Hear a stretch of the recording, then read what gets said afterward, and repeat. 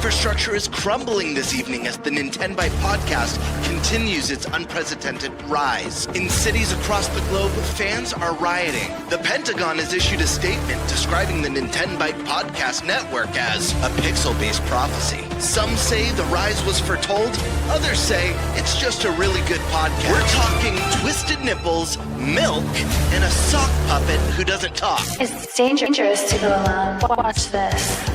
Welcome to the Nintenbyte Podcast, bitch. That's right, ladies and gentlemen, you're watching the greatest Nintendo podcast ever! Yeah! Is that a Joy-Con in your pants, or are you just happy to see us?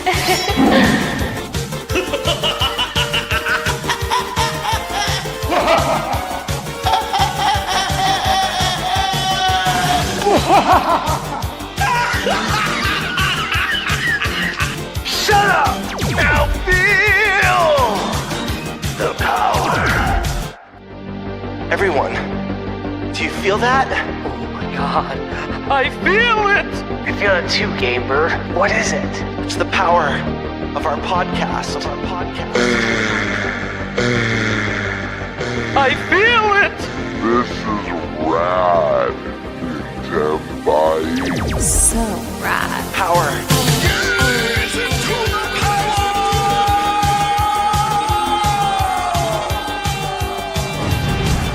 Now bask in their glory.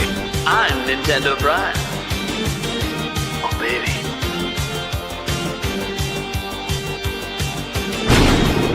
I'm ThunderStash.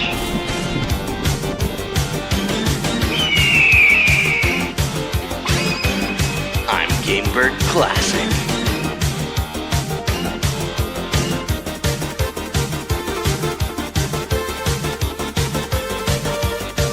Nintenbyte rules.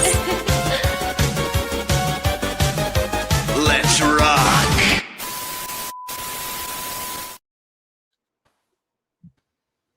Hey everyone, welcome to the Nintenbyte Podcast, Season 3, Episode 46. We're going to have a good show for you guys today. Last week, you guys know we did a little bit of a Q&A thing for the whole stream. Well, this week, you ain't got to worry about that. Yes, you can still get your questions super chatted in, and we'll answer them rapid fire at the end like we do every episode. But no, we're not taking half hours to answer questions. Instead, we have some killer topics this week. We're going to be talking about the new news today, the breaking news today from Nintendo about game price changes to Switch 2 games moving forward, at least in regards to Nintendo themselves. Whether or not anyone else will follow suit, we'll have to wait and see on that one. We also have, I guess, our first quote-unquote legit rumor. It's a rumor, so is it really legit till it happens? About a direct of some type happening next month. So we'll talk a little bit about that. We have Bloomberg, had to get the negative headline of the week out there for Nintendo, talking about the 30% reduction in manufacturing. We'll talk about that as well. And a little bit of a dealer's choice. There's a couple ideas floating there. I don't know what's going to happen because it's a dealer's choice. Whoever chooses that one, they choose the topic. So let's go around the room, though, and introduce our guests. We have Tiger Time is here. Hello, how's it going, guys? Great to be back, as always. Excited to talk tonight. Yeah. Nice. We got Deacon Sandstorm McDowell. It's the Sandman. Good night. Just you're going to Logged sleep out instantly. No, what it is the Sandman. Good night. Click. Come back. It's not a joke. He literally just dipped out. What the fuck? Oh man, welcome, man. Nice to have you here.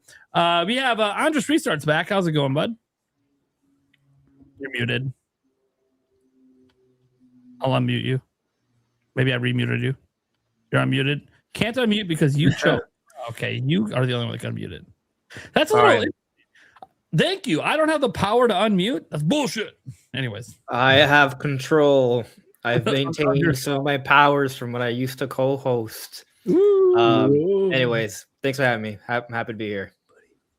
Nice. Happy to have you here too. We have our sock puppet / Spice Lord, Eric Moore is here. Hello, everyone. Hell yeah. We have the Gamebird Classic in the house. The legend. What is up, everyone? Happy to be here. Another Wednesday. Let's kick some butt. Let's talk some games. Hell yeah. And then we got ThunderStash Gaming, whose body is ready. Always. Yeah, happy to be here. Busy week. A lot of games coming out this week. If you haven't noticed, it's insane right now. The amount. Dude. My review pipeline is very, very heavy right now. So limited sleep. I was up to like 3:30 getting my Mega Man Star Force review Nice. in line by the 8 a.m. embargo, and then we got 2 more embargoes tomorrow morning. Yeah. Are you reviewing? Are you doing Midnight Walk? Midnight Walk and Bridge Okay. of Spirits. Okay. Yeah. Those are the 2 tomorrow. Yeah. I don't have Ken. I have Midnight Walk. I have a video going up for tomorrow, guys. It's not a review. I don't do reviews. At least outside of the podcast. But it is a video about it and my thoughts on the game. So it's like a review, but it's not because it's a sponsored spot. But it's good. I had a good time with the game. So, and I liked that it was short. I didn't expect to like beat the game. I just had to make like a dedicated video. I'm like, I'm not gonna beat the game. And I kept playing, and 5 hours went by and I was done. And I'm like, dude, I just beat the game. I didn't actually mean to do that. Huh. That's something I like about it too. We need more games like that. Yeah. It was For like sure. I was just planning to play it for like an hour just to get some footage, and I'm like, I'm kind of having fun. I'm just gonna play because I feel like playing, and then I beat it. I'm like, oh well, geez. Yes, that's my most recent beat game, guys. Is Midnight Walk. I did not expect that. But it was good. It was fun. So look forward to Stash's review tomorrow. My video, obviously, guys, it's a sponsored video. If you're looking for any critiques or criticisms, you're not going to see that in the sponsored video. That's just, not the way those go. That's why I don't call it a review. It's weird because they're holding me to the review embargo, but I'm not reviewing. It's weird. Don't ask me. What I will say, though, the fact that I'm doing a paid video, guys, pay attention to the videos that you guys watch out there. Because this does happen in the content creator space where people are paid and they do paid reviews. Don't listen to people that review games, but it's sponsored and paid for. Don't do that. It's a conflict of interest. To be fair, I did review, but you guys already know this. I reviewed the Disney Afternoon Collection, and I did get paid by Disney. It was a deal with Disney. However, I mean, give me a break, bro. These games came out in the NES era. I've been playing them my whole life. Your opinions weren't going to change today. Those games, the opinions were locked in for those a long time ago. Those games have been on my shelf. Like literally, I've owned DuckTales since 1989. So I mean, come on. Clearly, I love the games. Yeah. Obviously, guys, I'm making a general stance. There's always exceptions, but general stance, don't trust reviews for new games and technically it's a game that came out last year, but whatever, new enough. By the way, people get paid. The fact that I'm getting paid, and I told them they wanted me to use the word review, and I said no. Pretty sure legally, like we have to let people know that it is a paid sponsor, right? Yep. Like there's a button that we have to click to let people know. Yeah, and you have to put it in the video and in the description, or both, or one or the other. I can't remember. I do both. Yeah. So I mean, people should know. So like they should. Yeah. But I do know. Hey, they should. But dude, think about all the things people should know. I say this. I've watched entire reviews where I didn't mention once in the review it was sponsored, and then I found it buried in the description. And I'm like, dude, come on. Come on, dude. This is a brand new game. You've never played this before. There's no fucking way this is an honest review. And here's what sucks is because like you can get paid. Like I got paid for Midnight Watch. It's not a review. I have a lot of positive things to say about it, but I have that to say anyways. But that's why I told them I can't call this a review because I am not taking money to do a review of a game I've never played before. This doesn't make any sense. Because then one, I don't do game reviews, and two, now I'm doing it because I'm paid, and I'm doing it because I can only say positive things. Like I'm just not doing that shit. But I have ran into other content creators, and I won't name any names, that have put out reviews that were definitely paid for. Who?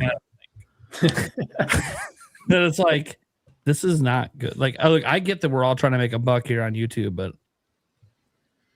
at some point integrity has to matter somewhere, doesn't it? I don't know. Maybe I'm off on that. No one seems to be agreeing with me. So I mean, you already know Prime. I do, but we know how the world works, man. Like a famous quote, everybody has a price. Say, get the check while you can get it. Who cares? Tell you what, Prime, you can do a Gamebird Classic sponsor on your channel, and you're allowed to critique me all you want. How's that sound? The problem is, it's hard for me to critique someone who's better than me. Oh, You heard it here, folks. So it would just be a suck up video. I think you just want me to advertise your channel to get more subs. I get it. That's probably it. There's always a motive. There's always a motive. All right, guys, I'm Nintendo Prime. What's up? You guys know daily news. Let's go ahead and get to our topic roulette. Who wants to go first? Any takers? I'll go. All right, Sure. Gamer, what one you want? What do we got here? No, boring. Not interested. He was involved in the whole discussion earlier today. This is boring. This is probably one of the ones he threw out there. Let's do topic 1. Nintendo Switch 2 exclusive game price change. There you go. I'll do topic 3.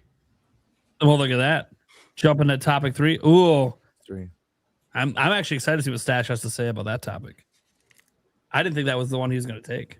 I knew he wouldn't take the direct. Everyone's bored about the direct. I know I'm going to end up stuck with that topic, but everyone's bored talking about a direct until it actually happens. I get it. I was gonna say, are you sure you're not gonna get stuck with dealer's choice? Yeah, I might because you go next. Yeah, you're getting stuck with dealer's choice. Damn it. you at least had an idea. So Well, there's 2 ideas written down. I mean, neither of them were mine. yeah, there is that. just to put it out there. Okay, cool. So Eric's going to take the Nintendo Direct, and I'll do dealer's choice. Guys, I don't know what the topic's going to be yet. Maybe one of your guys' super chats that comes in ends up being the topic. I have no idea. Sometimes you guys have better ideas of stuff to talk about than me. In fact, I might eventually let members on my channel submit topic ideas. No promise we use them. Just in between episodes if people want to just throw some stuff out, because sometimes we just need a list of extra topics we can just get to whenever. Like Fantasy Critic's been floating out there for a month. We just keep not getting it. Well, last week was the perfect week, except we did 6 hours of Q&A. Yeah. So what a shocker. All right, guys, let's go ahead and get to our first topic. Gamebird Classic. All right. We got a big one today. This is kind of breaking news today. Nintendo of America announced today that a pricing change for Nintendo published exclusive games on Switch 2. The reasoning behind this stems from the increased cost to make physical games. Thus, beginning with Yoshi and the Mysterious Book, it appears physical games will be $10 more than digital games. For example, Yoshi is listed for $69.99 physically, but is just $59.99 digitally. This change applies to all future Switch 2 exclusive Nintendo published games. Some view this as a discount, taking Nintendo's new $70 standard and offering a cheaper digital version, while others view this as a price hike. Is this? Sorry. I just got off work. Is this people actually saying this is a price hike? Yeah. Yeah, A lot. Yeah. It's all over the internet. Yes. That is so funny. I have a comment on that in a second, but first I want to finish reading this. Sorry.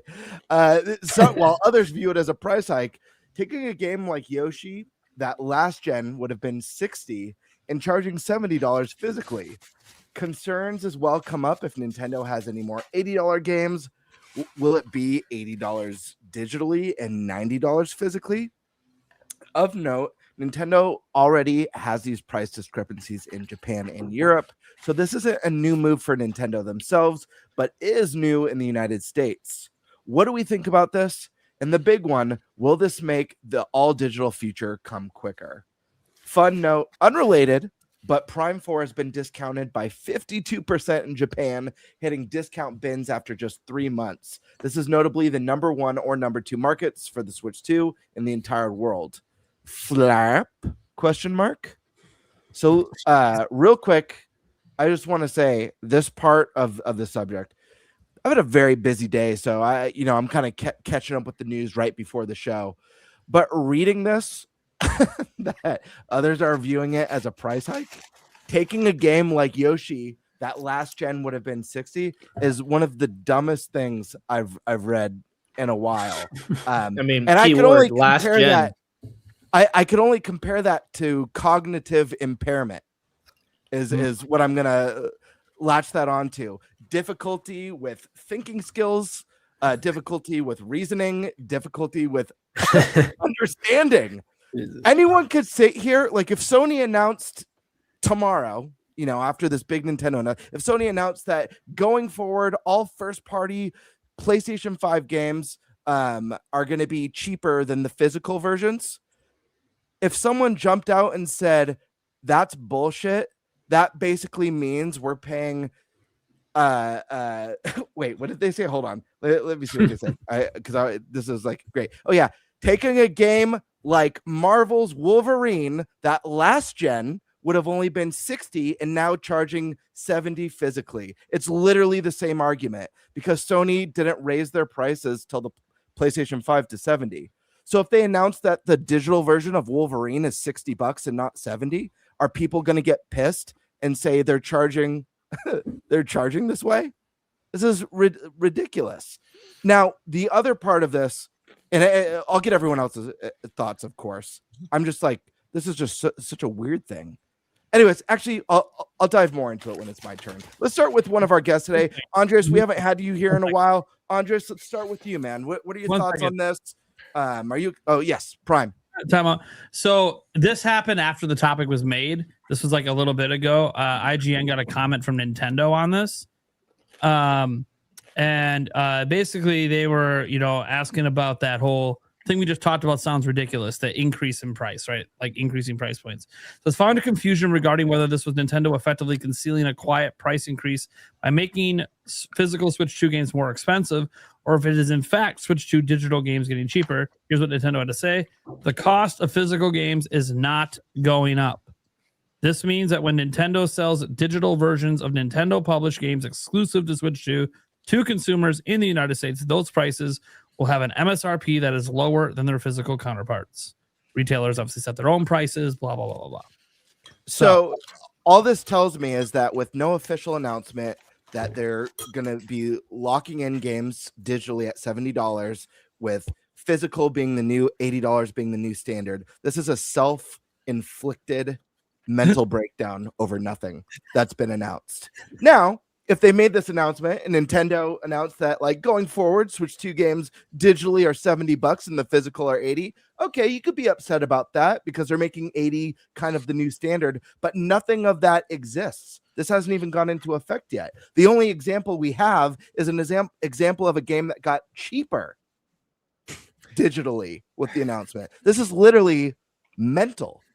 Anyways, Sure. with that being said, Andres, what are your thoughts on this? Good, bad, exciting, and touch on the Metroid Prime big discount. So I find it fascinating that, of course, people chose to look at this in the most negative way possible. Nintendo saved money, and now that, how dare they? But that doesn't mean I think it's all good, just to be clear. I think it would be interesting if we could find like a comparable game to Yoshi already from Nintendo that would have also been priced at 70. I'm kind of having a hard time thinking of one. I mean, how expensive was Pokopia? $70. Okay. I don't think that's a high budget title. How expensive was Hyrule Warriors Age of Imprisonment? I don't think that was a high budget title either. Has voice acting, but that was $70. A lot of Switch 2 titles, or Switch 2 edition titles, they're 60 plus 20 or 60 plus 10. I think it's been made pretty clear that pretty much most of Nintendo's published titles, if they are a full game, 2D or 3D, I would say, there are exceptions, like Dragon Drive, but that's an eShop only title, right? Would be 70. Like that is the standard price. Yeah, I think Kirby Air Riders kind of falls in line with what you're saying too. Like that game easily could have been 60, but it's 70, right? So we don't have it. Like people are choosing to think that Yoshi is just like would have been cheaper, but like was Yoshi's Crafted World or Yoshi's Woolly World cheaper than $60 when they came out, or 50? I don't think we were at the 50. It was 60. Yeah, so there's exactly. So they've been full price. They've always been fully priced at launch, right? So there's no actual logical reason to think that Yoshi would have been priced up. I mean, I don't want to say it's completely illogical, but there's not really much evidence to support the claim. Is my point. If anything, be mad Nintendo didn't do this from launch. Because like Mario Tennis would have been 60. So I do speculate that Nintendo had in mind of doing this from the beginning, because, but announcing it now later, it's a little bit more palatable for people, if that makes any sense. How so?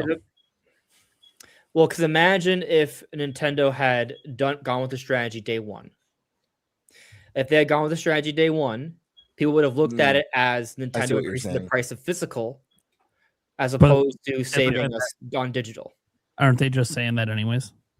Yes, but the difference is they're changing it now. They went almost a year. So you're saying Nintendo's more nefarious? Huh?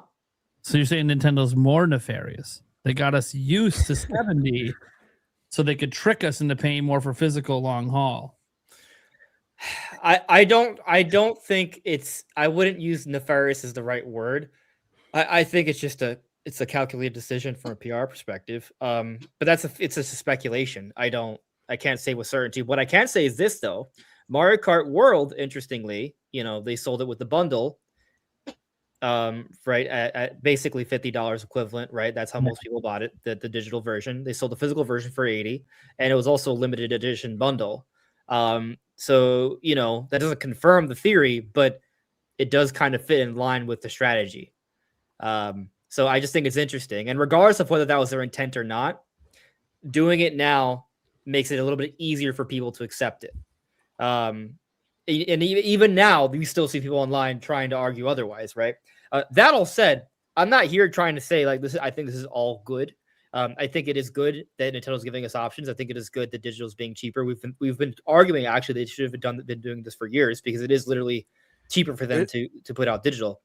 This is something that people have been asking for, not just with Nintendo, just in the gaming space in general for over a generation, a gaming generation. People have been complaining that digital costs way less. They don't have to deal with the retailers, the manufacturing, the shipping, any of that stuff. So that makes the price to sell the games less expensive than physical. So why do digital games cost the same price? This is literally giving millions of gamers something that they've been asking for over a generation. Yeah. What I do, I'm not like a real big stickler about physical. Like I buy digital games all the time. Usually for me, I'm like, well, I don't feel like going to the store, so I'll buy it digital. But I'll say, especially closer to launch, when I'm a little bit more into kind of like the console and like, for example, I'm actually glad I got the physical version of Requiem, even if it is a game key card, because I want to see that red card. I want to see that red case. Sure. It's a big moment that Resident Evil's back on Nintendo. I wanted to have the red case for Metroid Prime 4. I love that I have the red case for Donkey Kong Bonanza. And when 3D Mario comes out, the same thing. So I still want to get like some of those. But I do also think that by doing this, we've talked about this before, like that we've talked about Nintendo making digital games cheaper before. And we've also talked about how this would be a smart move to encourage people to buy digital even more, so get more accustomed to going more digital, leaning more in that direction, which I do think will accelerate what most of us acknowledge as an inevitability, not a desire, but an inevitability that the industry is going to go, if not entirely all digital, mostly all digital.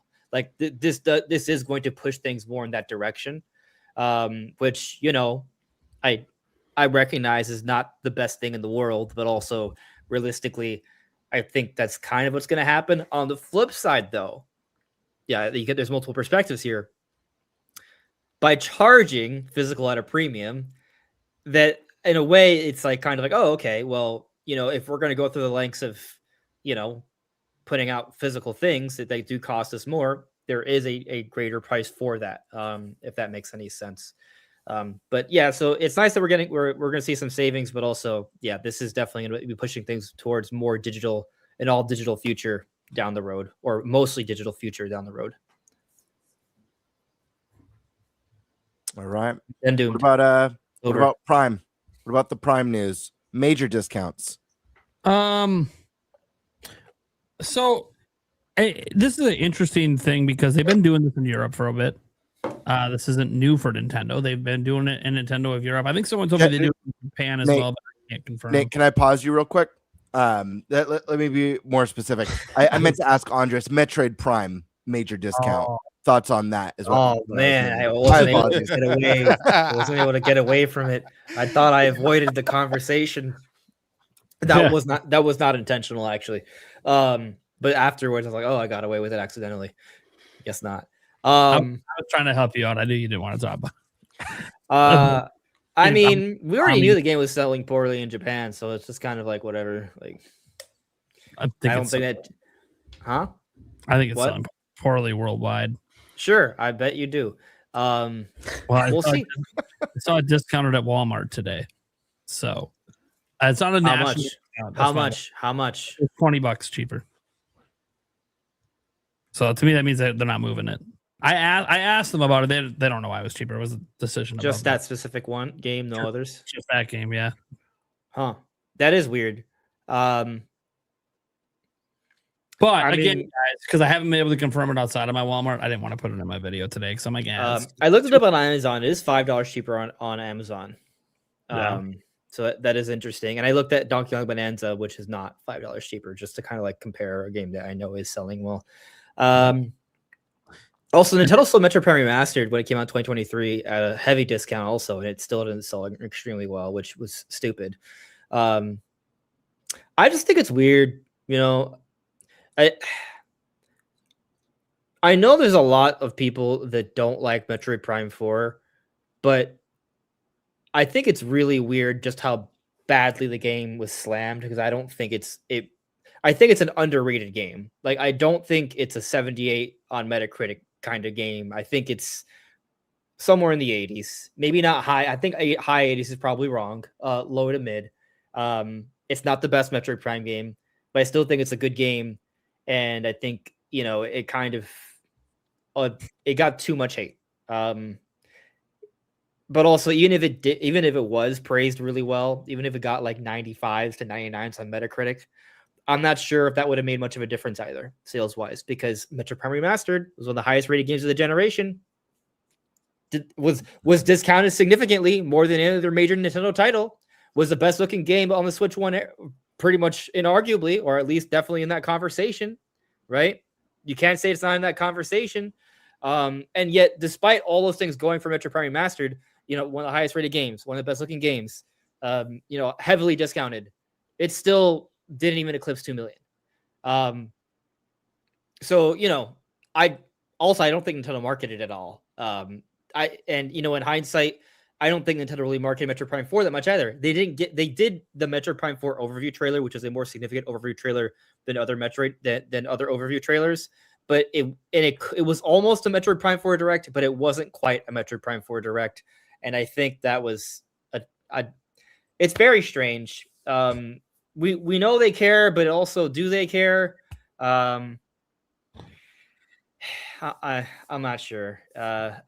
I hope that when Metroid Prime 5 comes out, they handle it a little bit differently. But yeah, they didn't treat the game as good as they could have. All right. Nate, you were jumping in, so we're going to go to you next with your thoughts on this topic. That includes, is this, you know, accelerating the digital future, your thoughts on these digital discounts, as well as your thoughts on what's going on with Metroid Prime 4. My thoughts on Metroid Prime 4, I'll just get that out of the way quick because you was just talking about it. Look, it's not selling well. It is what it is.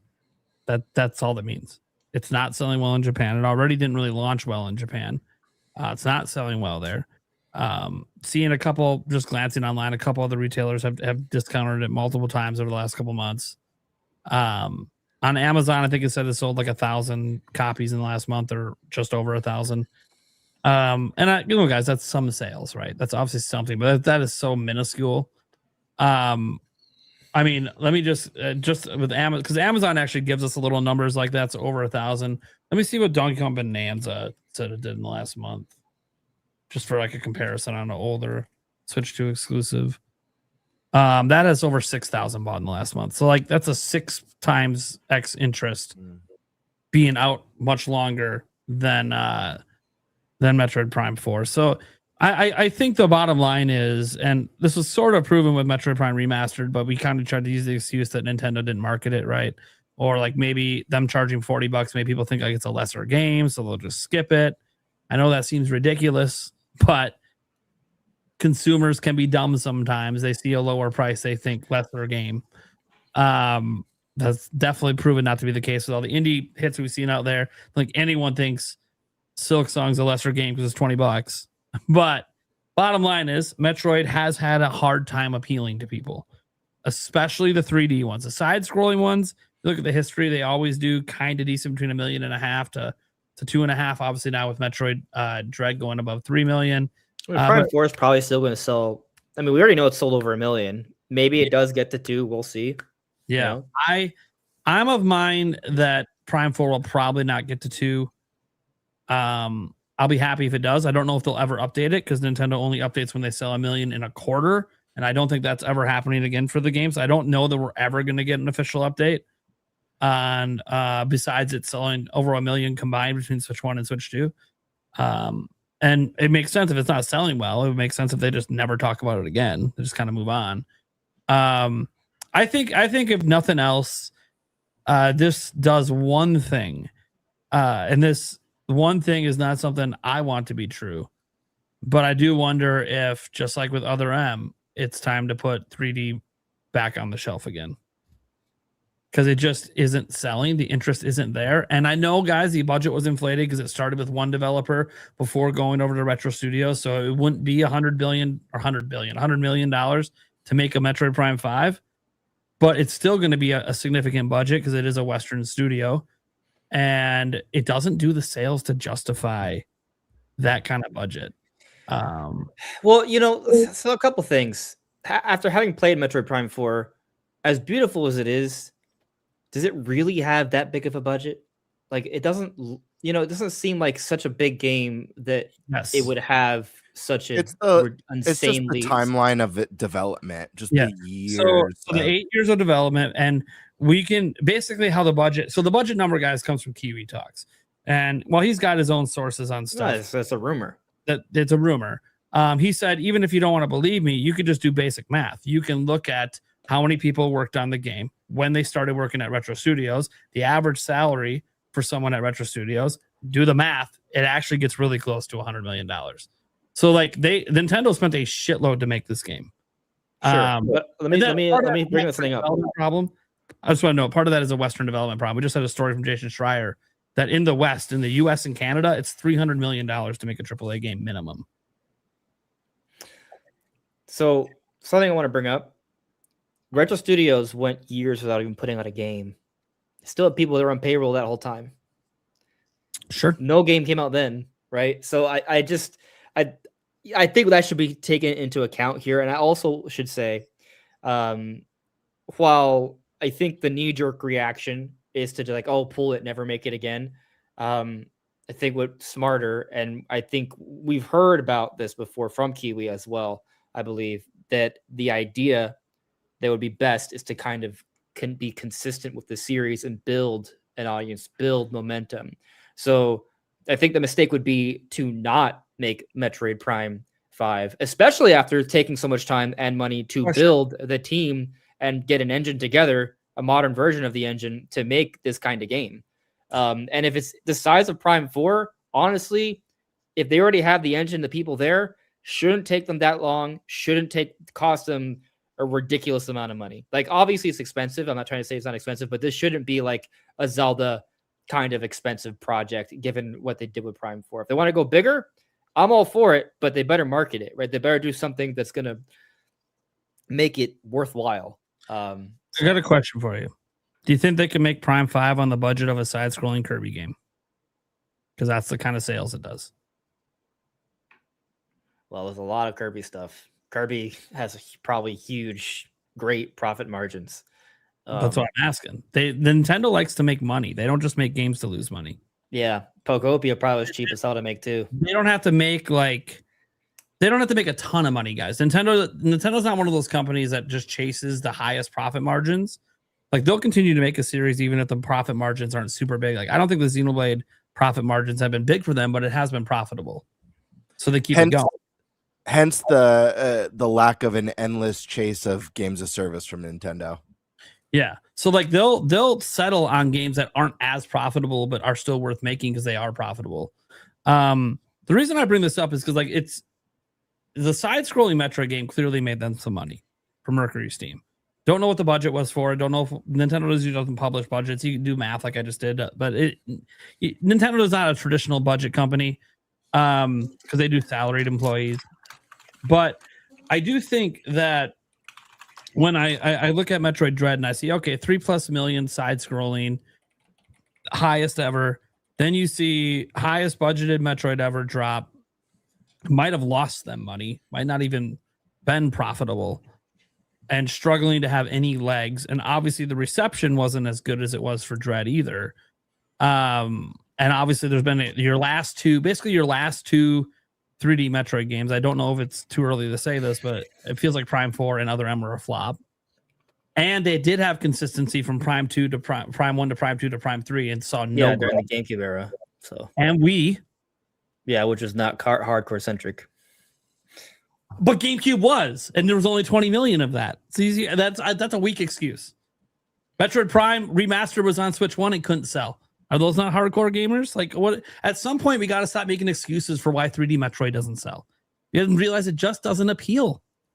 And that sucks because I think the games, even 4, I think is really good. I think the first 3 are excellent. The first 2 especially are excellent and peak Metroid. But they can't find a way to appeal to people beyond this really, really hardcore 1 million to 2 million people. And honestly, it's not the only game that struggles with that. Fire Emblem, Xenoblade, they don't get past 3 million usually. But they're a lot cheaper to make. Way different situation. And Fire Emblem almost got canceled. Remember, they had to publicly come out and say if Awakening doesn't sell well, we're done with it. And then Awakening went on to be the best-selling one. Yeah. So 3 houses. I want to point out, though, Samus Returns, the prior Mercury Steam Metroid title, had poor timing. As far as 3DS titles go, it was one of the most ambitious. Didn't get to 1 million. I wouldn't say ambitious. It's a remake. As far as 3DS titles go, it's still a remake. You're not going to get me with ambitious on a more than a remake, just for the record. Well, it has new areas, new content, new mechanics. But it is based upon a game that already exists. It wasn't a completely original idea. It was, by the way, it was a remake of a Game Boy game. Like, it effectively is a totally new game from a development perspective, but okay. All right. Like, this was not a remaster, right? This was as far as remakes go, like this was a pretty. I know my issue isn't that it's not a good remake. It's you saying it's one of the most impressive. But it's beside. No, it's one of the most. What did you say? I said you said something about it being one of the most impressive 3DS games, and I'm like, no, it's not. Yes, it is. No. Are you serious? A remake. All right. Show of hands here. Is Metroid Samus Returns not one of the more impressive 3DS titles? Is that am I the only crazy one here that thinks that? I think it's impressive. Yeah. All right, so 3 agree. What was the question? Is Metroid Samus Returns one of the more impressive 3DS titles? Sure. Yeah, I think it looks great. So we have 4 people who agree, 5 people who agree. Eric doesn't know. He probably didn't play enough 3DS games to have an opinion. Right. I haven't played anyway. Regardless, the visuals look great. The 3D looks great. Yeah, looks great. And I really like the counter system that they added. It's cool. In that one. But I only bring it up, right? Because for the 3DS, it was a pretty good game. Did not sell well. But they come out 4 years later, put out Metroid Dread, best-selling Metroid to date. So, I don't know if Nintendo's going to think, hey, we should quit on Metroid Prime 4, especially after we already have the resources together to make another one. The funny thing is, you keep bringing up the side scrolling, and I said they should continue the side scrolling, and the sales tell them they should. Well, Samus Returns was not a reason to continue. Depends. It could have been still profitable, Andres. It wasn't that expensive to make. We also don't know, like, for example, Metroid Prime 4, if it gets past 2 million, right? If you account for Amiibo sales, the art book sales, is it really that far off from being profitable? So, we got to see. If it's close, I feel like Nintendo would think they can definitely make a more profitable Prime 4, with a much quicker turnaround. Prime 5 with a much quicker turnaround. So, all right. Well, this was my take, and my take is that Metroid Prime 4 is obviously not selling well. I don't think if it does cross 2 million, we'll never know, because it'll never be updated. Because again, they only update million sellers, not when it hits a new million, when they sell 1.25 million. That's Nintendo's very consistent about that.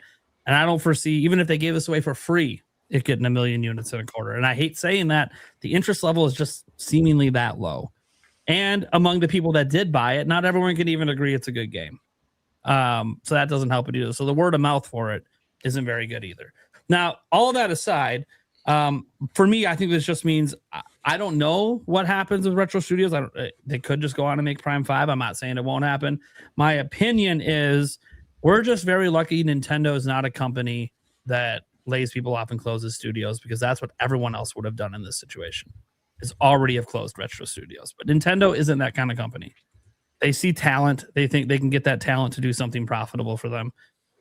What it's going to be, is it Prime 5 or is it something else they put them on?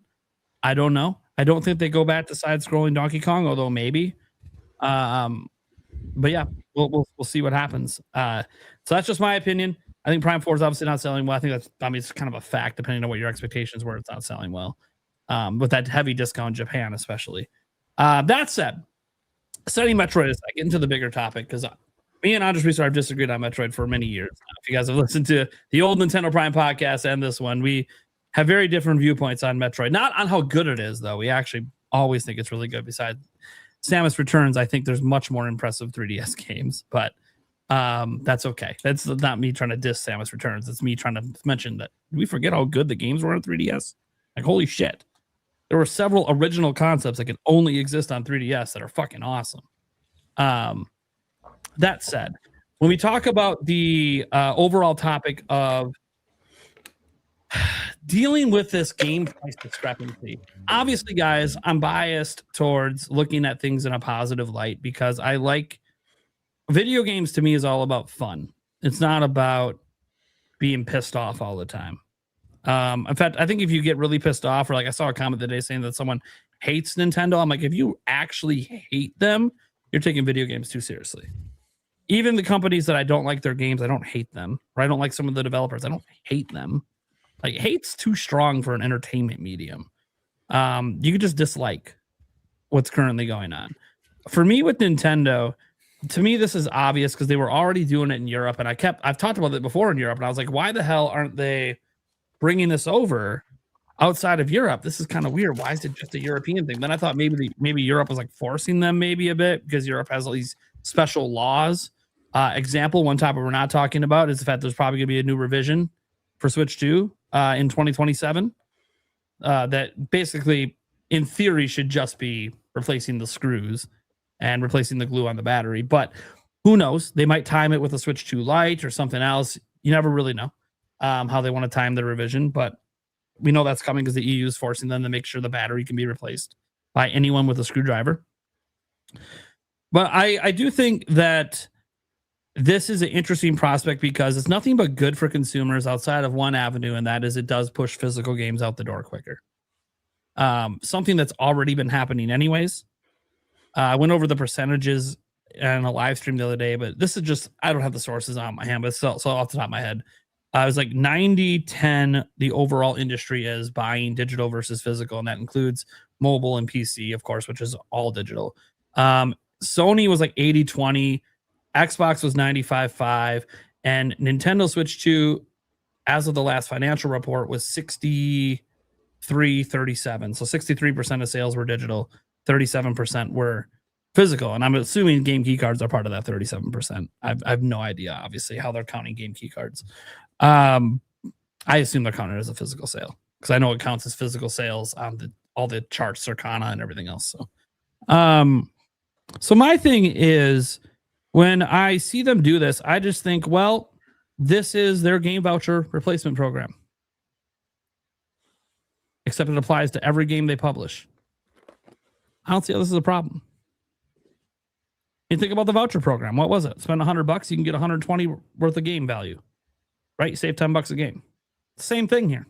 Except now it's every game. Who needs a voucher program if you're just going to straight up just say they're cheaper? Look, it is going to spur the digital age quicker, but the digital age was already coming anyways. So honestly, this is better than the voucher program because there were games they wouldn't count in the voucher program that were published by them in first party. This is for every exclusive Switch 2 Nintendo published game will be cheaper digitally. All of them. They said it themselves in plain black and white. That's a good thing. I don't know how this could be spun to be a bad thing outside of, yes, it's spurning physical going away quicker. There's also a counter to that. Nintendo's setting this precedent that it's okay to charge more for physical. Obviously, we've already seen a couple indie games doing the same thing, charging $10, $20 more for physical. What if this actually spurs, and look, I don't think this is going to spur a lot of them, but what if it spurs some of these AAA games that can fit on a cartridge to be like, you know what? Nintendo's saying it's okay to charge more, so let's just charge more to put a physical copy out instead of a game key card. I think that is something that now might be a conversation at some of these companies. I will tell you, I do not foresee things like, let's say, I'm trying to think of a game that would fit. Like Indiana Jones is fitting, and I think they're charging $70. I don't foresee them charging less than $70 for digital. I think it'd be more like they charge $80. I don't think the question is, do we charge more for physical? I think the question is, do we charge more for, or do we charge less for digital? And I don't think that's I don't think any of the AAA companies are going to take it that way. I think for them, they're going to go, oh, we can increase physical price because it looks like a good deal digitally. So you think third parties are going to charge $80 for physical and $70 for digital? If it's a physical cartridge, not the ones already announced, guys. Like I used Indiana Jones already announced. That's already announced at $70. That's not changing. Interesting. I mean, we'll have to wait and see if that happens. I feel like that would be to the detriment of those parties. Yeah. AAA industry has not always been known to make the smartest consumer friendly decisions. I just think we have to leave.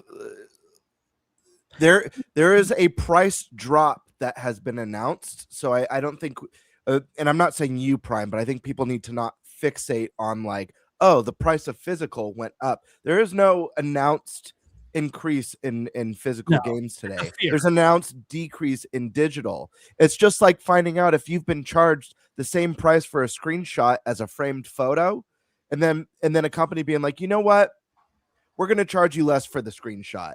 No one's going to sit around and be like, oh my gosh, the cost of framed photos just skyrocketed. I think that one thing to consider too that I haven't seen anyone really talk about, and this is probably just because most people talking about it are American based and don't know how it works in Europe. There are many instances where because the digital price has been cheaper than physical for Nintendo published games there for a bit, where the retailers actually price match the digital. And this is why Nintendo is coming out, and when people say what's the MSRP, well, the MSRP is whatever the retailer says. If the retailer decides to price match, Nintendo's not going to stop them. You're just eating to the retailer margin. You're not eating into Nintendo's money, so they don't care. So in Europe, there's been many times you've been able to get Mario Kart World for the same price they charge digitally, which is cheaper. Retail, there's actually that benefit as well. Where retail, if you think Nintendo's standard pricing is now $70, there's a chance you might see some retail just drop games to $60 to match digital to push more units. So that's also a positive that could come out of this, is that technically it could lead to retail just taking less margins. I don't know if you'll see that necessarily at like a GameStop where they need those margins, but your big boxes, your Best Buys, your Walmarts, Targets, where they don't necessarily make a ton of money off the margins on games anyways. They just want you in the store so you buy other stuff. they might be willing to knock down the prices or price match digital. Because you got to remember, when people don't think that's possible, dude, Walmart all of last generation was charging $10 less on launch day for games on Nintendo Switch. So they were already doing it the entire generation. So if Walmart thinks this is an advantage they could have again to price match digital, they might just launch the games in their store at that price. So this is a potential benefit even to physical owners. That being said, I think that overall this is just a positive story outside of, I guess, spurning digital quicker. But since all of us think that's inevitable anyways, it's like, okay, well, at some point I gotta stop worrying about the inevitable. Like, it's not like the inevitable coming up ruins my life. There's a lot of inevitables out there. Like, the world's gonna end. I'm gonna die someday. That's an inevitable that maybe I could try to make it me not die in such a bad way. But video games going all digital, my life isn't that negatively impacted if that happens. It's not like a whole lot changes besides 30 years from now I might lose access to Breath of the Wild. All right. Well, I'm sure I'm playing something else by then. I hope. Or I'm dead. I don't know. Gotta remember, I'm an old man at that point. Can't even pretend I'm not. I'm 69. It's the best age. I'm good. I'm done. You're muted, Gamebird. I know. Just testing you. Want to make sure you're paying attention. Let's take it on down to the sandstorm. What are we thinking, man? How we feel about this? Metroid Prime. Are we accelerating the digital future? And how do you feel about this new announcement about digital games costing less than physical?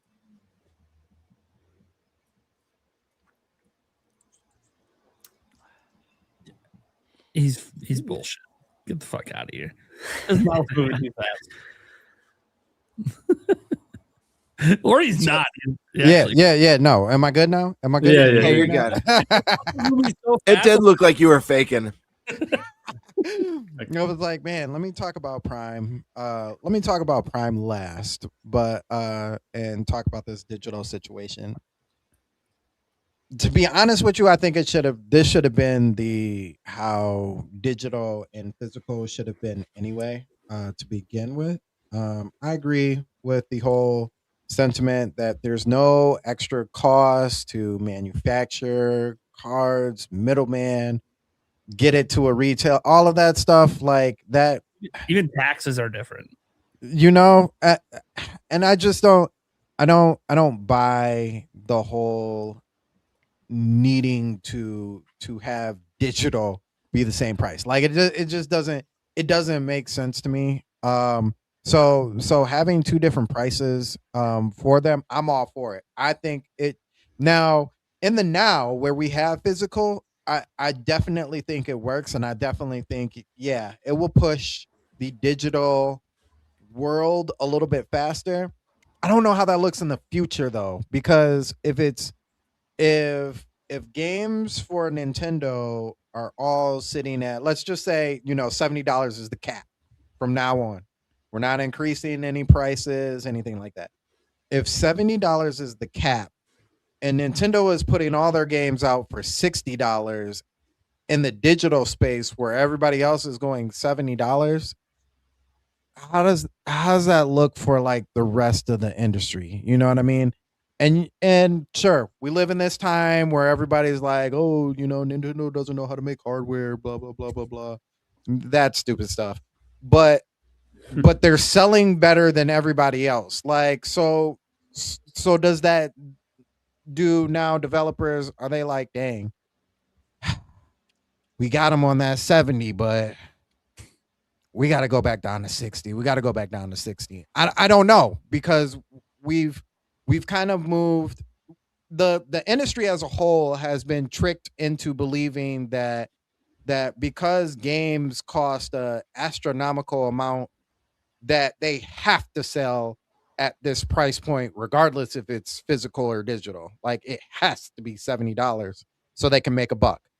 I don't believe that. So it's in the future, I think that looks a little funny, but as of right now that we have physical and digital, I think it's a great idea.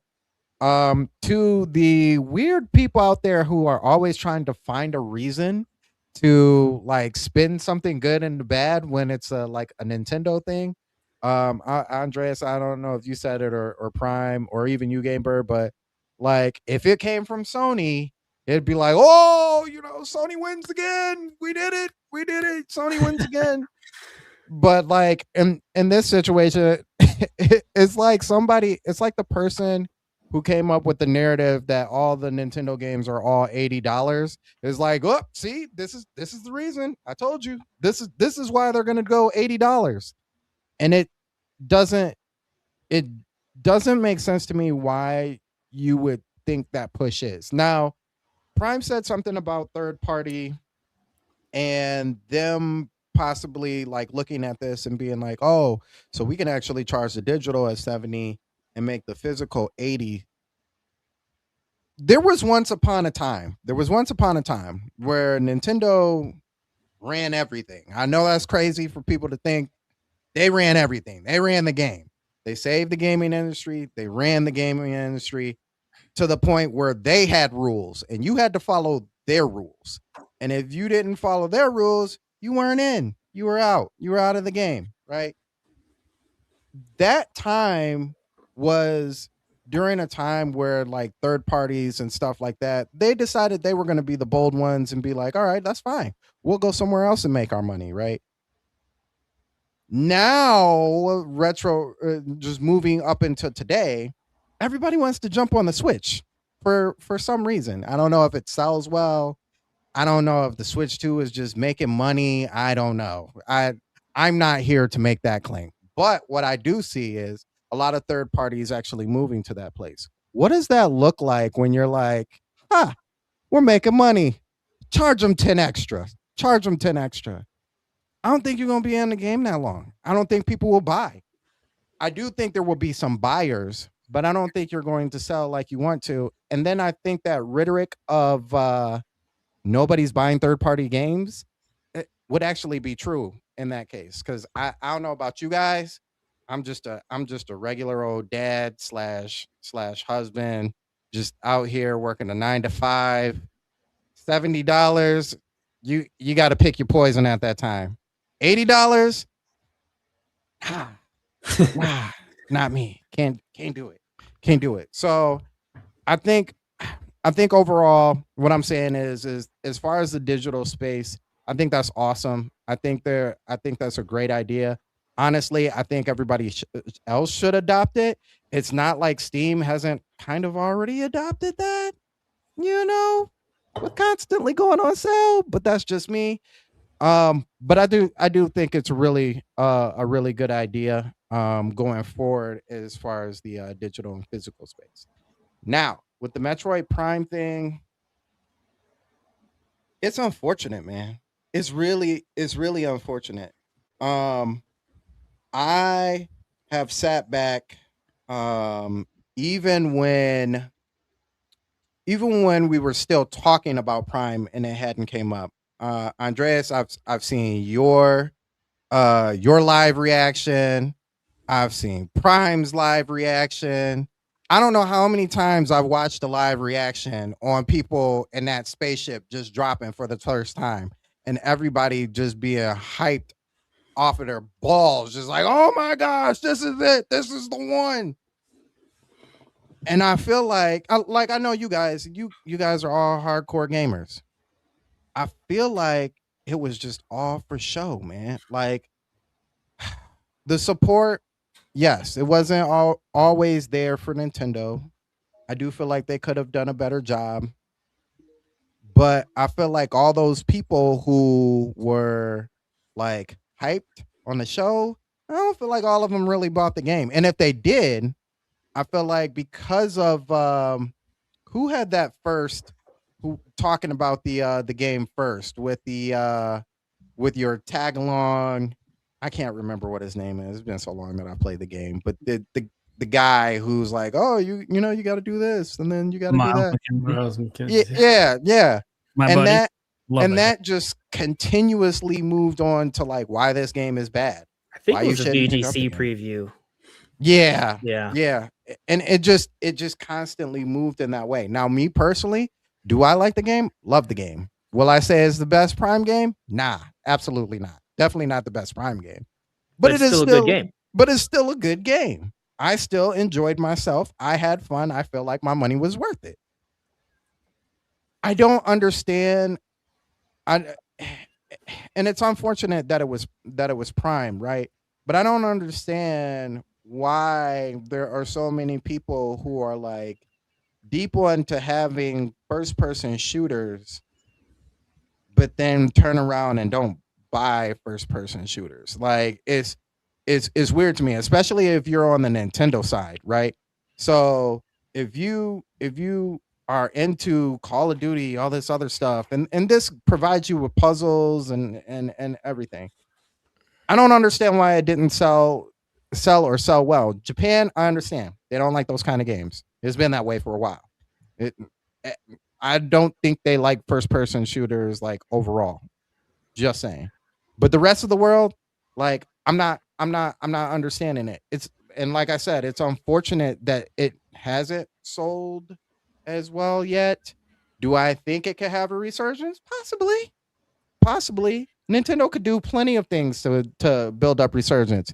Watch them drop a Metroid Prime area in Orlando, and then everybody start buying, right? Watch them put on a 20-minute episode like they did with Star Fox of Metroid Prime, and watch people start buying. But it'd be crazy if they had a Lemoore Lab section added to the park. That'd be so cool. Yeah, you know what I'm saying? Oh There's God. so many Cool. ways. There's so many ways for it to for them to build. Unfortunately, just at this time, I mean, Prime looked it up. The game's being discounted.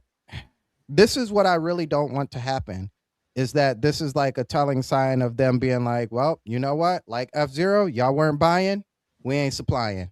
Move on to the next thing.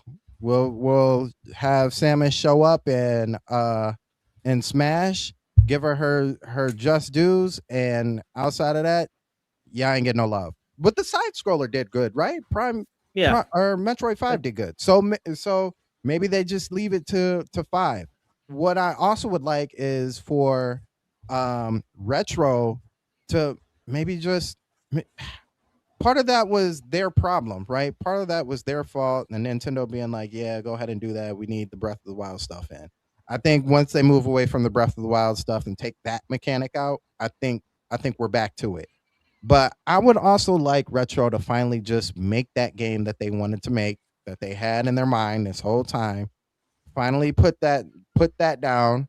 People get hyped, buy it, don't buy it, whatever, and then come back to Prime 5 like, hey, yeah, we're not done. This is the one right here. And that could also generate Prime 4 sales, because if they build right off of that, it's like, okay. I didn't buy that before because everybody was talking about my mans. I'm gonna go back and now I'm gonna buy it because I need to know what happened before this. So that's a really good point, actually. Yeah, that could help. So I'm thinking Prime 4 situation. Yeah, it sucks as of right now, but there's always still time. You're still in your first year. It hasn't even been out a year yet.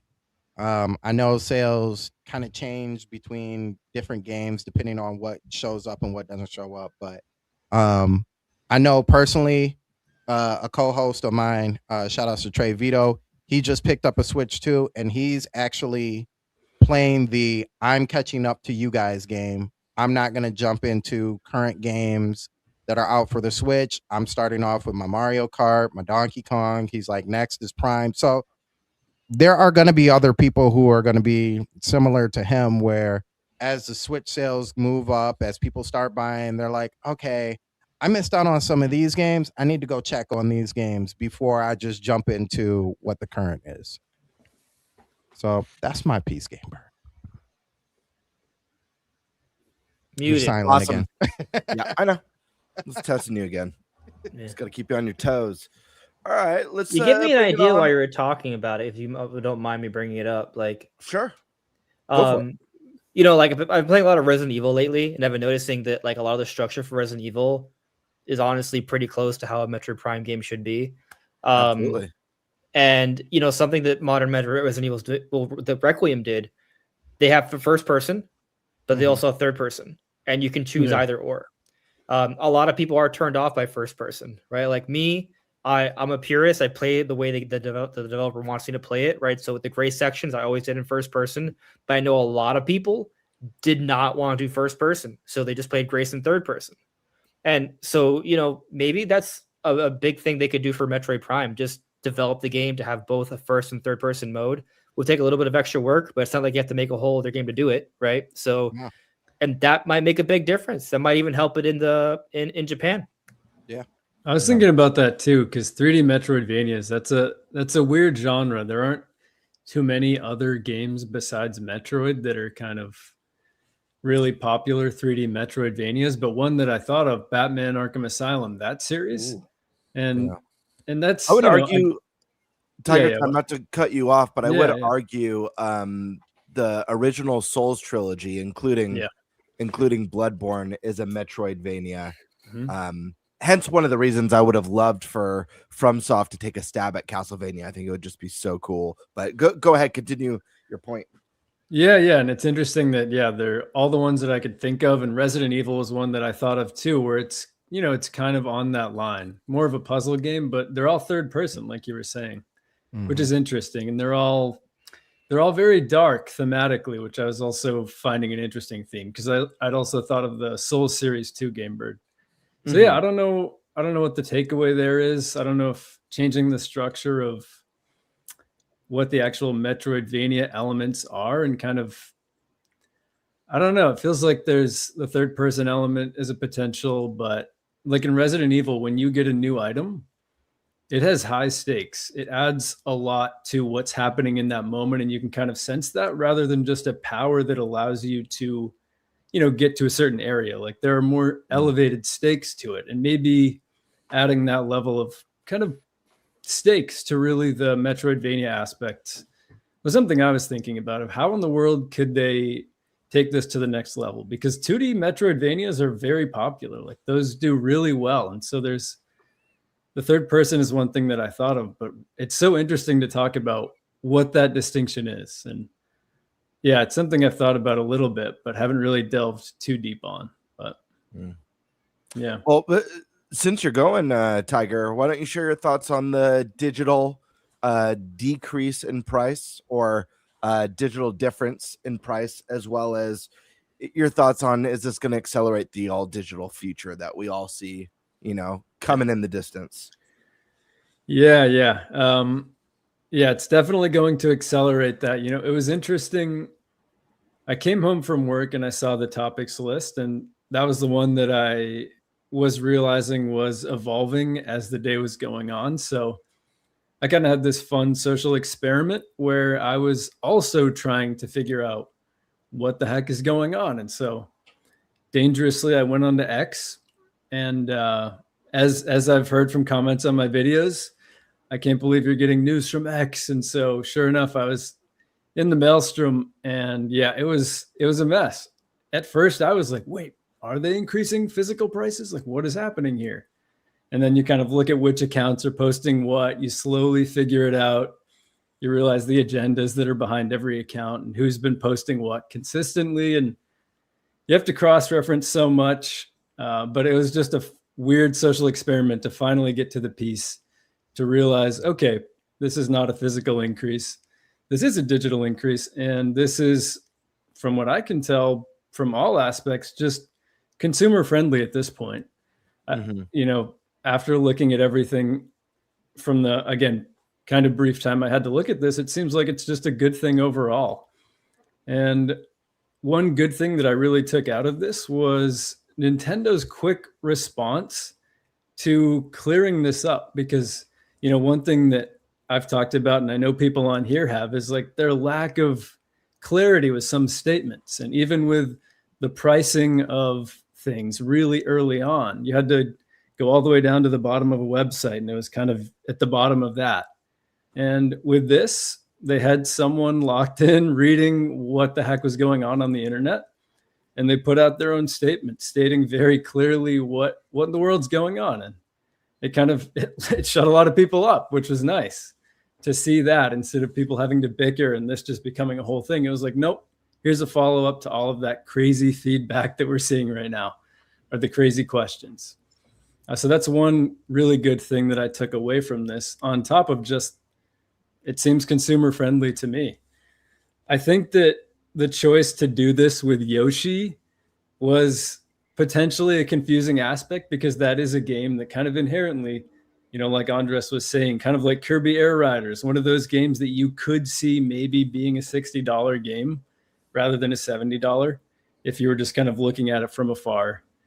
And I think that people maybe saw the EU price and saw the digital EU price and were like, oh, Yoshi's going to release at $60. But, them waiting to release the NA price, again, it was sort of a communication error, but the way they've gone about this has been so much better than anything in the past. And that gives me hope that they're ready to spit truths when people are trying to spit non-truths, which was encouraging because so much unnecessary discourse happens, as we all know here. Absolutely. So that was great to see. But yeah, I think it's a really great thing. I remember the first game actually that I bought digital was Batman Arkham Asylum when I was a little guy. And I remember thinking it was strange that it was the same price. Like even back then it was like, this is weird. How is this? Why is this happening? It feels like it should be more. I don't know. So I love that. Why is this happening? I love Yeah, that was my first question. It was also my mom's credit card, which I did not realize, but I later asked why that was happening too. I guess she asked me why that was happening, but yeah, it was even back then though, there was something intuitively where you're kind of like, oh, why? It feels like this should be different. And like you said, GameBird, people have been looking for this for a while. So I feel like no matter how many, this is one of those things, there have been multiple things with Nintendo now where it's almost interesting and fun for me now to see how it's going to be spun. It's kind of, it's an interesting mental exercise to see how people are going to spin this in some crazy way. Not to give this person too much attention, but I do find it fascinating, the conversation surrounding Nintendine, because whenever Nintendo does something good, or whenever there's like good sales, I think people are curious. Okay, I wonder how Nintendine is going to spin this into Nintendo was screwed and a terrible company. Yeah, it's interesting. Yeah, I know. I hesitate to say I have a few more names in my head, as I'm sure you do too. There are few people that I, it's not hate watching, but it's kind of like a morbid curiosity to see, to see how their brain works. What were the mental gymnastics that they went through to put this together? Yeah, exactly. So I've just kind of turned something fun, turned it into something fun. But yeah, that's awesome. I'm sure you guys all read this issue of Game World Secrets Weekly. Yeah. Oh yeah. Scary times out there. I'm a subscriber, all right. I read through every issue. Yeah.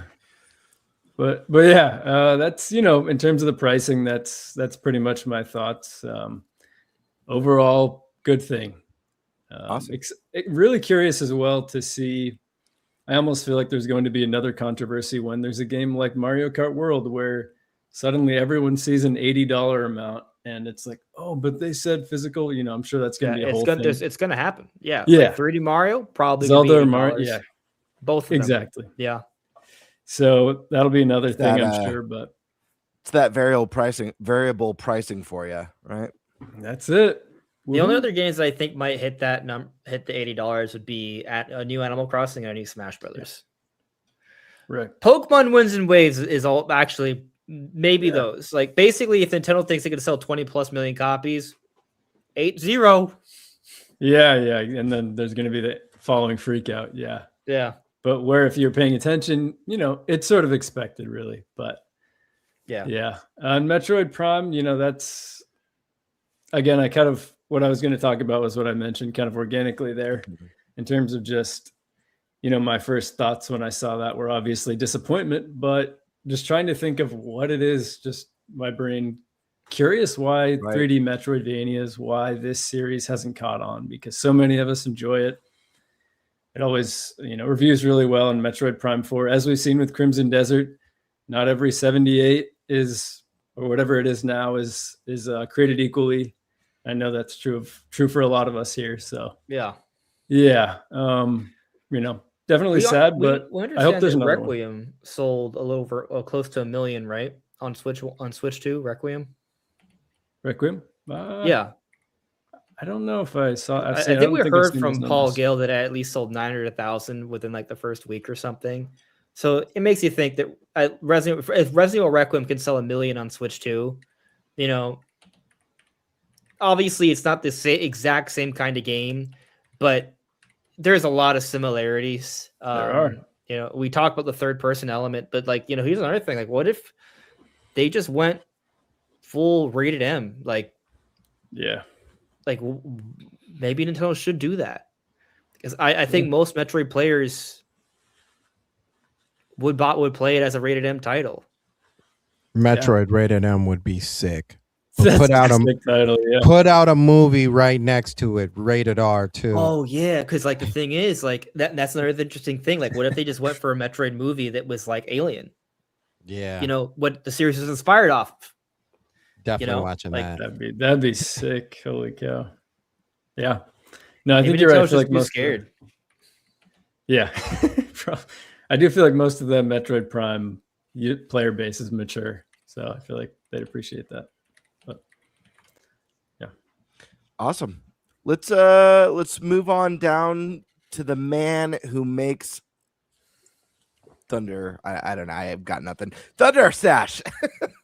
Well, what are we feeling on this? Digital prices? Is this accelerating the digital future? And thoughts on this big discount for Metroid, and kind of just your analysis of that, I suppose. Yeah, so I saw the takes. I saw the news right when it came out.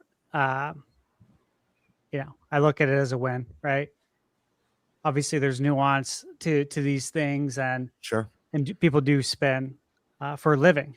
I think you guys mentioned Nintendo, and I've never seen one of his videos. I have zero. Same here. He reminds me of that guy that Prime debated. I already forget his name. You remember? No, but I'll tell you, I don't watch Nintendo. Vigilante?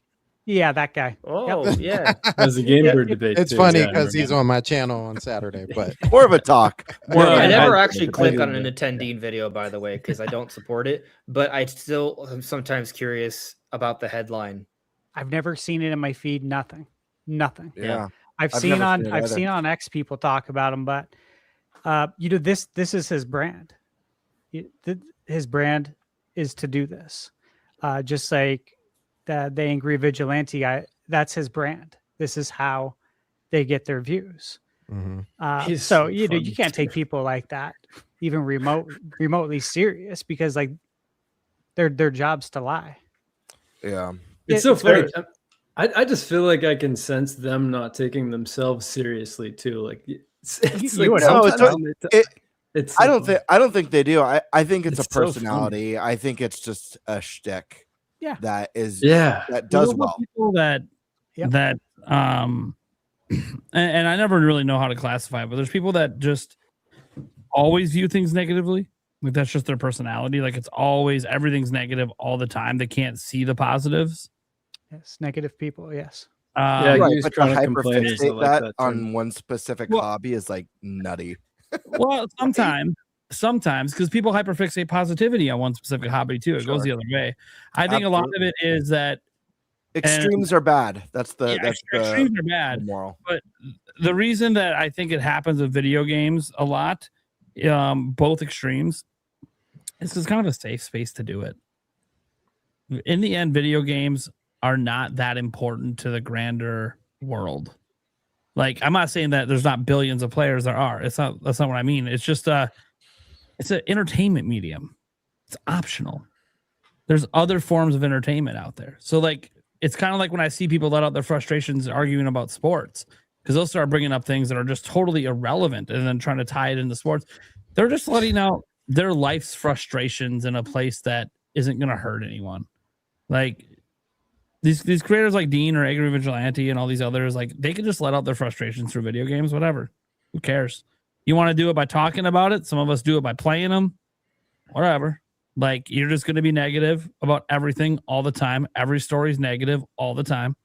Cool.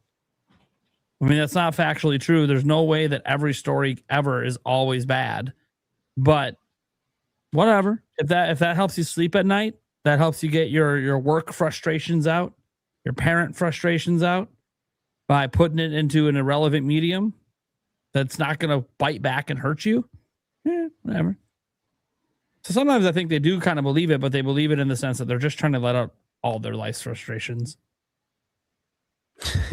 in a way that doesn't hurt them. Because you think about it, like let's say you're really frustrated with your wife. Well, if you go to your wife about it, it's probably a fight, right? And that's not going to do any good. That's not probably going to be a healthy, productive conversation. So bitch about a video game instead. And I don't think it's just video games. I think people do it with politics. They do it with lots of things. They take out the frustrations in life on all these external things that they really have no control over. But that's you can tell a lot about. Yeah. I'm not going to call them idiots or say anything like because I don't know them. I'll just say that I don't agree with that take on content. I also think being positive all the time isn't always good either. Again, extremes are not great. You want to try to find a ground in the middle. Although I'll say, never apologize for being happy if you're actually happy and not pretending. Being actually happy is, dude, you got billions of people chasing that. So never apologize for that. Facts. All right. Yeah, no, I agree with you. All right. So to answer these questions, right? As far as the physical and digital. So what I was going to say is I don't see this at all as a negative. The way the internet, some of it is reacting to it. If anything, Nintendo being the first company to come out and price digital and physical differently based on actual cost is to me the big takeaway here. I did see a lot of people retweet it and post like it's about time Nintendo did this. Yeah, they should have done this years ago. Other developers have been doing this for years. It's like, it's fundamentally wrong on so many levels. And that just goes to tell you that people don't know what the fuck they're talking about, like rarely. And so this is why when I talk about like the average consumer, I'm not trying to talk down to them, but they don't know shit. And that's why when it comes to the average consumer and buying, a game at the store, they don't know the difference between a physical and a game key card. They don't even think about that. That's not on their radar. They have no clue what that's all about. They have zero interest in that. And to me, this is similar because I can't tell you how many times over the years you could buy a game physically way cheaper than digital, or you could buy a game digitally way cheaper, vice versa. This happens all the time. And people buy the more expensive one because they have no clue. And because they don't do any research whatsoever. They don't say, hey, this Assassin's Creed game that came out like 10 years ago is $70 on the PlayStation Store. That seems a little high. I wonder if it's cheaper physically. And then you go look, oh, I can buy it physically for $10. It's the gold edition with all the DLC. If I were to buy all the DLC, it probably would be $150 for this game digitally. I could just buy it physically. People don't do that. I think it's absolutely bonkers, but that just goes to show what the average consumer, what the average gamer doing their research. They'd rather spend more time complaining about shit than doing any sort of research to see if they could get a better deal.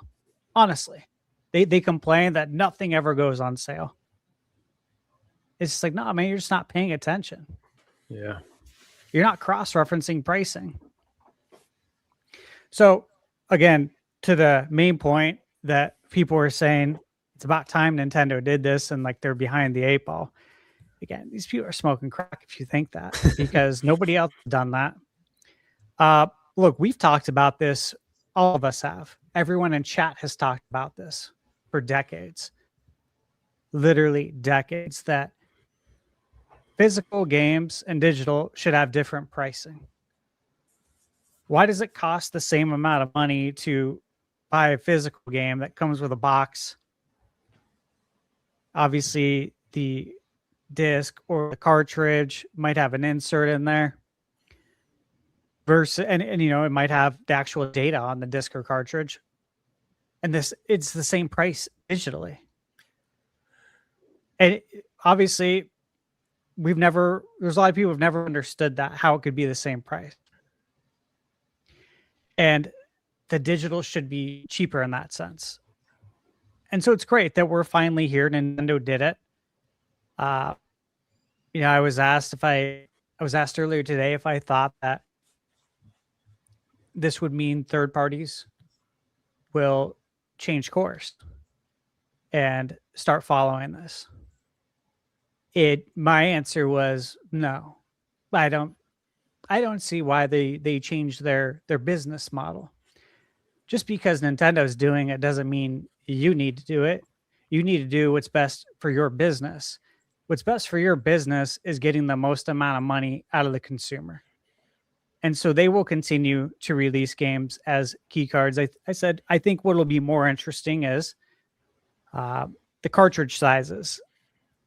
When a smaller cart comes out, and it might be already in production. Okay. We'll have to wait and see on that until we get there's that one something indie firm game. there. Yeah, that one indie game that recently announced a physical version, and I'm curious. PI. Yeah, I'm too. curious for someone to pop up when that cartridge quick to see if that was I'm smaller. too. That's exactly what I said when I was talking to my friend. I was like, yep. So, I you know, we wonder- got Mouse PI, Disney Afternoon Collection, and Bubsy 4D all coming out physical on cart between April and May. And I'll be curious to see if any of those three games have a different cartridge size once it's popped open, because Nintendo's not going to announce this in a press statement. This is something where we're going to have to find out for ourselves, unless it leaks out. So, bottom line there is that, guys, this is a win to me. You know, I've heard the takes that this is Nintendo's way of migrating people over to digital only, to the digital only future. And look, if that's what you think, that's fine. And if it is what Nintendo's doing, that's fine too. Look, Nintendo's at about a 50-50 split. Give or take. If you look at all the history, it's about 50-50 physical digital. I don't see Nintendo alienating physical at all. I think it is what they said in their statement, is that it costs more money to produce physical. That's why it's that price, and digital is this price, period. So you can look into it all you want, but I do think it's a waste of time to look into. It really is. You're not going to get the answer. So Nintendo's not going to come out and say one way or another if they have ulterior motives. That they have ulterior motives down the line to get you over to digital so they can squeeze more money out of you. I mean, you can think that all you want, but you just won't get the answer to it. So what's the point in discussing that part? And look, the reality is Sony, Microsoft, third parties, they all charge the same price for both, even though the physical clearly cost more to produce, or you can look at it as the digital cost less to produce, still the same price. Nintendo's just being more transparent about that. And yeah, I think it's funny how, again, people spin it, but people do this for a living with, again, as Nate mentioned, every topic under the sun. There's other topics like again, politics that people do this for a living, man. Sick, but it is what it is. So that's where I'm at there. I take this as a W. Now, as far as Metroid goes, right? Yeah, I have a lot on that. And so, Bird, you mentioned it went, what was it, 50% off in Japan? Is that right? Okay. This is something I brought up on the podcast last year several times. We all talked about the marketing stuff, how it wasn't really marketed. I spoke quite a bit about getting Metroid Prime 1 through 3 out. I do still think that will happen for Switch 2 edition with mouse Joy-Con controls, and I think that will eventually help to move some more titles of Prime 4. But that aside, one of the things I talked about is the genre. Nintendo has a very hard time conveying the messaging to gamers as to what this game is. I had talked about that quite a bit here on the podcast, and that, look, this is a first-person adventure Metroidvania that also happens to be a shooter. You are shooting in first person, but this is an adventure Metroidvania game. And then this one so happens to have a lot in common with Zelda, Ocarina of Time as well, depending on how you want to look at it. Okay, so that's really hard to explain to people. And you can go back as far as when Metroid Prime came out on GameCube and Halo was on Xbox. And people were calling Metroid Prime Halo with a chick. That's the IQ you're dealing with, bro. Like, that's the IQ we're dealing with. I'm serious. I don't engage in that shit. Like, that will make you dumber. It really will. It's fact. And so when people simplify it like that, Nintendo's got a big job in front of them to try and get some clear messaging. And we all know Nintendo's messaging so far hasn't been the best, right? When you look at Japan, though, first-person games don't do well there. And that's what I mentioned quite a bit last year. And I thought they would be very wise to put a third-person mode in there. That's what everyone's doing. That's what everyone likes. That's what the kids like. Okay, they want to see the hero. And when you're in first person, it's harder to do. Now, I also argue that it's kind of tough because part of having that game in first person is the visor. It's like if you play a RoboCop game, like the actual RoboCop game that came out, right? The visor's badass.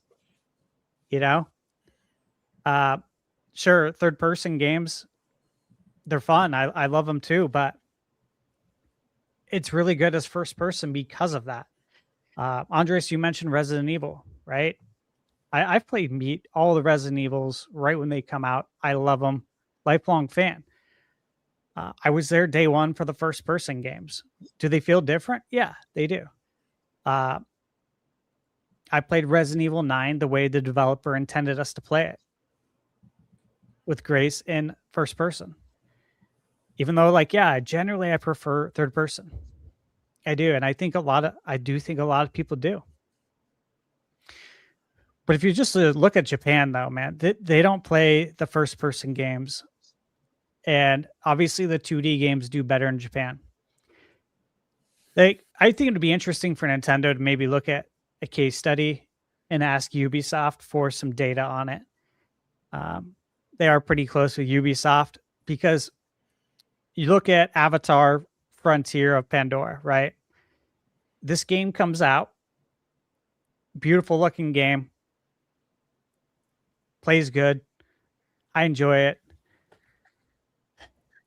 but it's in first person, and it didn't sell well. And that IP is extremely expensive. It's Avatar, dude. That game should have sold like hotcakes, especially with how good it looked. Here's the problem. It's first person. They added a third person mode. They just basically relaunched the game in December with that third person mode and the new DLC. But they added the third person mode because people aren't buying these first person adventure games as much. Especially when, like, if you look at Metroid, the other problem, and again, we all talked about this, multiplayer. This would have been a really good opportunity to add some multiplayer there to help increase the sales.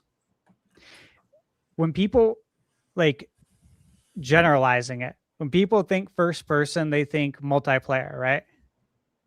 First person, they think GoldenEye, Perfect Dark, Halo, Call of Duty, all these games with multiplayer. And then when you get a first person game without multiplayer, people feel like it's missing something. Why isn't there multiplayer? We all saw that. A lot of people asked, why isn't there multiplayer here? And it was an assumption that it should have multiplayer because it's first person. Because a lot of those people asking for multiplayer had no idea Metroid Prime 2 even had multiplayer and didn't even play Metroid Prime 2. They just assumed that it should have it because it's first person. Look at Indiana Jones. Amazing game. Love it. Yeah. It would have sold so much better, though, had it had a third person mode. That's the first thing I thought of when you said that. Because people want to see Indy. That's the hero. You want to see him. Yeah. Now, look. Good point. Yeah. It was a great game, though. It was. Yeah, and once you play it, doesn't the first person feel actually good? Because, like, it almost feels more like you're Indy because it is in first person. However, people aren't willing to give it a chance because it's not the way they envisioned it to be. And so they don't even give it a chance. And that sucks. Yeah. But that was their decision. I think it would be interesting if they went back and they added a third person mode to Indiana Jones. Yeah. I think if they did, it would actually sell quite a bit better. They would see a bump in sales. Now, a couple more points here at Metroid. Look, again, mentioned this before. Samus, she is one of the first female protagonists in gaming. There's a lot to be said for that. A lot to be said for that market. And I think Nintendo's proud of that. You know, Metroid came out in 1986. And if you look at the longest running like female protagonist, I think the only one that really beats it is Miss Pac-Man. Depending on how you want to look at that. I don't know how active, I have a Miss Pac-Man arcade in the house. However, how active is that IP? When's the last time we got a new Miss Pac-Man game? You know what I'm saying? We get Pac-Man, we don't get Miss Pac-Man. So when you look at the longest running female protagonist, Nintendo owns that, and I think that's something they're probably proud of. Metroid co-authored the Metroidvania genre. And we've talked about this before, but not every game exists to get crazy sales. Games exist to build portfolios as well.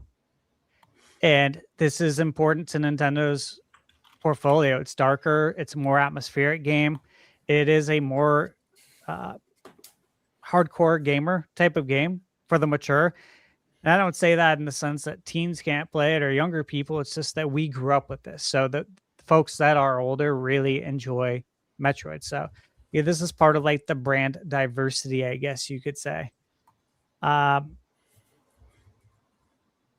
So as far as like, if I am concerned about Prime not selling well, yeah, I'm really not. As far as I don't think Metroid is going anywhere. But I do think Prime? Nintendo has more plans for Metroid. Metroid Prime or just Metroid? I mean, both. If it's just, if we're talking Metroid, generalizing it, I don't think Metroid's going anywhere. I don't think this is the end of Prime. I think there's opportunity there. I honestly really believe they should think about the third person option. And if you are going to do a Switch 2 edition of Prime 1, and if you are going to bring over Prime 2 and 3, it'd be a really good opportunity to kind of relaunch those games with a third-person option and compare the sales. Let's see how they look. I bet you anything, they're going to sell better. Dude, with the if they third-person launched option. Metroid Prime Remastered Switch 2 edition with a third-person mode, Be a that would game be changer, wouldn't it? crazy. It would be crazy. That'd be sick. I really Yeah. think they should, because look, give us both. Again, Avatar just did it. Ubisoft did it. If Ubisoft did it, you can do it. Okay, give us both. Everyone's happy. Both the first person and the third person crowd gets fed, and you bring in so many gamers with that third person mode. Yeah. You know, like you look at Requiem, best of both worlds. You can do whichever view you want. There's the views that the developers intend for you to do, which is, hey, half the game's first person, or however you want to look at it, the gray sections. And the other part is in third person with Leon. And I thought it was great, man. It felt like you're almost playing two different games, having these two different characters, and the difference in play style. Like with Grace, I was much more stealthier, and I planned on doing that when I was playing the game. I knew I was going to be stealthy as possible with Grace, and with Leon, I'm gonna absolutely annihilate and whoop some ass. And it was a lot of fun to have those two different gameplay styles, and the views really helped with it. It does make it more intense when you're playing with Grace because you can't see as much. Your field of view isn't as wide. And so I think you could do that with Metroid. And look, we all know like the Nintendo cinematic universe and what's going on here. I do believe Metroid will be a part of that. I do. And again, it fills out their IP and their branding and their portfolio. And so all you need is a hit show. Honestly, all you need is a show, and all these games take off and just start selling like crazy. I mean, you look at the Fallout show. Again, I said this when Fallout Season 1 came out, that I expected Fallout 4 to get a PlayStation 5 and Xbox edition, and it did. And it sold like crazy because there was a want for it. And now here we are with Season 2. I said this last year that Fallout 4 would come out for Switch 2 to coincide with the finale of Season 2. That's exactly what happened. I said that probably a year in advance. Here we go, though. You could do the same thing with Metroid. So I do think there's bigger plans here. This is why I'm not concerned about Metroid. Slash the price, man. Get Prime off the shelf if that's what you need to do over in Japan. And Nate, you said you saw it for $50 here. That's great. If you need to get it off the store shelf, get it off the store shelf. But I'm not. Hey. I'm just not concerned with the sale price. I played Other M for $7. Yeah, dude. I remember when that went on sale, heavily clearanced. Yeah. If I mean, what's interesting is like we turn this into a big negative talking point for Metroid, right? I'm not, everyone, but like this stuff happens for PlayStation, Xbox all the time. Their games get discounted immediately across the board. Yep. So maybe it's not really that big a deal. Yeah, this is nothing new, man. I mean, this is like Ubisoft's playbook for every game. You know what I mean? And look, it is. I enjoy a decent amount of their games. I do enjoy some Assassin's Creed. You won't catch me playing Skull and Bones. There's a lot of games I don't play, but hey, man, even though their games go on discount, a lot of them good amount of them I do enjoy, regardless of if it goes on sale. That doesn't matter to me. If anything, that's good for me because I'm now getting it cheaper. But again, to go back to that first point, man, people don't check the difference in price between physical and digital. I think we give the casual, the everyday consumer too much credit because they don't think like that. That's a Todd. good point. Yeah. That's all I got. Awesome. Um, Eric, Mr. Moore. Yeah. Mr. summoned. Moore. Yeah. Man, I don't. I think there's people out there that like to bitch just to bitch. So there's that. This, whether it's going to drive people more towards, digital, you're going to maybe drive. It's not going to affect a ton of people. You have people out there that are hardcore physical. They're going to still buy this physical because $10 difference is probably not going to, make that big of a difference to them. The ones that are going to maybe change are the ones that are sitting on the fence and they're like, okay, I can save myself $10 here. Do I want this game physically? No. So yeah, I'll buy the $60 one. It's not gonna, I don't think it's gonna drive massive waves towards digital. If you're sitting there $20, $25 difference, then you might start pushing some people. But I think you're only getting the fence sitters.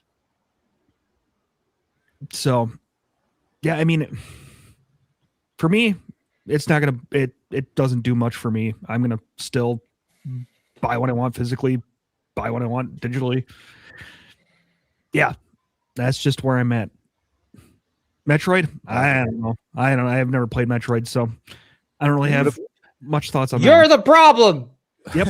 Actually, What about- maybe you're the solution. I've Yeah. probably asked you this before, but why? I don't Why know. haven't you played Metroid? You don't know. I have other games. I just haven't had a chance to. I haven't really gotten into it. So I understand. That's Yes. fine. yes, But is there something that they can maybe do for Metroid that'd make you like, you know what? I'm gonna play it this time. I get rid of my backlog. They can magically That's back- innovation right there. But Nintendo used to If you come up heard with the of my backlog, technology, then yes, just I'll play wipes it. your Part of my backlog. backlog and be the only game that releases Right. in a 6-month period. right. That might do it. Yeah. Hey, maybe that's the thing. Maybe that's why there's been no That's a good Nintendo Direct. They're gonna That just not have could be games enough. for 6 months soon, and they're gonna release Metroid Prime 5. That's their genius plan. There you go. There's a big holiday Yes. game. Yep. This year, yeah. Eric Moore just leaked Let- it. That's it. Listen, I think a lot of you guys made some really great points today. I'm not going to dive too deep on the digital games costing less because I kind of, gave my thoughts at that right from the get go, especially with some of the absurd takes that, like, guys, there is insane psychosis going around in the community right now. That's all I have to say about that. So, absolute insanity, and to just sit here and look at this as increased physical gaming is just nuts. I don't know what part of your ass you pulled that out of, but listen, it's one thing if that ends up being a thing, we start getting those $80 digital, $90 physical. Okay, then we could have that conversation. But literally, you're making up a panic, like a mental panic argument over something that does not exist currently. So that's my thoughts on that. As far as accelerating the all digital future, yeah, I mean, I do think that this will. Listen, the digital proposition for gamers now is really nice because based on what we're seeing, getting the game for less money, also getting to play it early. I'm the West Coast, I'm Pacific time. So if I buy a game digitally, like if I don't know, whatever game's coming out tomorrow, it's available to play in about an hour. If I pre-ordered something on the eShop right now, so you get to play it early, you get to pay it for less, and listen, physical collectors, I hear you. I'm a physical collector myself. I am very sad to see physical media go away. I love my collection. I love the games I've collected over the years. And I've talked about this ad nauseum on the podcast. I know Stash is in the same boat. It's inevitable. There's literally no stopping it. And the only people keeping physical alive is mostly our generation. It's the older gamers. It's the older moviegoers. Young kids, young gamers, people who are entering this hobby for the first time, they could give a rat's ass about physical. In fact, they look at it as an inconvenience. The fact that they don't have their entire library right at the touch of their finger, right there, boom, boom, bam.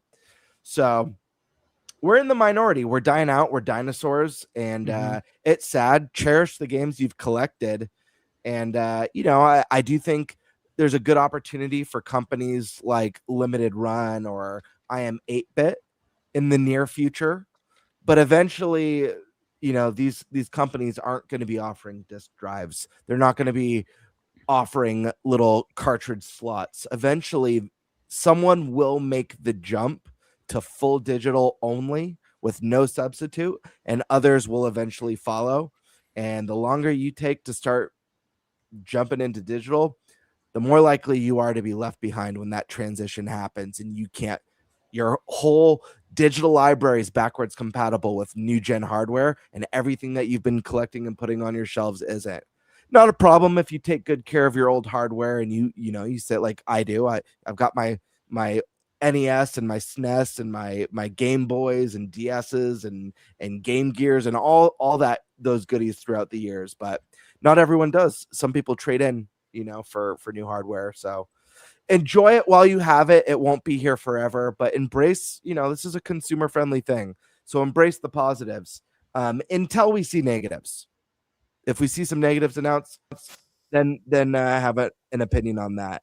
As far as Metroid goes, man, this one makes me sad because as a Metroid fan, as a Metroid Prime fan, this is obviously a title I've been waiting for such a long time, and it certainly felt like all or nothing with this one.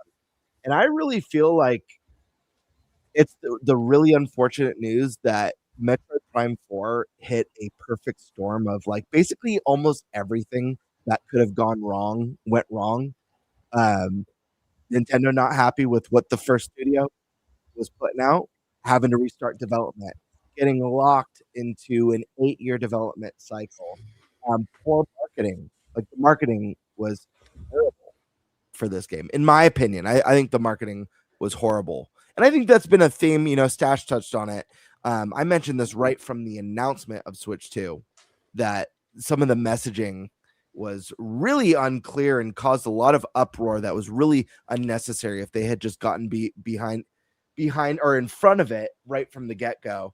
But poor marketing, I think it really hurt this game, that this game isn't a Switch 1 title. The fact that this game came in a post-Switch 2 world did this no favors. People were already ready to move on.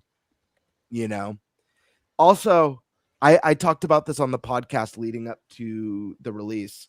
This is a title that, especially because Nintendo has such a difficult time showing this game in a way that other people understand, this is a game that I truly believe would have benefited from being in a bundle over that first holiday in December when it launched. Because a lot of people would have looked at getting a Switch 2 edition of a game for $50, just like they got with Mario Kart. And if it's an available bundle, it's like, you know what? This game's at a discount. I get it. I'm getting it with this bundle. I'll give it a shot. I've never heard of this series. I've never played this series. I just think there's a lot that could have been done. They could have marketed a Pro controller with it. That being said, I think one of the big things with it is that with the way they presented this game and the poor marketing, I don't think they presented it in a way for people who don't understand it that made it look very interesting or exciting. They made it look like a first-person shooter that moves really slowly and is really boring and has no multiplayer. I think what would have been really nice is if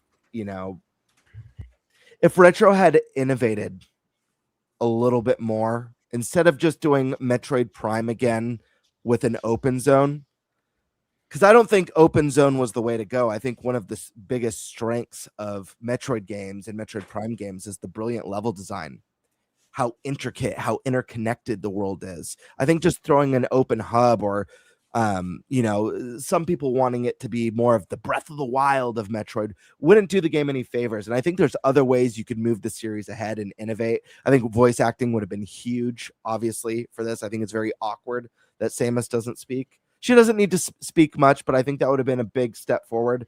Another thing is I would have loved to see a Samus in this game that's more agile and nimble.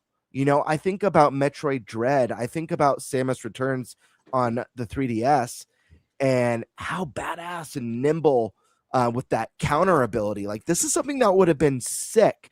If Samus had a sick melee counterattack that pulled the camera into a third-person view where you see Samus doing these rad executions. And the game I think about, and I do understand what you guys are saying about making Prime third person or the option of it, and I do think that's really cool, but I think having more cinematic moments that pull you into that view would balance really well with this full first person. And I think making Samus faster, the game that comes to mind, or the series that comes to mind for me, is the modern Doom games. Doomslayer's fast. You are flying through these arenas and through these levels, doing melee attacks and doing quick, cool counters. Like, I want Samus to feel agile. I want to play, and I understand such a big part of Metroid Prime is the quiet and the isolation and the exploration and discovery. You don't have to lose that. But the most silent killer. Yeah, absolutely. Like a puma or something, But there's no denying that in this game there are moments where you're just surrounded by a shit ton of enemies. It happens multiple times throughout this game. And how exciting it would be to feel that epic and get over here like Scorpion grappling people towards you, melee, putting the blaster up to someone's chin and blasting them and counterattacking. Like, there's a lot of really cool stuff they could have done that would have made people go like, oh shit, what is this? This looks epic. And then have that really cool, quiet isolation sense of exploration. I mean, Stash, you nailed it. Like Resident Evil Requiem teeters, like it almost feels like two different games. You're more creepy, scary, more isolated, feeling like afraid of what's around the corner, to this like I'm a moment where I'm a badass and I'm going to take all these guys on. So I just think they needed to push the envelope a little bit. I think they needed to innovate, do something new. I don't think the motorcycle was it. I think the motorcycle is really cool. I think that open zone was a dud, unfortunately, for most people. And a game like this, the multiplayer would have been smart, and I don't know. I feel like the messaging needs to be better. The marketing needs to be better. I think they need to innovate what it means, make a game that appeals maybe to a little bit wider of an audience, but still maintains the core roots of what makes Metroid special. And then, I don't know, man, bundle it, cinematic universe. I think that sort of stuff could only do good things for the series and for characters. Is this the end of Prime? I don't think so. But I think Retro or whoever will take the mantle at taking another stab at this really needs to revisit the drawing board and think about what made the first game so critically acclaimed and so great. But then how do we evolve this and take it to the next level and update it for a more modern audience or a new audience that's maybe Switch 2's your favorite or your not favorite first Nintendo console ever. So work to be done there, but those are my thoughts. So if you don't mind, I just want to kind of speak a little bit on this, and then I gotta leave. I get up in now less than 8 hours. But I mean, I feel like a lot of you guys like brought up some really good ideas around Metroid. So my brain's kind of like, thinking about it, churning about like what can Nintendo do to make sure Metroid Prime 5 finally gets it done. Right. And so I think they probably do got to go third person, but in the sense that it's optional. Don't get rid of first person. But here's the thing that would be very retro of them to do. You don't just make it like a tacked on third person. You make we look at how first person worked in Prime 4. There's honestly a lot of really cool things they do with that. They do the same thing with third person. They have the same level of attention to detail on both ends, which may seem like a lot of work, but that's the retro thing to do. Like, remember, like they would talk about how they would make sure all the textures were individually different in each room in Metroid Prime 1. They need to put that level of effort here. So make both modes amazing. And what that means is, Gamebird, you brought it up, like having these interactions where Samus is grappling and playing around with the camera perspective. Maybe when you are playing in third person mode, there are going to be moments where you'll zoom into first person to blast the spacebar in the face right after you grapple it. But then vice versa, if you're in first person, as they already do with Metroid Prime 4, they find moments to put Samus in third person and show some cinematics. Vice versa, play around with the cinematics with both, so each mode teases the other, but have both as options. And that can appeal to a large audience. That's one thing. Another, I actually liked the openness, but I also agree that if they bring it back, they can, but it needs to be done in a way where it is still that interwoven world. That needs to be back. I think we can all agree on that. And maybe what they should do is not make as big of a game. And that may sound bad at first, but I think one of the strengths of Metroid is just making it feel like a really cool, awesome experience. Like, you look at Dread, you can beat that in one relatively long sitting if you really wanted to, if you know the game well. But it's so replayable. I think what they should actually do is make an 8 to 10 hour experience that's amazing, epic, polished, dense, and then just actually put more time into not putting in a fetch quest, but give us more reason to play it again. If you already went through all the trouble of having these two modes, first person and third person, encourage to try the other mode, but do like a new game plus with different challenges involved. Make it more fun to replay the game again. I think that would be better. And if they have to make a slightly smaller game to do it, I think it'll be fine because it's more replayable. Guess what? People are going to end up playing it for longer anyway if they're playing it for a second time. And then on top of that, you know what? Maybe, throw in some multiplayer. You find a way to include that on top of what I said, I think we are looking at a Metroid game that's going to sell 3+ million. So, that's just kind of how I think they would have to do it. Okay. Well, thank you, Andres, for being here. I really appreciate it, man. We'll get you back on again in the next rotation, I'm sure. Yeah, for sure, bro. All right, get some good sleep. All right. Good night, guys. Go, man. Nice to meet you, man. All right, dude. Thanks. You too. And then there were 6. All right, we ready to move on to our next topic? Let's do it. All right, that was Stashman who jumped in. He literally jumped in. He wanted to make sure he got this topic before someone else did. All right, let me pull this up here. Okay. So let's see. All right, Bloomberg. And again, this article, it's behind a paywall. Yep. We could do probably a whole topic on articles behind paywall. I read the entire article on my video, guys. I'm still waiting for Bloomberg to ping me for that. So I just I Googled it. I got an article up here, of course, from VGC regurgitating probably everything.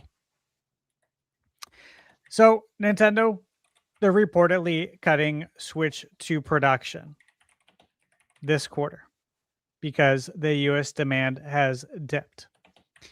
And I will just read this. According to sources speaking to Bloomberg, again, this has not been verified. Let me make that clear. Just Nintendo Bloomberg. has not said this. This is from Bloomberg. They've been wrong in the past. Take that in consideration. The company plans to produce 4 million Switch 2s this console or this quarter instead of 6 million, which is what they originally planned to produce. The publication source also claimed this reduced output rate is set to continue into April. So it's going to continue 6 days from now. It'll still continue, which you would presume since this news just came out. While Switch 2 remains extremely popular in Japan, this was the only market that experienced severe stock shortages. In the US, following a record breaking launch, Switch 2 sales slowed over Christmas and ended up being down by around 35% compared to what the original Switch managed during its first Holidays. Christmas period in Yep. 2017. Yep. Bloomberg sources say that the critical and commercial success of Pacopia hasn't yet caused Nintendo to start increasing Switch 2 output yet, with the company instead waiting to see if it and other titles continue to have sales that are consistent enough to justify an increase in console production. So that's the gist of the news. Again, this is from Bloomberg, is what they're saying. The projections went from 6 million to 4 million. Of course, I have my thoughts on this. I'll go last, though. I want to hear from you guys. How do you feel about this? What are your thoughts? Do you have any concerns over this news from Bloomberg? Does this deeply concern you? I don't know about deeply. Sandstorm, let me hear from you first, man.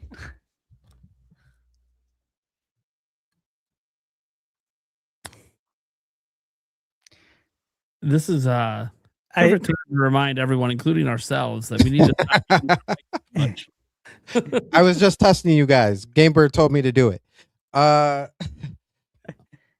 was just having a whole conversation with somebody about this earlier. That they were saying, all this stuff from Bloomberg, blah, blah, blah, blah, blah, and that it was going down to 4 million. And they used Genki's post of Furukawa saying that holiday sales weren't as expected. And so that was like, oh, see, he said this, so that means this. And I'm like, that doesn't prove your point. Like that's an educated guess. Yeah, that's not a source at all. And so the argument came up as like, well, he said this, so you can clearly tell that this information might be true. And I'm like, wait a minute. What Furukawa said was that holiday sales were lower than expected. I said, so if I was a businessman, and you guys can tell me if I'm right or wrong, because Sandstorm is smart, but he ain't that smart. But if I was a businessman and I say I'm gonna sell a console and I'm looking to sell 24 million in a year, right? And so every quarter we're going 6 million. I'm gonna do an even 6 million all the way through, right? First quarter comes through, I said 6 million, but I made 8 million. Second quarter comes through, I said 6 million, I made 4 million. Does that mean I switched my overall projection down? Because those numbers are still the same. I haven't gotten my true number for the third quarter. Now, if the third quarter was lower, then maybe I may make some adjustments. But we've only been through 2 quarters now. So is it logical for my holiday sales to be a little bit down, and then I'd be like, yo, change it all, move everything around? I think one thing, I've said this time and time again, and I don't know if it maybe, I don't know, maybe Americans don't really think about this, which makes sense because I feel like we pulse by during this time. But holiday season is, yes, a big time for people to buy items, electronics, and all the other stuff. But people forget there is another time of year where people impulse buy like crazy, and that is tax season. Yep. March, April, May. And some people who are lucky to get it February, and dang it, if you get it in February, I wish I lived like you. But that is another time that people impulse buy. Now, the range is much wider, so you can't expect sales to be as high because people are buying everything out the wazoo at that point in time. But you're still getting a significant amount of sales during that time as well. now at the end of the day, whether it's real, whether it's fake, really doesn't matter to me because I'm still gonna play the games. I already own the system, so it doesn't matter. I'm gonna play it, and if it turns out it can't be the Wii U 2 at this point because we're not even a year in and we're past 14 million sales. So we can't throw out that narrative. Yeah. But if it's at a point where it doesn't sell nearly as great as the original Switch, so what? I got all I at this point need is software. That's all you got to give to me, baby. All you need is software. Right. But like I said, there's not enough evidence here, especially with 17 million. I mean, that's still nothing to scoff at.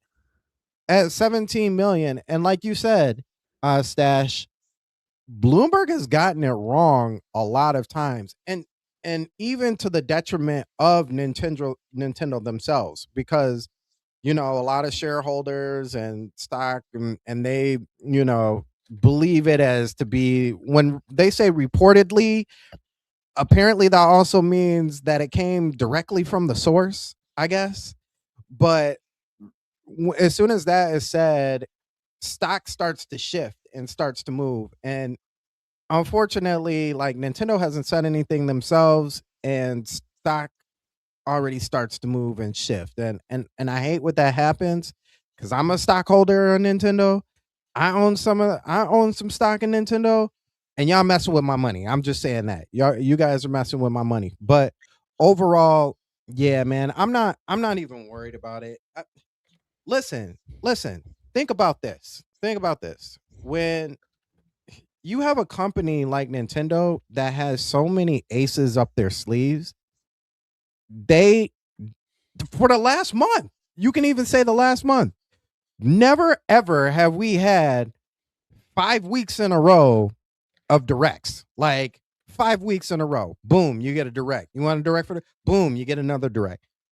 And those directs talked about movies. It talked about the indie worlds. It talked about third party.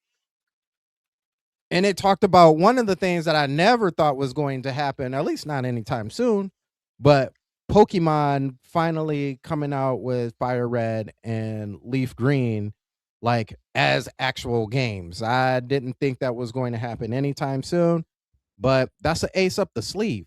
You know what I mean? Yep. Pokemon Champions, as much as people want to call that mobile slop and blah, blah, blah, blah, blah, regular consumers don't care about none of that. All that slop word, all that, they don't care about none of that. They're buying, they're going to play the game. Those are aces. Those are what people, and then when they find out, like, oh, I can actually play this on the system, they're going to buy the system. So I think it's too early to come up with the deduction that they're moving from 6 million to 4 million just off of the really essentially holiday sales. Yeah. So one thing I want to add, and because you asked us, you mentioned the forecasting, right? Mm-hmm. And in my list of points I was going to go over is that, Nintendo had their initial forecast. Then they increased it. Okay. Mm-hmm. Then here we are.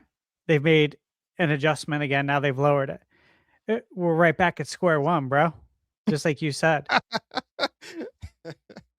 So,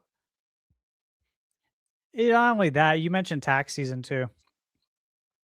Yeah, tax season's coming up. Most people don't get their refunds until a little bit later. Mm-hmm. Like you said, most people are not doing it in February. But retail in general is terrible from January to March until the tax refund comes in. Every part of retail, everywhere. Restaurants, they get destroyed. Obviously, I worked in the industry for 10 years. Mortgages, they get hit. People have a hard time qualifying in the first few months as well because they use so much credit around the holidays, and now their debt to income ratio is too high, or they have late payments. Now you don't qualify for your loan, for your mortgage, for your purchase, or for your refinance. these are the slowest days of the year. To me, it is fiscally responsible. It's a sound business decision to adjust the forecast, adjust the production right now, as they're doing. That's smart because this is a slow time. Why would you keep it at the same right now? You got to make those adjustments accordingly. And again, we don't even know if this is true because it's Bloomberg. I have no idea. It's not going to affect my day-to-day, whether it's true or false, though. I'll tell you that much. I'm still going to wake up the same in the morning and go to bed the same way. Yep. And it's not going to affect me in between the day either. I care less. You know, and you mentioned about Switch 1 numbers. Like, if it doesn't hit Switch 1 numbers or anywhere close, yeah, who cares? Look at the NES and the Super Nintendo. I love both systems dearly, but I think we can all surmise that and agree that the Super Nintendo is a better system. Super Nintendo sold less than half of the Nintendo. Super Nintendo is the superior system. Switch 2 is a superior system to Switch 1. It's a Switch 1 and a Switch 2. You know what I'm saying? Like, it doesn't matter for us. We're going to enjoy it. So yeah, these sales, whether it's true or false, they don't mean anything. And if they're true, I'm just glad Nintendo's, they're monitoring it closely. That's what you should do. That's what any sound business should do. If you're producing too much, you don't want them sitting somewhere in a warehouse collecting dust, especially if you have to make a revision to it. Keep that in mind too. If you got to make that battery revision that's being talked about, Yep. because it's not accessible. And let me tell you, I got my Switch 2 right here. I've taken it apart. Taking the Joy-Cons. I did this all myself. I did it with the controller too, with the Pro controller. Where the battery is located, an Extreme Rate hooked me up with this stuff. And I said, look, I can't do a video on my channel and tell people that they can do this, because I believe maybe 10% could do it. It's not easy because of where all the stuff, where the battery is located, the things you have to take apart. It is not consumer friendly in the least bit. It is not a fun process, and people will probably break their systems. And therefore will not tell anyone they can do this and make a video on it and make it sound easy. Can't do it. And so, again, take that news that just came out of the EU about them having to change where the battery is located and make a revision to the Switch. Couple it with my experience I just told you about, and I've done plenty of handiwork over the last few decades on systems.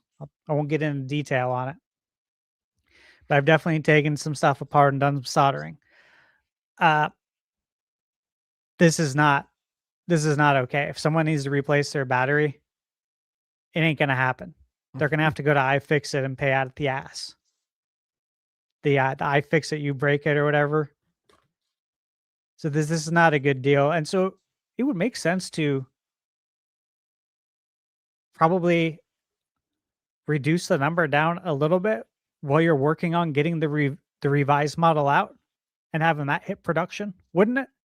That way you don't have more of these Switch 2s that have the battery located where they are, sitting in a warehouse, when you can say, wait, let's lower production. Let's get this out the door so we have more of these going out.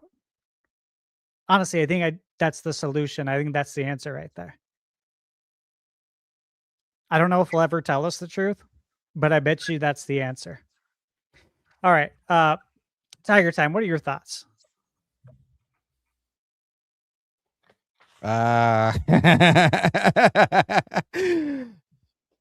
Mike. My turn, I guess. Yes. There we go. Thanks, man. This is another one of those things where you kind of have to parse through some information to see what's really going on. But I'm not too worried. Kind of like you were saying, Stash. I separate my mental state as much as I'm a Nintendo fan, a gaming fan, as much as I'm on a podcast like this because I love Nintendo and want to talk about it. I do separate my emotional state from these things. And so that's where I'm at with this. And on top of that, this appears to not even be a bad number. I was seeing the statistics that it was, Matt Piscatella put out. Those were making the rounds about how it's still selling 45% more than the Switch 1 at this point. Yeah, that was a great breakdown of numbers that he put out. It was, yeah. I think the only Nintendo console that it wasn't was the Game Boy Advance at this point in their life cycles. And so, I mean, just seeing that comparison to Switch 1 is already 45% is insane, especially when you start thinking about how, Switch 2, the games that have been released, there haven't been anything like, I think at this point, the numbers of Switch 1 were starting to creep into the Mario Odyssey territory in terms of the time frame in which it'd be reflecting. And Switch 2, DK Bonanza, it hasn't really had Pocopia now, probably in terms of a system selling game. It's had a great lineup in my opinion, but it really hasn't had that massive appeal game, Mario, Zelda, like we talked about, that really moves units, and it's still 45% ahead of the Switch 1. So I think that's pretty insane. I think that's a good thing. I just think I'm not too panicked about it, really. It's pretty simple thoughts with that for the most part. But yeah, well, I mean, I think you're in a good state then. Like you said, you separate your emotional feelings about that. Yeah, I'm just curious to see, forecasting is it's an interesting thing. It's something that I kind of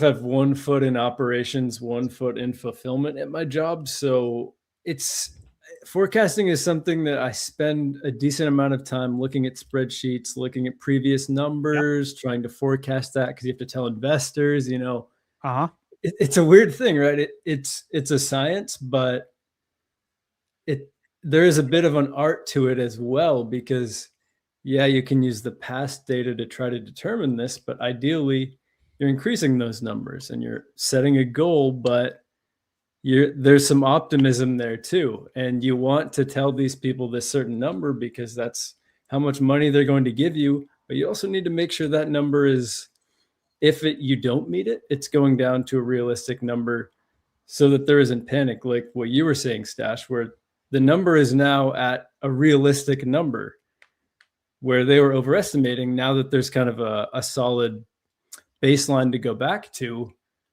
it kind of limits that panic. But Nintendo as well, they're optimistic in the past of their sales numbers. That's kind of a trend that they have. And so when I see this, and I'm looking at forecasting numbers, I kind of see how it goes. And just because something is less than you were expecting at a certain point in the year, there's plenty of time to compensate for that for the rest of the year, in the next quarter, whatever it is. It most of the time when you're looking at it in kind of 9 months periods, it's not the whole picture. There's so much more to play out.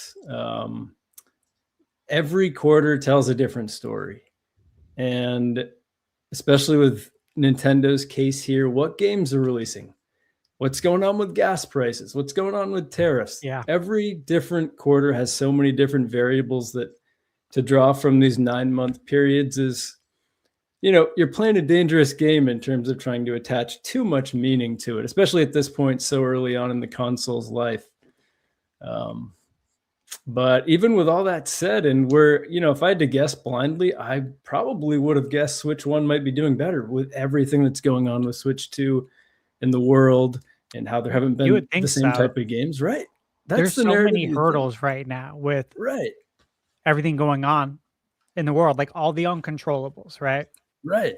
And that was again, that was something I was going to bring up. And now that you have just kind of mention what I had to say, but Yeah. being in the restaurant business too, obviously with mortgage, you do tons of forecasting. Every day I'm forecasting. And then in the restaurant business, I mean, you literally have to forecast your meal counts, right? You have to forecast your labor. And of course, labor rules are different in different states. Like when I managed the same company in California, it's different than Arizona because they have labor laws. And in Arizona, we don't. You can work 12 hours straight. And I love that about Arizona. Because I used to do that. But, Cali's completely different. And so you have to forecast your labor, the meal counts, all that. And then you have to place your order. And, I was telling Michaela, because I don't think she knew. I don't know if I ever told her, but at the restaurant I was at, we would get 60, 70, 80 sacks of potatoes in on an order. And we get orders three times a week. And these are huge 50 plus pound potato sacks that you're just lugging around. And she's like, yeah, that's a lot. I'm like, well, that's not even accounting for the other like 1,900 items that are on the truck that you have to unload. And it's just, you put so much wear and tear on your body, but you have to forecast all of this also based on what's going around, what's going on. I remember when The Dark Knight came out, and I was managing the Islands restaurant location at Mira Mesa in San Diego. And it's right next to the only IMAX theater in San Diego. Do you think we had to adjust our forecast for ordering that week? Hell yeah, dude. We did an insane amount of meals. You know what I mean? And you also have to adjust it if nothing's coming out. And you look to that movie theater to provide business for you.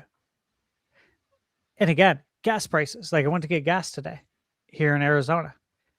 It's $4.99 a gallon. Okay. I put in my phone number. I got 5 cents off. Yeah. $4.94 a gallon. Yeah, I put I think I put like eight gallons into my Jeep Wrangler.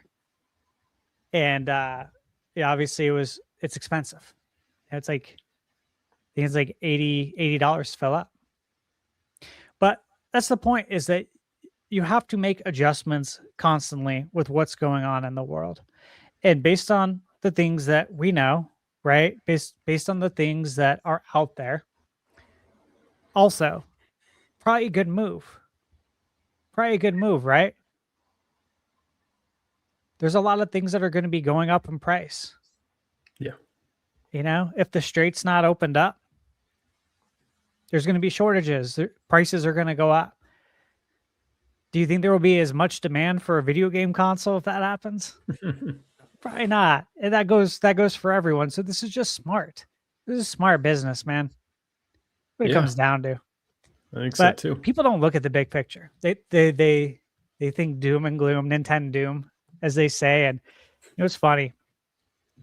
Growing up, I remember on planetgamecube.com, back when Billy Berghammer was running the site. And he used to cover Michael Pachter, Pac-Man, Pack Attack. And Michael Pachter is a video game analyst. He's still doing it, which is insane to me. Factor.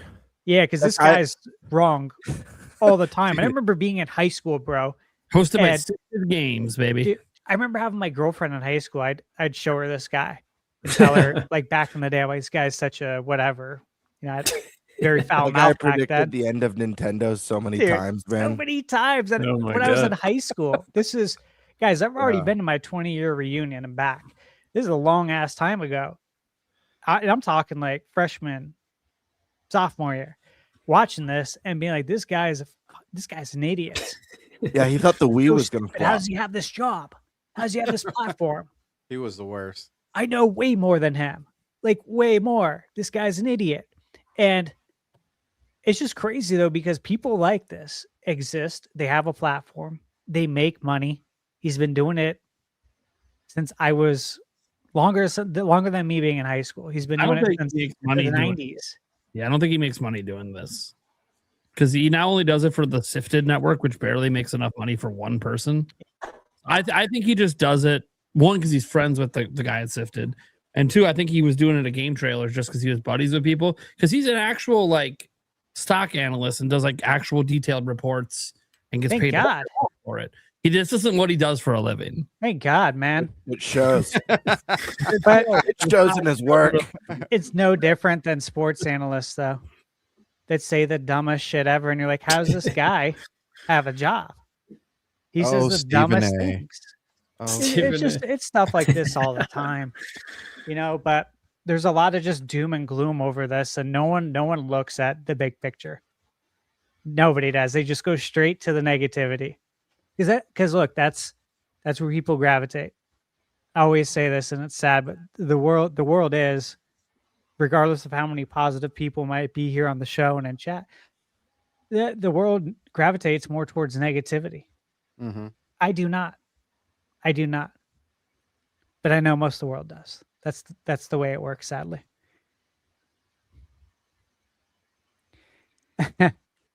Somewhat Funk Volume in chat said, "Surely you must be talking about Skip Bayless." Yeah, him too. Skip too. Yeah, across Skip's the board. wild. It's so many of them now. Skip's take, though, I like them because they're so wild. It's entertaining. I'm like, dude, that's the wildest thing I have heard in sports in a month. Thanks for that.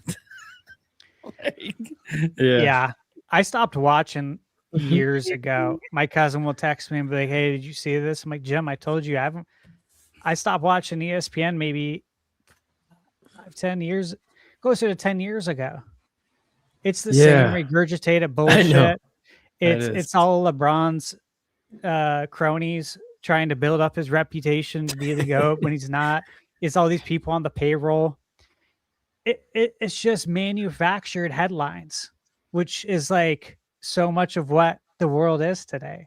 YouTube, cue the magazine game, bird. You know what I mean? Like, this is what it is. Yep. Can't take this shit seriously. Yeah. It's all the National Enquirer now. Everything is. Just to get some thoughts out on this. One, I do think the report's probably accurate. I don't really feel like there's any reason to doubt it. I think Nintendo and all these companies, Sony, anyone making hardware, Apple, they're making quarterly adjustments on production numbers all the time. Like there's nothing to panic about or abnormal about it. Z Huge X, Daniel Ahmed, he works for a really big firm out there. Although he has since deleted this probably because it was getting way too much traction. And he wasn't trying to like insult a fellow person in the industry. But he did say the article was poorly framed. Even with a cut in production, this is still extremely high for a quarter one. It's like, did anyone bother to do the research to see that this is really high for Nintendo in quarter one, even 4 million? Like, they normally don't produce 4 million units in quarter one of any year, like ever. So it's kind of crazy that Nintendo might have had even higher internal projections. And I say this because, and you guys can speak to this obviously a little bit more, because I never really worked with like having to project things out for other people, only ever myself. Like my YouTube channel, I have my own projections, but like they're just for me. It doesn't really matter. But Nintendo's a publicly traded company, so they have to have public numbers, and then sometimes there'll be some private internal ones that they're not sharing. That's what Kit said. He was aware of this when he worked at Nintendo of America. That they had the public number, but then there was the internal one, and the internal ones he made it sound very pipe dreamy on almost all of their products. Like the internal numbers were quite high at what they wanted to do versus what was actually happening, and then there's their public conservative numbers, which are usually below, but because it looks good for investors to overperform than underperform, which obviously that's all obvious stuff. Like when they projected 15 million, Nintendo's internal projections might have been 25 for all we know. But 15, they're like, well, that's safe. We should be able to hit that. And obviously they've exceeded that.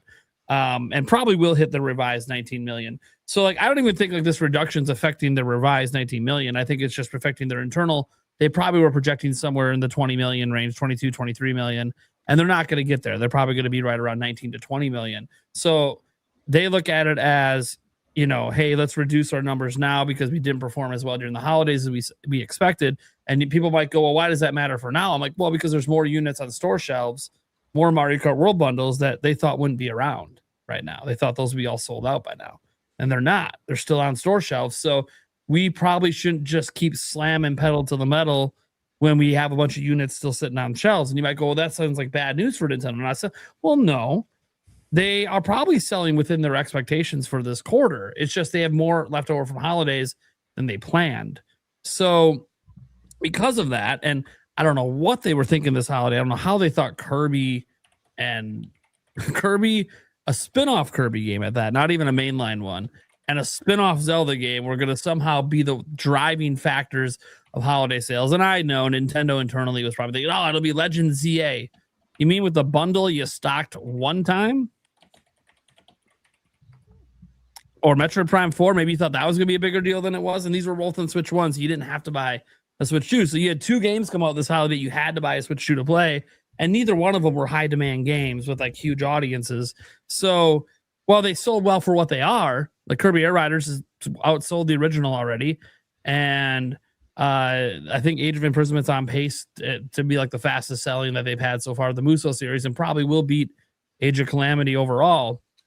It's still, like, these aren't system movers. People aren't picking up the system to play Air Riders or to play. It's something you pick up, you buy if you already have the system. Agreed. So they didn't have a very strong holiday lineup, and I think they look back at that now in hindsight and go, damn, maybe we should have organized things differently. Maybe Donkey Kong maybe should have been holiday. Maybe these other games should have been before Donkey Kong as filler. Go Mario Kart World, then Donkey Kong holiday, then Pokopia in March. I think that probably would have been a better overall layout of the games they did release. Obviously, besides just saying, get another game out. If you didn't have anything else, well, then I think you could have organized things a little better. I think they just kind of thought that Mario Kart World bundle was going to just carry hard in the holidays, and look, it didn't. It doesn't help that by then the reception of Mario Kart World wasn't the greatest either. So word of mouth wasn't helping the game.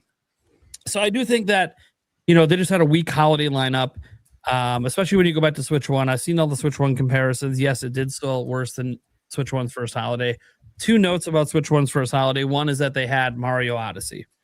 Let's not beat around the bush. It's the highest selling 3D Mario game of all time. You think that didn't make a difference during holiday season? Of course it did.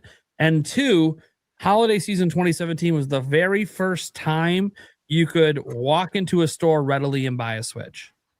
It was pretty much out of stock until the holidays. Nintendo didn't do that this time around. They overstocked intentionally because they didn't want scalpers to rule the day. And guess what? Outside of Japan, scalpers didn't rule the day. They were definitely able to curb that. So they successfully did that. That also front-loaded sales a bit. But I also feel like Nintendo's just being smart. That overloading and overstocking, that was always temporary. They weren't going to keep, all the store shelves fully plumped and have 4 million units sitting in a warehouse. That's not realistic. It's not smart. You're wasting money on storage. You'd rather actually start to reduce the numbers down where you're just producing what meets demand rather than exceeds it. And when you think about 4 million units, look, if they somehow sold 4 million this quarter, that's incredible. That would be one of Nintendo's best ever Q4s in company history to sell 4 million. So that's already like an incredible number and would put them well ahead of the 17.37 million they had sold by the end of December, at least sold through to retail. I don't think they actually sold 4 million, to be clear. I still think they're overproducing the amount they're selling. It's just in a much more conservative way because we don't need to make, because look, I truly think that some of this isn't really just about holidays. I think some of this is also about the next quarter. And right now, Nintendo has no system seller next month that's exclusive. It is Pokemon Champions. It's a Switch 1 game, also on mobile. I know it's not on mobile right away, but Switch 1 game. You don't have to get Switch 2 to play it. And Tamagotchi Life, which doesn't even have a Switch 2 version or a Switch 2 upgrade. It's literally straight up just a Switch 1 game. Your next Switch 2 game is Yoshi in May. So I think if you're looking at that, you say we got Pokopia, Switch 2 is selling well this month, and maybe it'll trickle in the next month a bit. They don't think that's carrying for the next 3 months. So they just don't think, they just look at their own lineup and they go, yeah, the next 3 months of sales aren't going to be that great. Which, look, traditionally Q1 of every fiscal year for them, which is literally the spring months, usually aren't that great for Nintendo. Usually March will have a pop, not just because of tax returns, but because Nintendo usually has that one game to sell right before the end of the fiscal year. This year it was Pokopia. But then, yeah, they're usually kind of done till about July, sometimes end of June. So Nintendo's just being smart and being like, look, we're not, even the amount of units we're selling now in Q3, we're not, or Q4 of their fiscal year, we're not going to sell even that amount in Q1 of our next fiscal year. And we're okay with that. I think it's all about what happens in the 6 months after that, which is the second half of the year. And that's right now what a lot of us don't know. We know Fire Emblem and Dust Bloods are somewhere in there. But outside of that, we don't really know what's going on in the second half of the year. So that's obviously where people get to the fact that we need a direct, and we'll talk about that later. But I think the report's probably true because I don't really have a reason to doubt it. And it just kind of makes logical sense. Look how packed the store shelves have been all of holidays. I'm like, I don't think Nintendo planned for that, for them to just be packed to the brim all holidays. So yeah, it makes sense. They probably are getting smaller orders now from the retail outlets, and that's what makes the adjustments. If the retailers were still ordering millions and millions, yeah, they keep making them. But the retail orders have probably toned down a bit worldwide outside of Japan. So they're going to tone down their production. This is just total supply and demand. This all makes sense. Them still producing 4 million means it's still a pretty hot item for them. So the question obviously is, how do they convince people to buy it next quarter or into the future? And a lot of that's just going to be, you got to have a direct eventually, and you got to throw your games out there and get people excited again. Because right now, Pokopia came out, and for some people it was a surprise hit. I don't know if it was considered a surprise for Nintendo. I know they didn't produce enough game key cards for it, but also maybe Nintendo would rather you just buy digital. So I don't know on that front. So I don't know what Nintendo's anticipation was for that game. But even with that game, even if they expected that one to be a hit, I can't name one game right now that the Switch 2 fan base is universally excited for from Nintendo. Now, like, I'm excited for Fire Emblem. I know Gamebird is excited for Fire Emblem, but I don't think the general audience that owns Switch 2 is excited for Fire Emblem.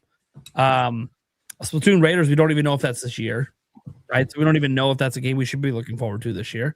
Wind and Waves looks great, but 2027. So what does that leave? Dust Bloods? And there's a lot of question marks around that game right now. And the fact that they might not have the greatest appeal to Nintendo's fans. So what is the one game now that Pokopia is out to get us excited for the rest of the year for the general audience? And the answer is, we haven't seen it yet. They haven't shown it yet. Maybe it is 3D Mario. And guys, I think you'll be surprised if it is 3D Mario and it's in the next Direct, how much the conversation around Switch 2 will shift with everyone if it looks fantastic. Yeah, that's the key. Yeah. But or Smash almost always looked, or always looked fantastic. So it'd be really weird if it didn't look fantastic. That's a whole nother conversation. You made that'd be wild, yeah. Oh well, we could have got that on Switch 1, so why'd we wait so long? So there's no way. And they've always been pretty impressive with Mario. They were even impressive with Mario Wonder. So yeah, I got a feeling that this is probably going to wow some people. Then the conversation shifts. Yeah, even if we have to wait till holiday and they don't have a whole lot of between. Well, now suddenly Fire Emblem doesn't look so bad if that drops in July. Suddenly, if Splatoon comes out in August, doesn't look too bad. Suddenly these tweener games, Dust Bloods, doesn't look so bad when you got that massive holiday game coming that they're continually driving hype for the rest of the year. So I do think that this whole lack of production or toning it down, I think it's normal. I think we don't always hear about it. I think the reason that we're hearing about it and it's making headlines now is because it is still in vogue to state negative things about Switch 2. Yes. Even though we've had a month of positivity, we truly have. It's been good story after good story. Pokopia, obviously we had the boost mode getting added to Switch 1 games. Now we're getting digital games cheaper. Like, these are technically all just positive stories. We had to have a negative slip in. Listen, I don't necessarily know that it's like it's the big thing or the popular thing to do. I think it's a very niche thing. I think when you zoom out and you look at whether it's your casual gamer, someone who's curious about this new Nintendo hardware, I think the average gamer isn't thinking about any of these hyper fixated negative points. I think they're just looking for the next great console and next great games to have fun and play with their friends and family. And because then they market. Obviously views are doing well on this stuff, but still, even within that, it's like when you're on Twitter or whatever platform, it's still within a bubble, and the things that people lose their shit over, whether it's game key cards or whether it's digital suddenly costing less than physical. Like, these aren't conversations that like your average person is freaking out over or obsessing over. But I hear what you're saying with that. Listen, go ahead, Brian. No, you're good. I'm good. I'm done. I was just gonna say, I don't have too much to say about this topic. For me, the two least interesting things to discuss with video games, or for me to read about, is one is tech. I don't care about the tech. I don't care about power levels, and that's great if you do. It's just like when I opening up a brand new console to me is probably like, it's exciting in the moment, but after that moment passes, it's all about the games. It's not about anything else. It's not about anything that's inside of it. It's about the games. It's about the great games and great experiences that I hope I'm going to have for years to come. So like, tech stuff is really boring, hearing about teraflops. They got to use the tech too, right? The what? They got to use the tech. Like, terrible. Yeah. what about PS5 when we played it? And you played, I mean, we all played the packing game, right? Sure. Yeah. Astrobot. Oh my God. The way it took advantage of the controller was insane. But how many games are doing all of that? Right. Not It's a like, lot. I mean, HD Rumble was very incredibly impressive tech when it was brand new. Yep. And playing 1-2 Switch and feeling the marbles and milking cows, my personal favorite, was it was an experience, let me tell you. But that was very impressive tech, and then we just never really saw it again. The tech side, it's cool if you're a tech head. For me, I care about the games. That's what's most important to me. It's always going to trump everything else when it comes to a new console. It's one of the reasons why Switch was 155 million plus seller. Wasn't because of its tech, wasn't because of its power. It's because of its insane lineup of excellent games. The second thing that's really uninteresting and boring for me as someone who's in this space and talks about video games is sales numbers. Listen, I want consoles to do well. I don't care what platform it is. If it's Microsoft's platform, Sony's platform, Nintendo's platform, I hope they all do well. I hope they all kick ass every single generation. I could give a rat's ass if PlayStation 5 outsells Switch 2 or Switch 2 outsells the Xbox Series. Who cares? Big what? It hasn't won a month in the US this year. It's the end. I didn't jump into this hobby to look at spreadsheets and compare sales numbers between the different platforms. I joined this hobby to play games, have fun, talk about it with friends, talk about it here on YouTube, and share my thoughts, share my predictions and my experiences and memories and all that good stuff. All the great things about gaming. The only time I care about sales is an instance like Wii U, when it's like there's such a problem with the sales that this console is going to come to an end, or this company like Sega is going to come to an end. The sales concern me with Microsoft because there's going to be a major shift. Even though I'm not the biggest Microsoft fan, they're at the bottom of the three juggernauts for me. It's scary and sad what's happened to them and what's happened to a lot of the studios. So anytime numbers are bad, I do care and I do hate to see that. But as far as like nickel and diming and cherry picking and who had a better January, who gives a shit? Unless that's your job, if that's your job, if you're a news channel, Prime, I get why you discuss it. So I'm not trying to downplay that. You're a news channel. Like that comes with, and if you like numbers, be my guest. For me, it's uninteresting. What I can tell you, as someone who doesn't read up on sales on the regular, I see the articles, I see the headlines, but I don't study it. What I can see from this is a few things. Number one, Switch is selling faster than anything Nintendo's done before, and that kicks ass.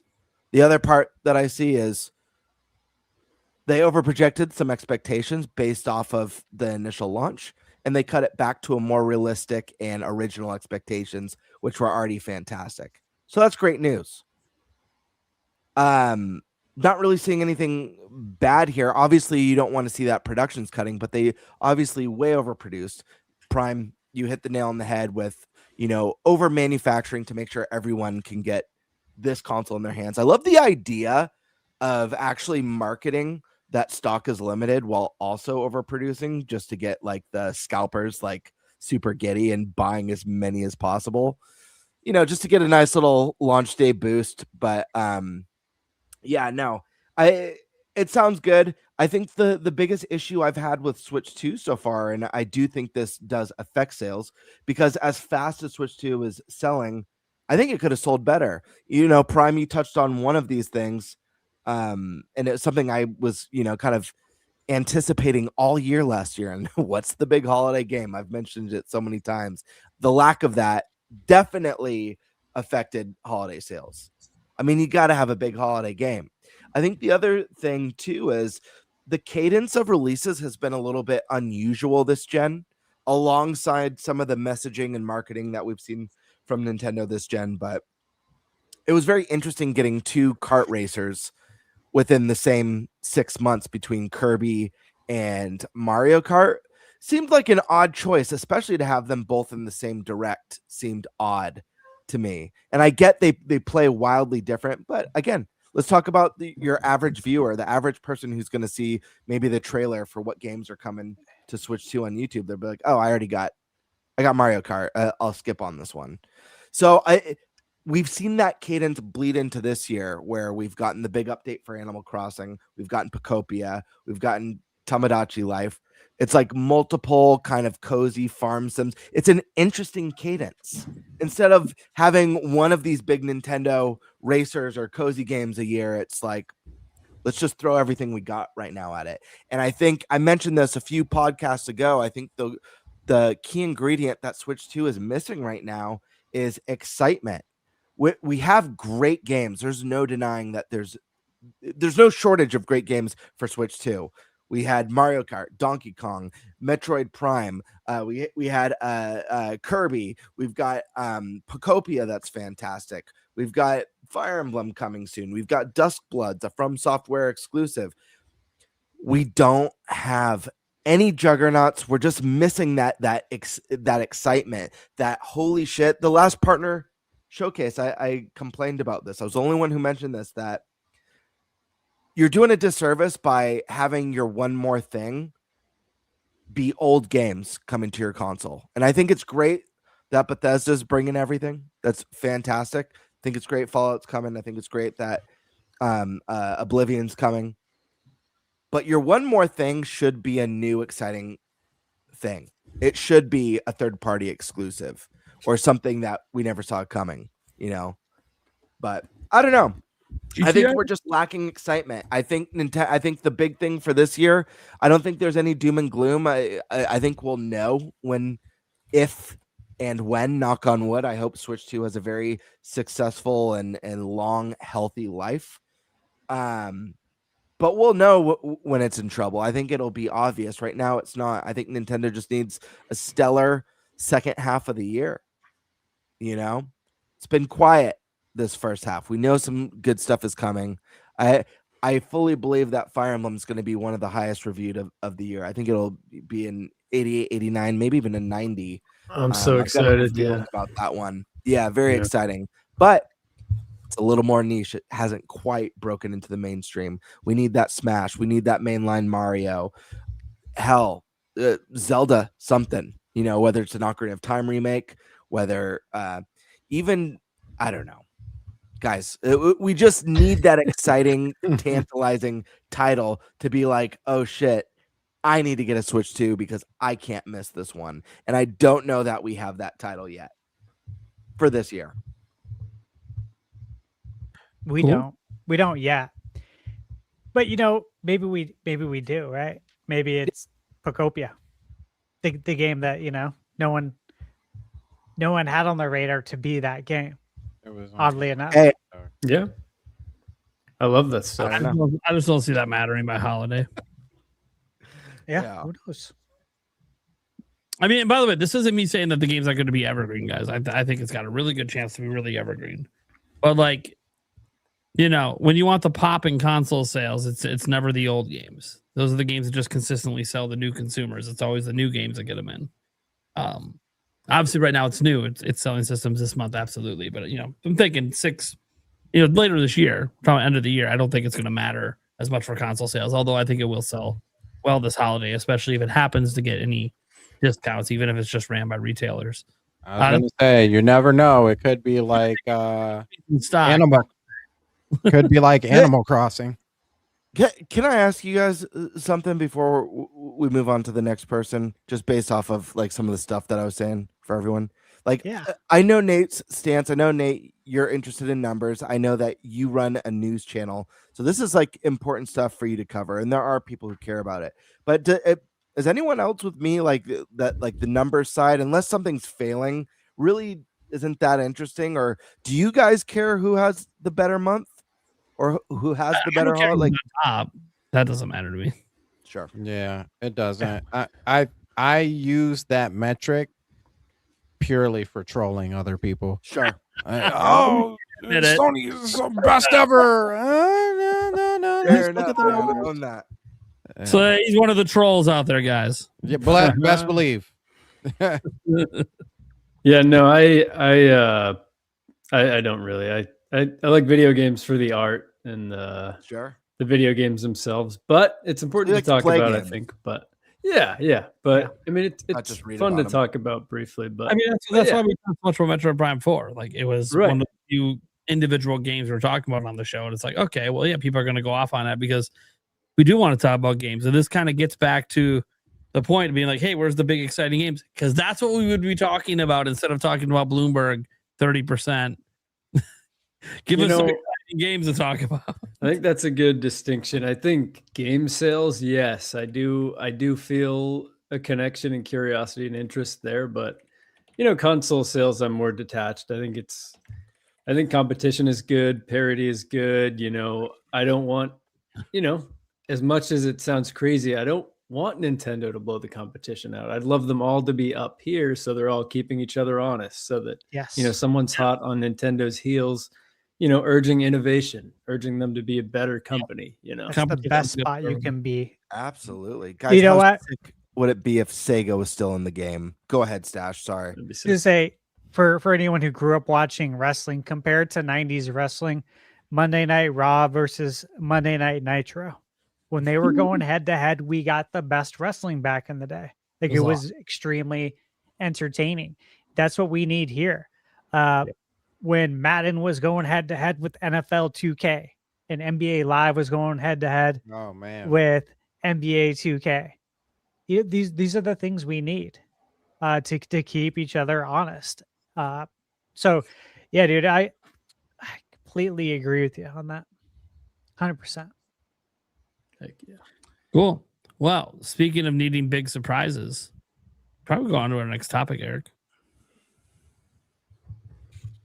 Eric, you didn't go. No, he can talk and go on.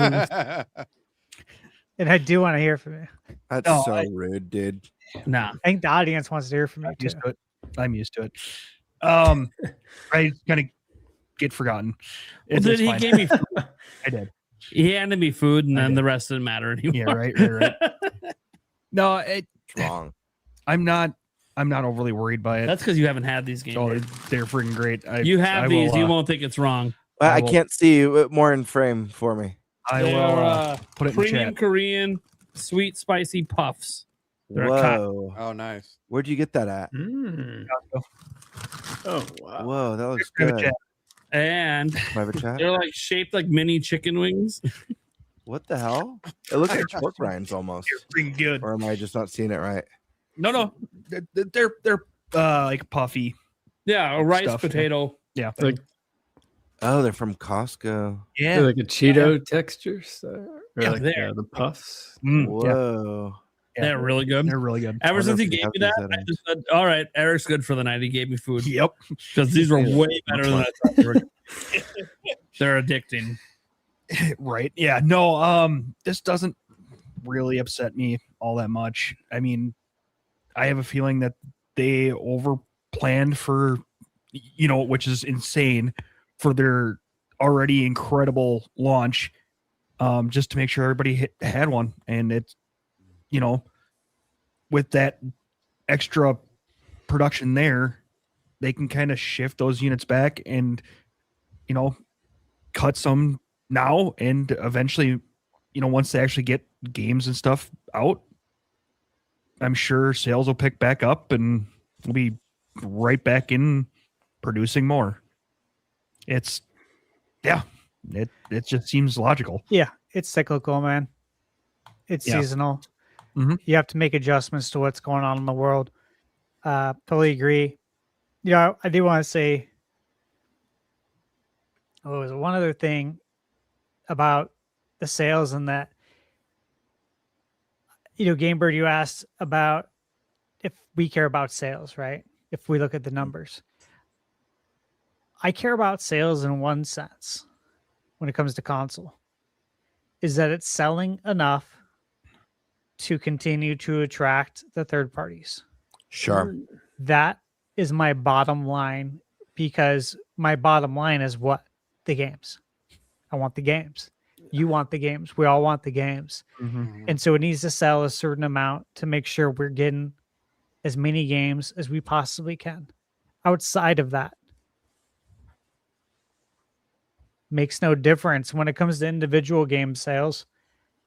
I think like any of us who really enjoy a game, you hope that it sells well enough to warrant the green light for a sequel. That's it. Yeah. Outside of that, don't care.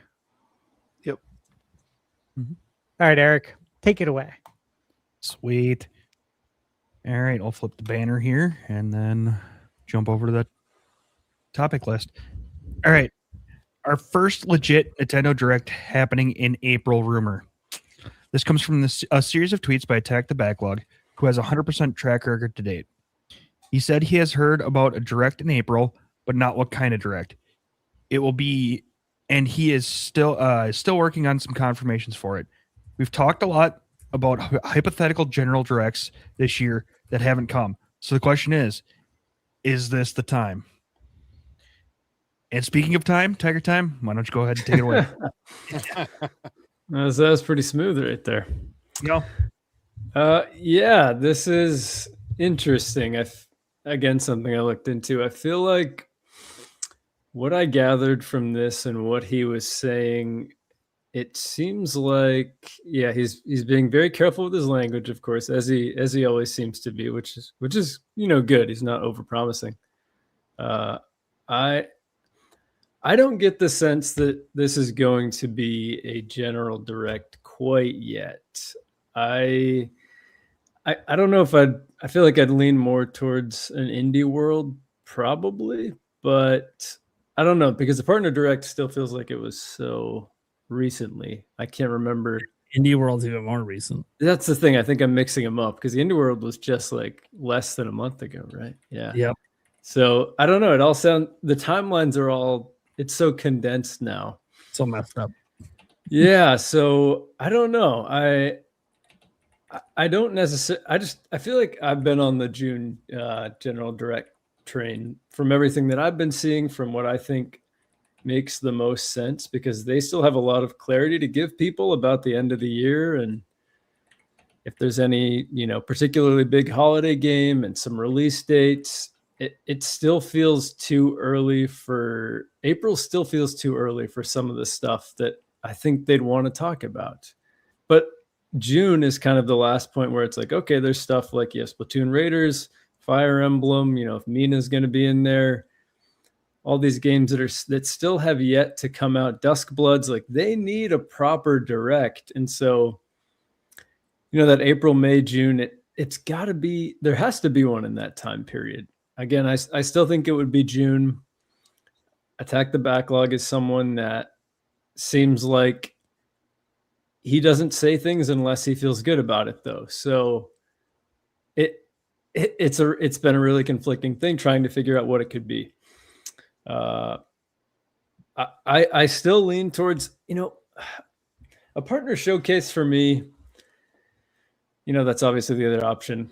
I just feel like I'm not sure. They showed a lot of stuff at the last one, and obviously, the Switch 2 is more and more attractive to third parties. So, I'm sure that they would have some more stuff to show. And I think there may be a personal bias. As much as I love to see them all, the partner showcases they're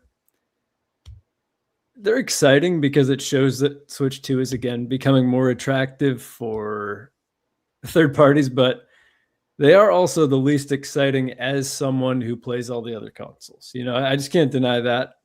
So again, I like to see these third parties being on the Switch too, but I don't know.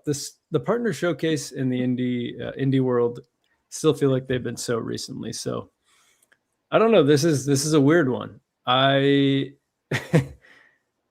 feel like I would almost say nothing's going to happen is what I'd lean more toward, but just because of the recency of those two, I feel like the direct is going to be in June. If I had to say a date, I want to be wrong, to be clear. I don't know. Again, I feel like even though we just had an indie world, that would be the thing. There's so many cool indie games to show out. I feel like they could have an indie world like every other month or every month, really. There's so many cool games out there. It's a great opportunity for developers. So, I would say Indie World in April if I had to pick one, and I don't want them to be wrong, but that's where I'm at with it. Love there to be a general direct. Again, there's so much to talk about. There'd be some awesome reveals. People are desperate for this, but that's what I got. Awesome. Sandstorm. All right, man. I'm kind of the same way with Tiger Time, man.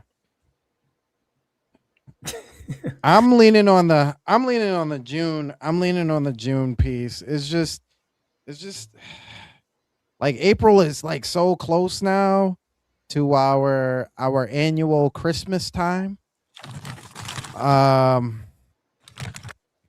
I feel like if it was some sort of direct, that's so crazy. I finished mine. Mine was a little baby one. I got it. What are the late night? Like, what is their? Sorry to interrupt. They're being shown pretty powerfully here. So I'll just ask that in chat too. So they're the loaded taco flavor. Oh, those sound great. And they are bomb. Yeah. They were very.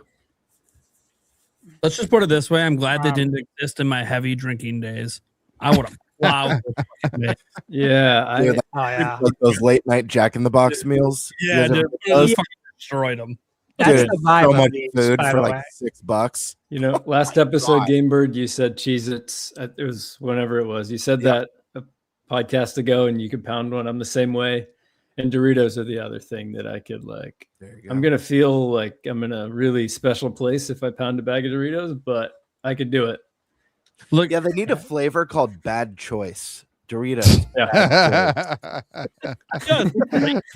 If I buy a bag, I'm going to do an edible one night, then I'm just going to plop.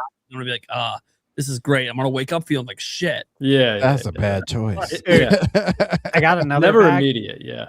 I got another flavor I haven't opened yet, but it's golden sriracha. Oh, those are the bomb. Those are so good. Oh yeah, I was Those like, I are gotta get these. so good. Yeah, they were not as good as I wanted them to be, but they were fine. Yeah. Okay. Yeah. That was breaking news about the chips. I do with the late taco ones. I've had those. They're good. If I had to choose really what kind of direct it would be, I would say that it would probably be another partner. Maybe they call it close partner showcase, I guess. Because yeah, you're right. We still need information about Duskbloods. We need information about when Elden Ring is coming out. They already showed off a trailer for I forget what the next Final Fantasy is. Rebirth. Yeah. So As of the last partner showcase. yeah, that was shown off last partner. So was Elliot, I believe, right? Elliot was Oh, last. that's another good one. Yeah. Yeah, I think so. Either that or the Indie World, one of the two.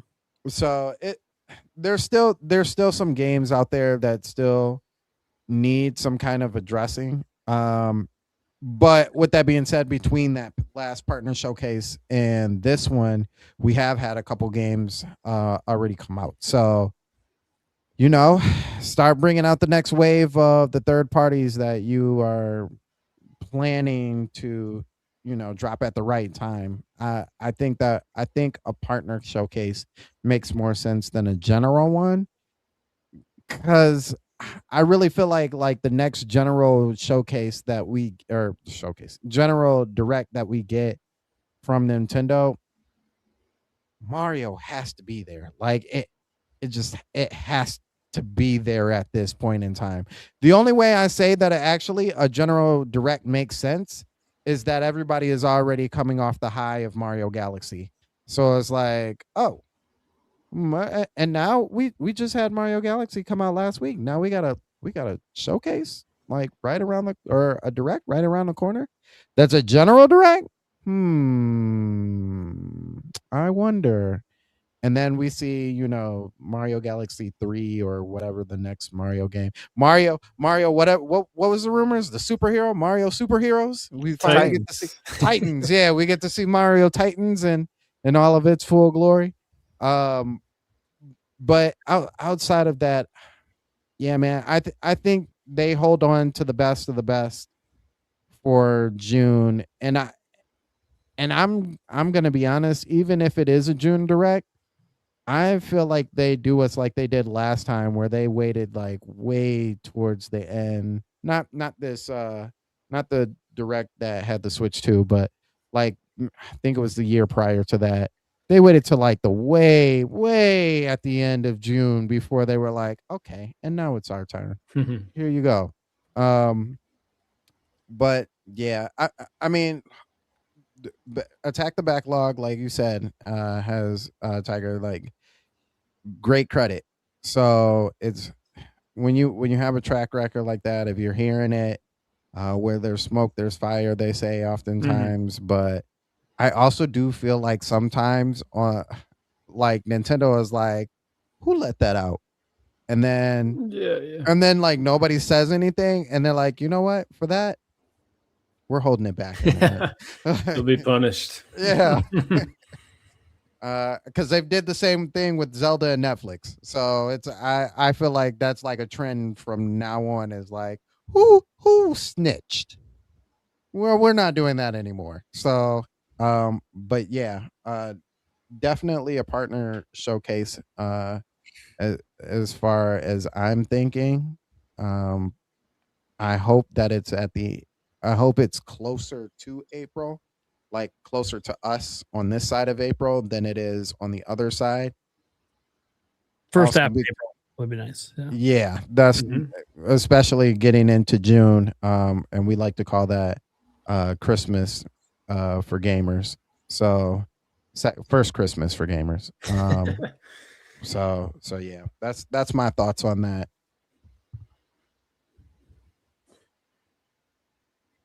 Hell yeah. Birdman.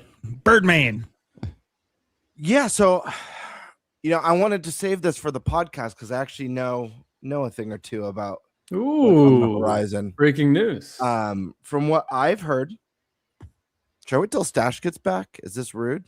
Nah, I'll just go for it. Nah. From what I've heard, he doesn't like rumors anyways. From a very, very reliable source, is that Nintendo is planning a very special direct for April. and what you can expect without naming any games from this is Nintendo is planning a 50-minute showcase. What? Roughly 50 minutes, highlighting all the games that have come out so far for Switch 2, with a special announcement at the end of what's to come. That would be insanely horrible. Wow. I would be You know what? so mad. That's a Breaking new news. type of direct right there. A recap direct. Correct. Anyways, very reliable source. Let me know that one moments ago. But no, and all kidding aside, That's funny. I think anything goes, guys. I think it's Nintendo. I know a lot of people are holding out for June. Is it going to be in June? Is it going to be next month? I don't really know. But I wouldn't be surprised if something big landed next month. I feel like the two, like if I had to guess, I don't think it would be a partner showcase, and I don't think it would be an indie showcase. Mhm. I think it would be one of two things. I think it would either be a regular direct or a game exclusive direct. And I think the that's a game that good- would make the most sense would be Splatoon Raiders, to be honest. That's a good call. Yeah. It would be between that and Fire Emblem, but I think Fire Emblem fits better with a mainline direct. So if we had an exclusive game presentation, Splatoon Raiders to me makes the most sense. That's a It really good is a spin-off of a series that's become extremely popular, and probably one that needs a deep dive overview the most, in the same way that Donkey Kong needed that. And look at what that deep dive direct did for Donkey Kong. So I think those two are the most likely. Mm-hmm. Yes, we could get a third partner showcase. We know that third party is all in, and I think we're going to be getting closer to the point where a lot of third party games are going to start being day and date, instead of seeing like all these big mega hits making its way to Nintendo for the first time. So I do I don't think it's out of the question, but again, there's no rules with Nintendo. People like to go, oh, there's no precedent, or Nintendo breaks rules all the time. They do whatever they want. I just the thing that I feel is that if we don't get a direct until June, I think Nintendo needs to have a slam dunk or hit a home run. Like it has to be big, because despite the fact that there's so much stuff to play right now, people are wanting the mega hits. We know they're coming. It's just a matter of when. But people are insatiable. People are hungry. People want the Marios, the Smash Brothers, the Zeldas, and making us wait till late June. If you don't deliver on that sort of a promise, if you're not showing Mario, if you're not showing Zelda, if you're not teasing Smash, or whatever it is, hopefully it's not Animal Crossing. Can you imagine if Animal Crossing is the big holiday game and this is just the cozy sim year? Obviously, Animal Crossing fans would be ecstatic for that, but still, I think your overall Nintendo fan is just hungry for the goods. And again, we're going to get them. I think the longer you wait, the higher people's expectations are going to be. They're going to set the bar higher and higher and higher, to where if you don't deliver on this epic blowout, everyone's just going to complain. It's going to be more negative discourse, more, I regret buying a Switch 2. Switch 2 doesn't have games. We all know that's not true. But how long can you go? Do you go to, as Prime likes to predict, do you go till 2028 before you give us Mario? Me, I don't think so. I think we get Mario either this year or next year, the latest. But if we're not getting Mario this year, I think we got to get something juicy Zelda. Doesn't have to be the next main line. I think we're too soon for the next main line. But I think hefty remake of something like Ocarina of Time, something meaty, something more substantial than just an 4K upres or a port, would definitely go a long way. But yeah, I think we're, like I said earlier in a previous segment, we're lacking the excitement. There's just not a lot of excitement surrounding the software, and a big direct is the opportunity to change that narrative, to build that excitement. They have plenty of IP to do it with. Will we get it? I don't know, but Yeah, if I had to bet, I think if we do get something in April, it's going to be an exclusive direct like Splatoon Raiders, just focused on that or mainline with like something that. big for the new year. Stash Man.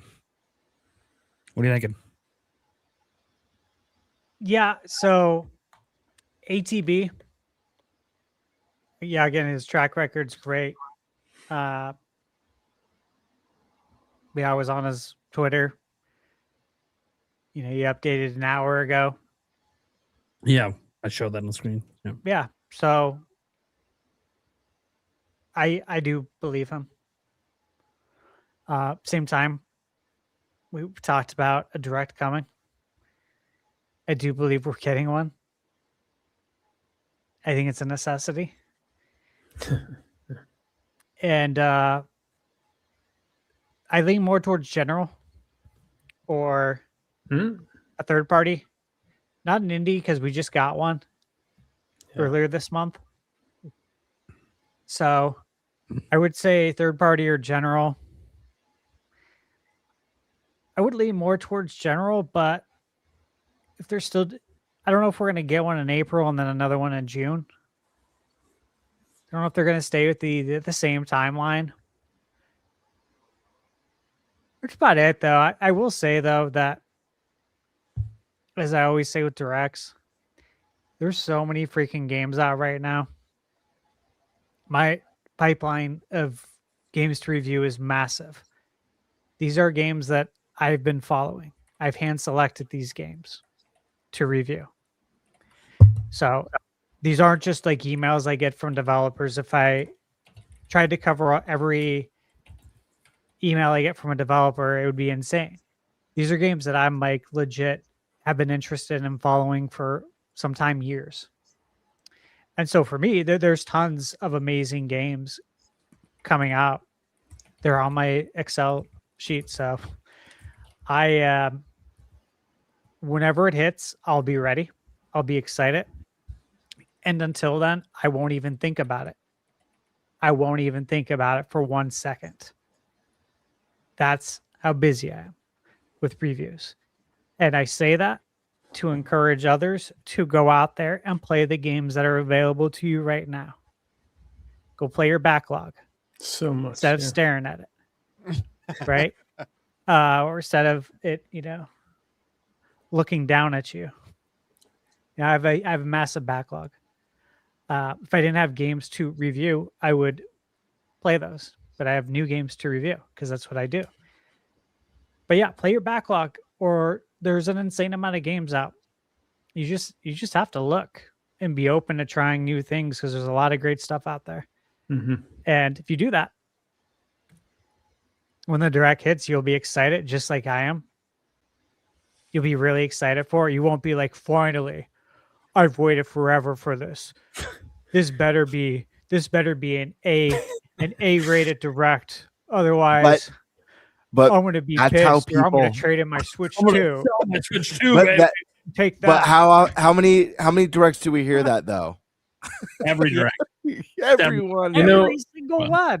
Yeah. I'm totally making light of it because it's just like, bro, this is what happens when you live for directs and all you do is look to the future and you don't enjoy the present.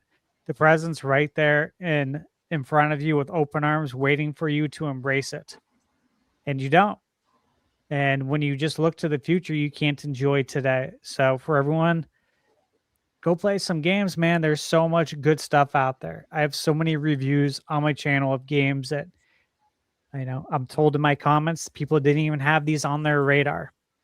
And they play them, they buy them, and they love them. I'm not the only one who does this stuff. There's other reviewers out there too. There's good stuff out there. So you don't need to wait till the next Mario or Zelda to have a good time. Right. No, dude. Freaking Tiger Time is messaging me earlier today about Wild Arms. It's all I've been thinking we were talking about it too. Yeah. Great game. Dude, I've literally been thinking about it because I've only played the first Wild Arms and I loved it. I love the So cool good, dude. Western, So like good. sci-fi Western themed turn-based JRPG. So I weird. never have to play the rest of the series. And he mentions that game, and I'm like, dude, how do we get that whole series on the Switch too? Yeah, would be right. freaking That's epic. And that's an example of like not every direct is going to be it for everyone. Because if we got a direct where an announcement of the entire Wild Arms series was coming to Switch 2, like I'd jump out of my seat. I'd be so excited for that. But like a lot of people would be like, okay, next. right. But, And that's yeah, the thing. Like it's I'm fun, going but back to play a there's a lot to PS1 game, and like Yeah. I'm having a blast playing this game, and the direct is going to be so much better when I know if it isn't exactly what I wanted, I can go play Legend of Dragoon or like all these games. Like I can go crazy That's with so all funny. these games. You know, I was thinking when you guys were talking about Wild Arms of Legend of Dragoon, and Yeah, when it's it a great hit game. the PlayStation Premium, like that was a big deal because a lot of people were really excited to play it, and so many people hadn't played that game. And it's like, this is a really good game, but just a lot of people hadn't played it. We all have so many games like that other people love, and for some reason we just didn't play it back then. So that's what I'm saying. Like there's games from 20 or 30 years ago that you could play and have an amazing time with. so freaking good. If you want to sit down and actually play video games and not just complain about shit. Yeah. I feel like we spend too much time complaining about people who complain. We want them to enjoy it, man. We want But them to nothing we actually say- nothing we say is gonna- participate in the hobby the way it was meant to be participated in, which is a controller in your hands playing. Yeah. Playing None games. of us are saying this is going to change that. They're all going to keep doing it tomorrow. Hey, if I help one person, that's a W. Yeah, That's the W. making a difference. Yeah. Those kind of people are just watching this show to find more things to bitch about tomorrow. Do you know what Prime said yesterday? Can you believe that? Nothing controversial. Be someone else, and I get blamed for it.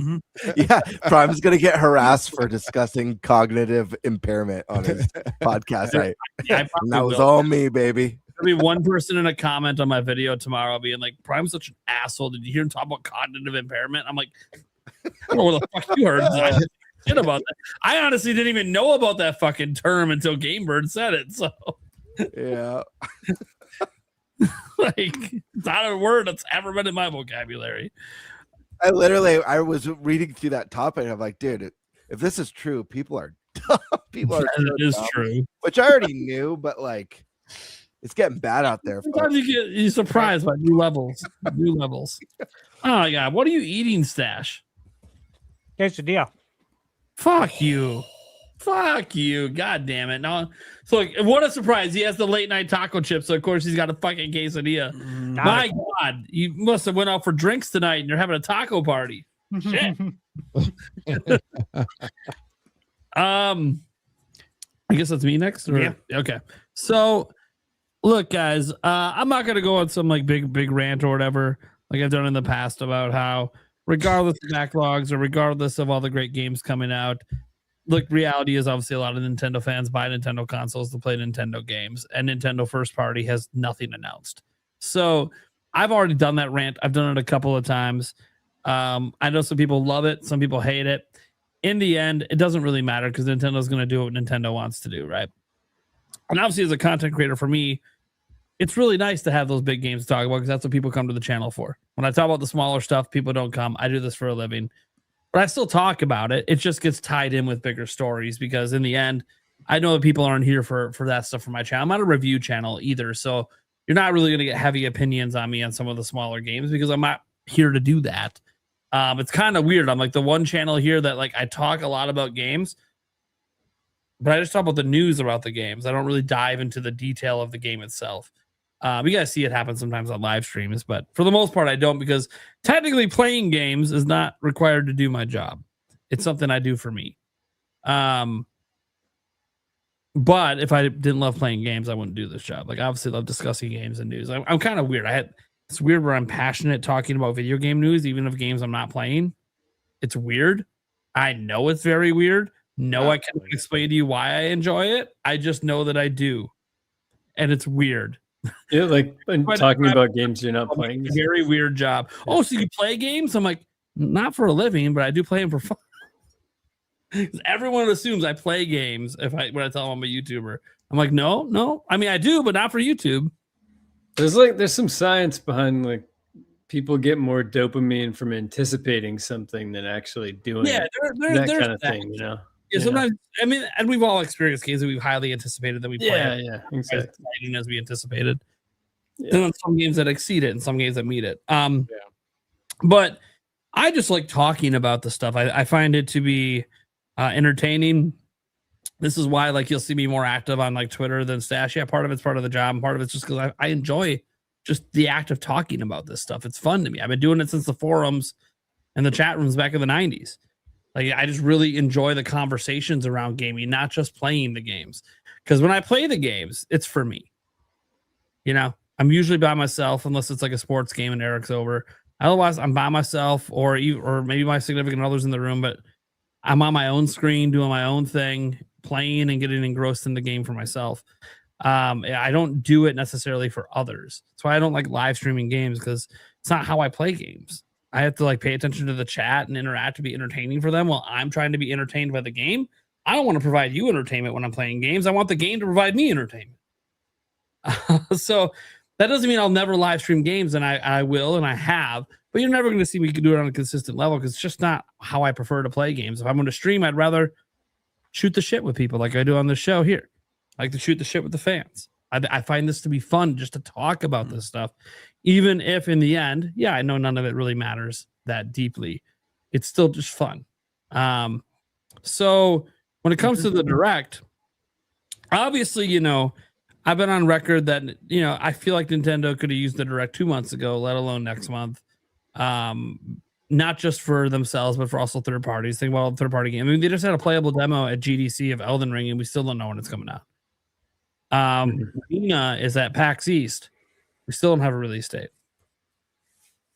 No, I'm not saying if I was at PAX East, I could have just asked and they might have told me privately, but I wouldn't be able to say anything about it. So what's the fun in that? Sometimes like Stash and I have been sitting on private information about Mina for like 7 months, and it sucks that we can't talk about it because it's fucking cool, but we can't say a word. So sometimes knowing isn't that exciting because you can't say anything.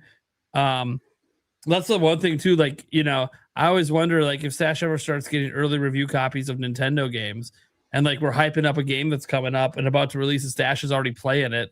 It's like because he's under NDA, he basically can't fucking say anything. So all we can really ask him is, well, Stash, is the game this, or this? That's about all you're gonna get out of him because he can't actually give any details.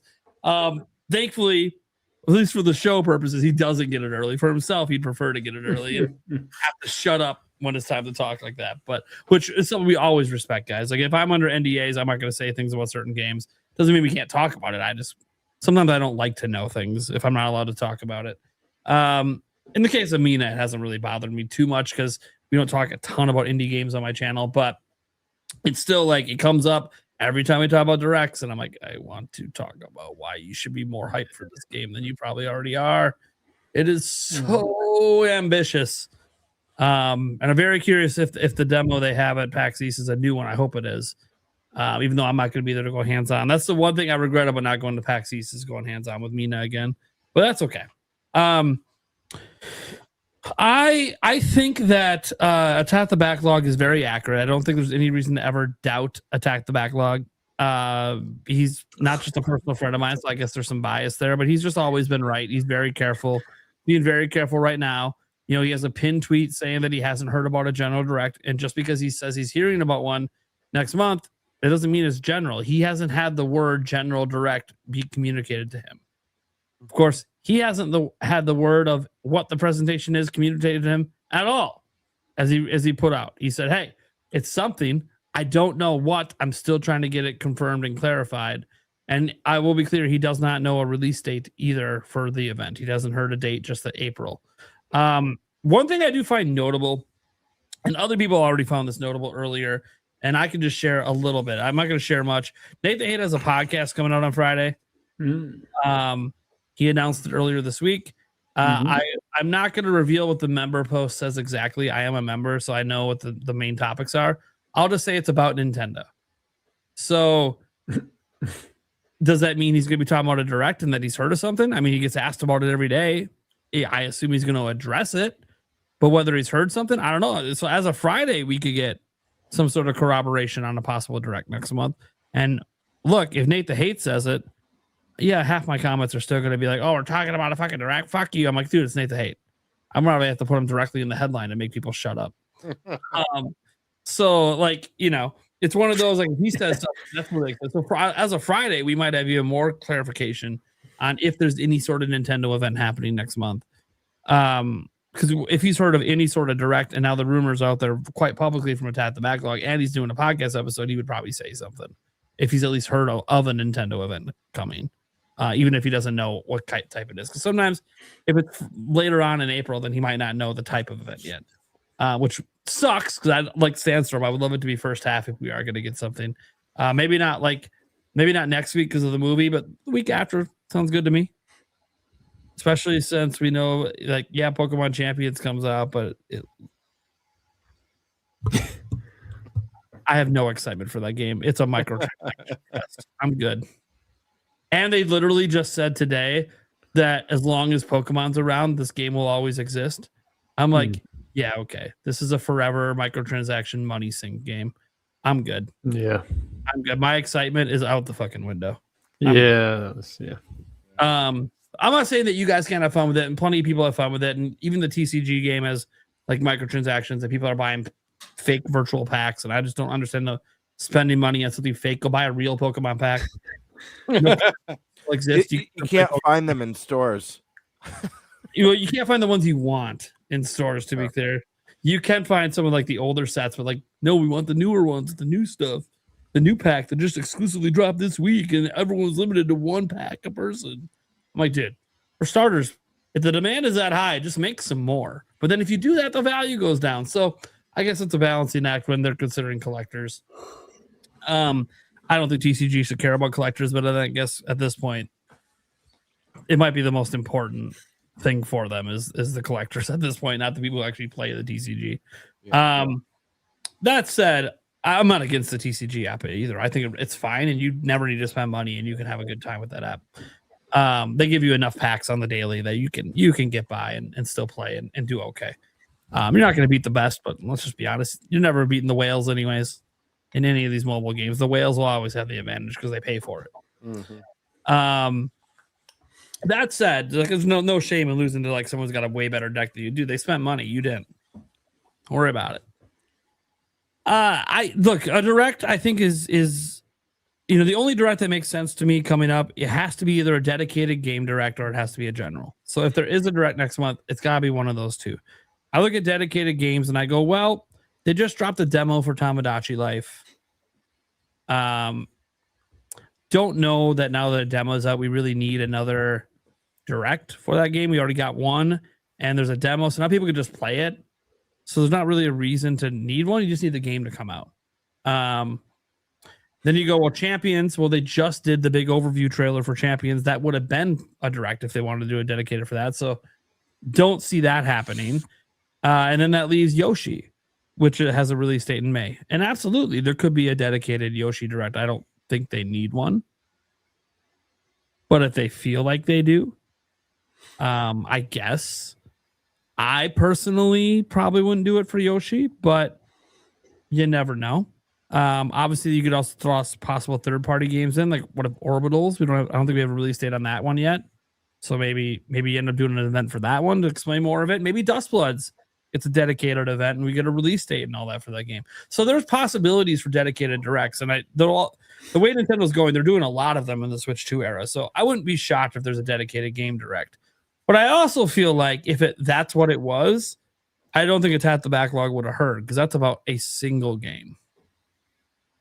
And I just, I think he'd know if the direct was just about the one game that company has. Like, I just feel like he would know if it was a dedicated single direct. So that kind of leaves that he probably has third-party sources just based on stuff he's gotten correct in the past being about third parties. And it's like, okay. So that kind of leaves and usually it's AAA. Like, I know he knows stuff about Capcom. So it's like, okay, so maybe it's, a partner showcase and or a general at that point. And it's like, okay, well, which one makes more sense? Well, a general makes more sense to me because anything that's in a partner, you can put in a general. And then you just have more. And people don't think about this. April is the 1-year anniversary of the first ever Switch 2 Direct. Maybe April might become the new month they do General Directs in. They just decide, hey, we're not doing that February stuff. No, we're doing April. And then I don't know when they do the next one to be September, I guess. But I'm hoping You never know. But you never know with Nintendo. And here's the thing: There's no rules. If there's going to be no rules, the last couple of directs were like an hour long. So what if their thing is we're just doing 2 a year, but they're going to be really long? I'm cool with that. April, September, I'm fine with that. Then you have your partner showcases and individual directs in between. I think I'm cool with that. I think between those 2 directs, you can pretty much get most of the lineup out that you want to hype up. It just means that this April direct would be beefier than what a February direct would be, because this is the one revealing the rest of the year.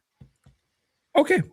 I'm actually okay if that's what they want to do and change things up from their usual February, June, September ways for generals. I'm actually fine if that ends up being what this is indicating, because that's exactly what they did last year. Guys, we didn't have a general after April until September. It's literally what they just did last year. So they did have other directs, partner showcases, indie worlds, and yes, tons of individual game directs.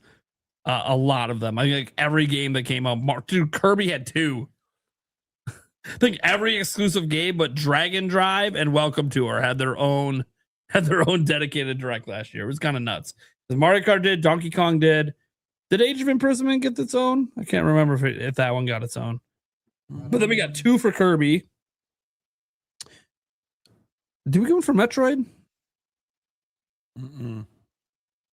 Yeah, I don't think any of the Switch 1 ones we got dedicated ones for. But either way, I do think that there is a chance it could be dedicated, but I just don't think he would have heard about it, because he would just know straight up. If it was, look, his source would know straight up if it's just about one game. So it could be a partner, even though they have one in February.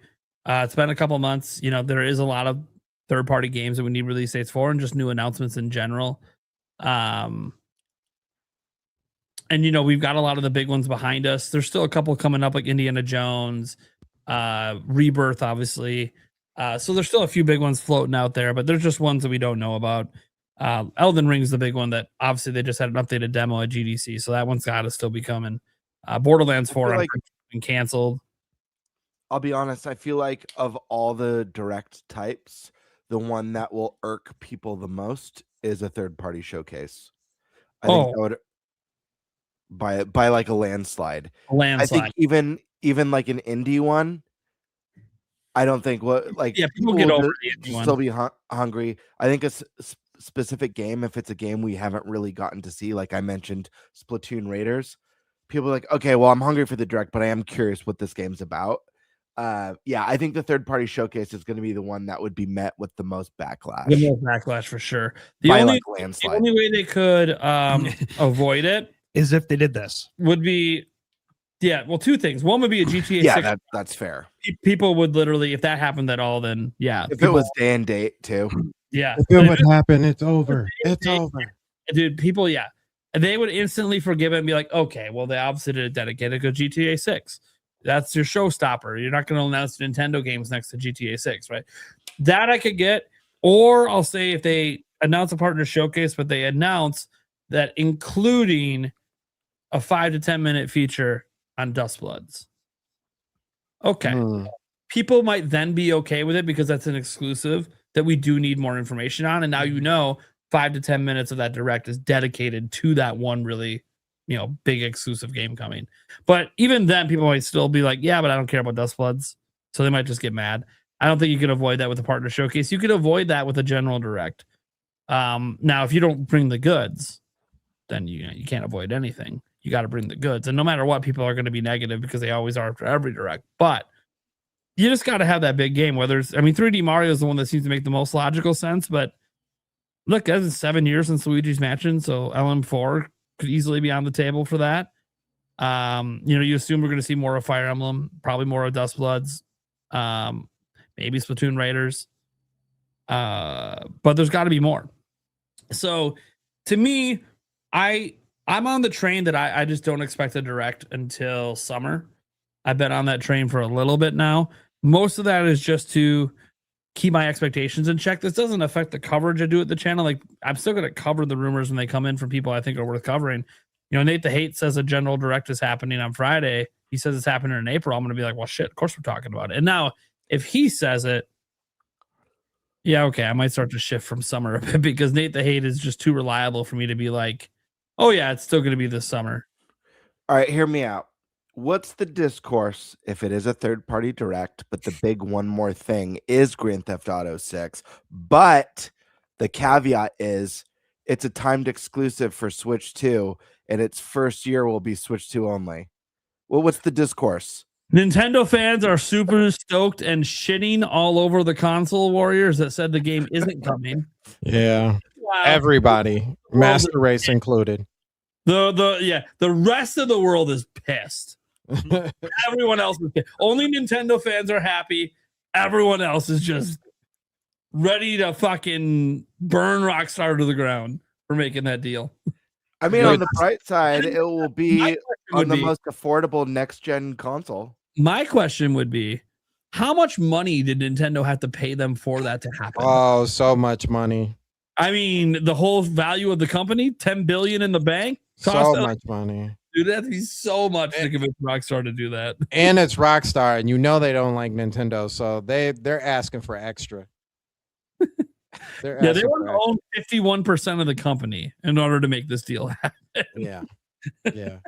It'd be funny though, because you would see so many things in Twitter like, "Oh, wish you were a Switch 2 owner. Too bad you weren't a Switch 2 owner." It's funny if it even right after Nintendo cut production by 30%. Right. Suddenly can't get it. Even if it was delayed.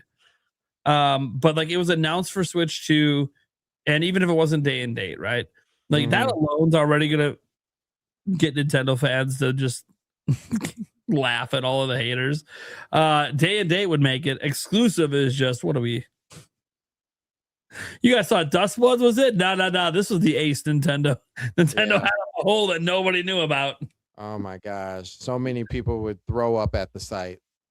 Like I feel like people would legitimately end their lives. Whole new level of backlash. Oh yeah.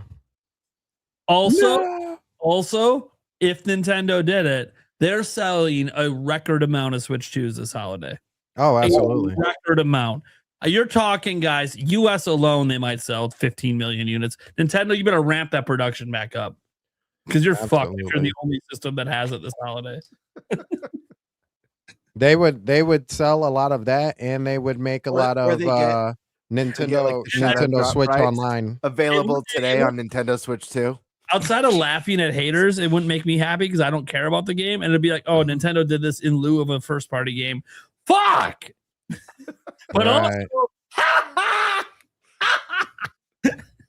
they'd have something crazy like you can wear Mario's haters and actually wanting something I want to play come out.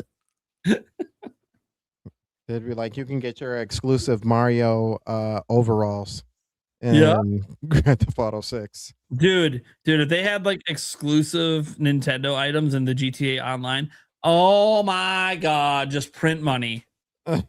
Just print money. It's over. Oh my god, yeah. Rockstar wants to show commitment to Nintendo. 1 year exclusivity on GTA 6, baby. Yeah. Oh, NSO numbers will go crazy. Oh yeah, because you're gonna need that to play online. Oh shit, yeah, this is a big money. You know what, Nintendo? That 51% of the company might be sounding good right about now. What Nintendo? You're offering to hand develop the game for Switch 2 to do the port?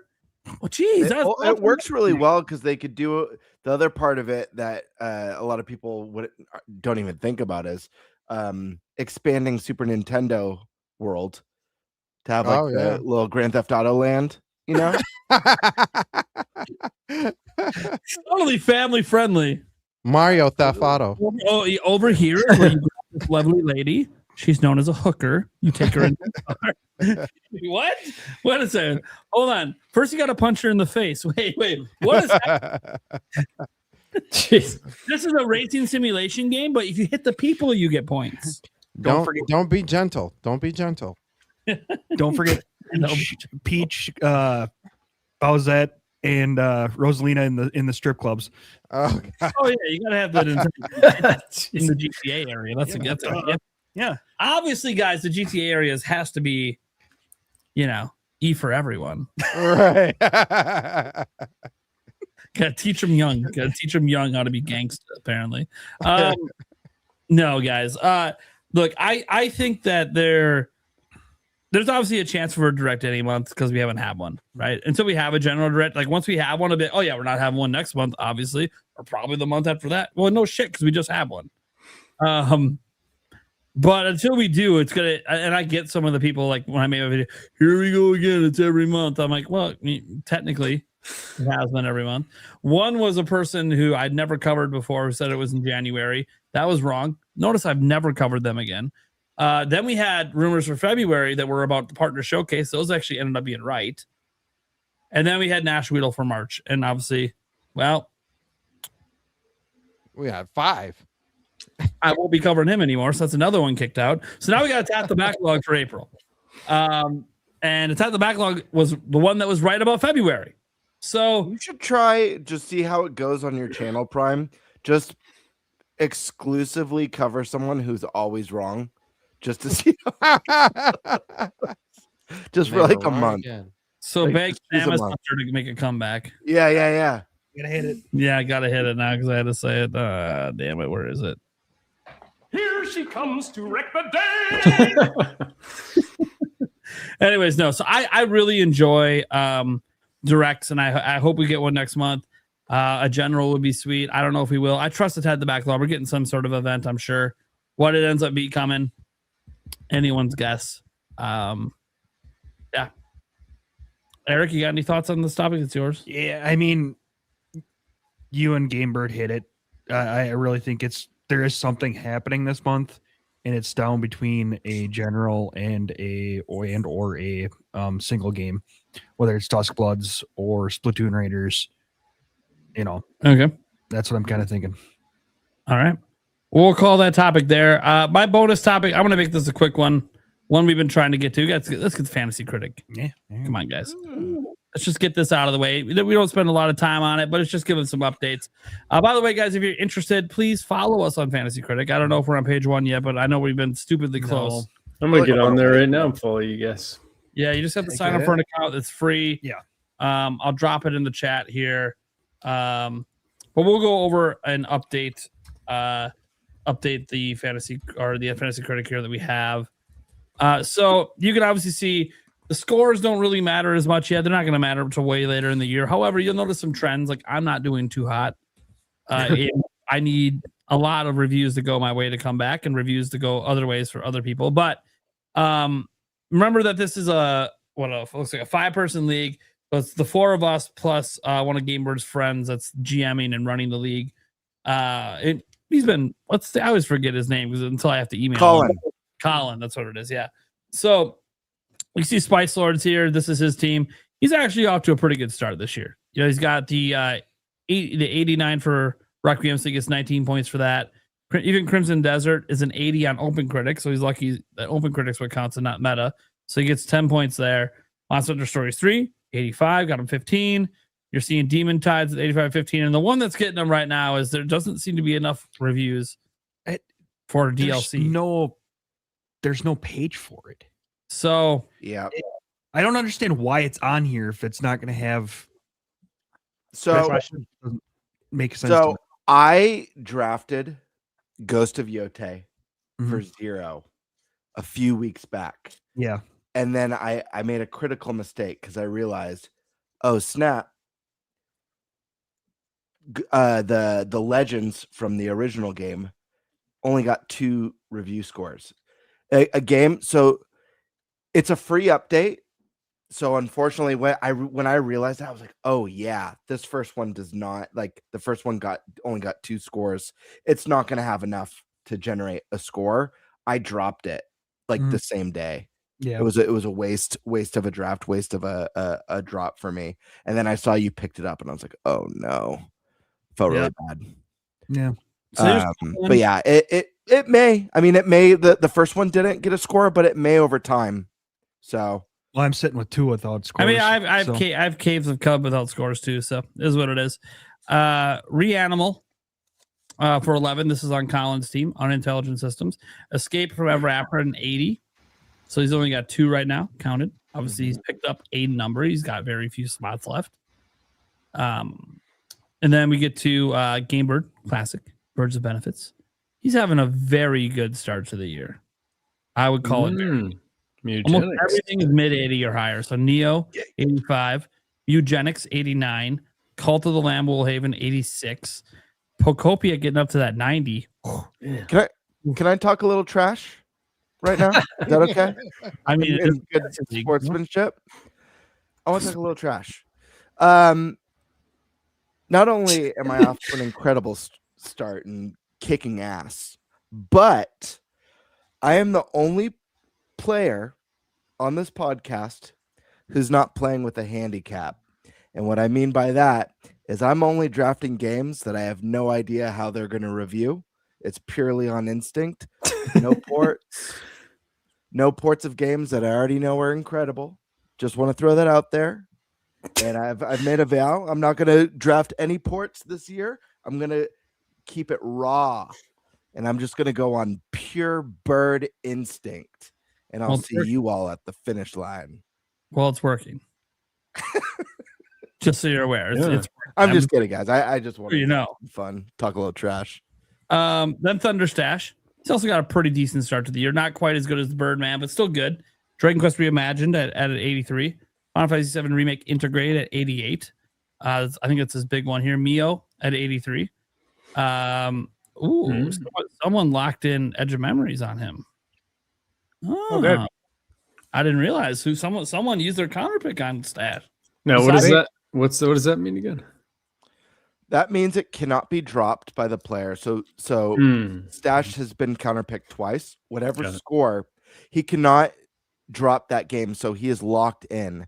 So when you counterpick, you want to counterpick a game that you think will get a low score. 70 or below is what you're hoping for. Or if you get really lucky, a game that's not going to get a score. And I thought about, I felt really bad because I was like really close to counterpicking you, Eric, with Ghost of Yote. Oh, yeah.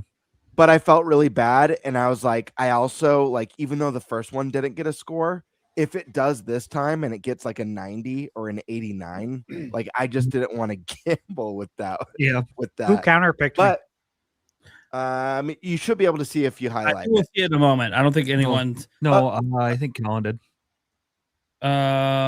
It'll say. But yeah, it was Colin. Okay, so Colin.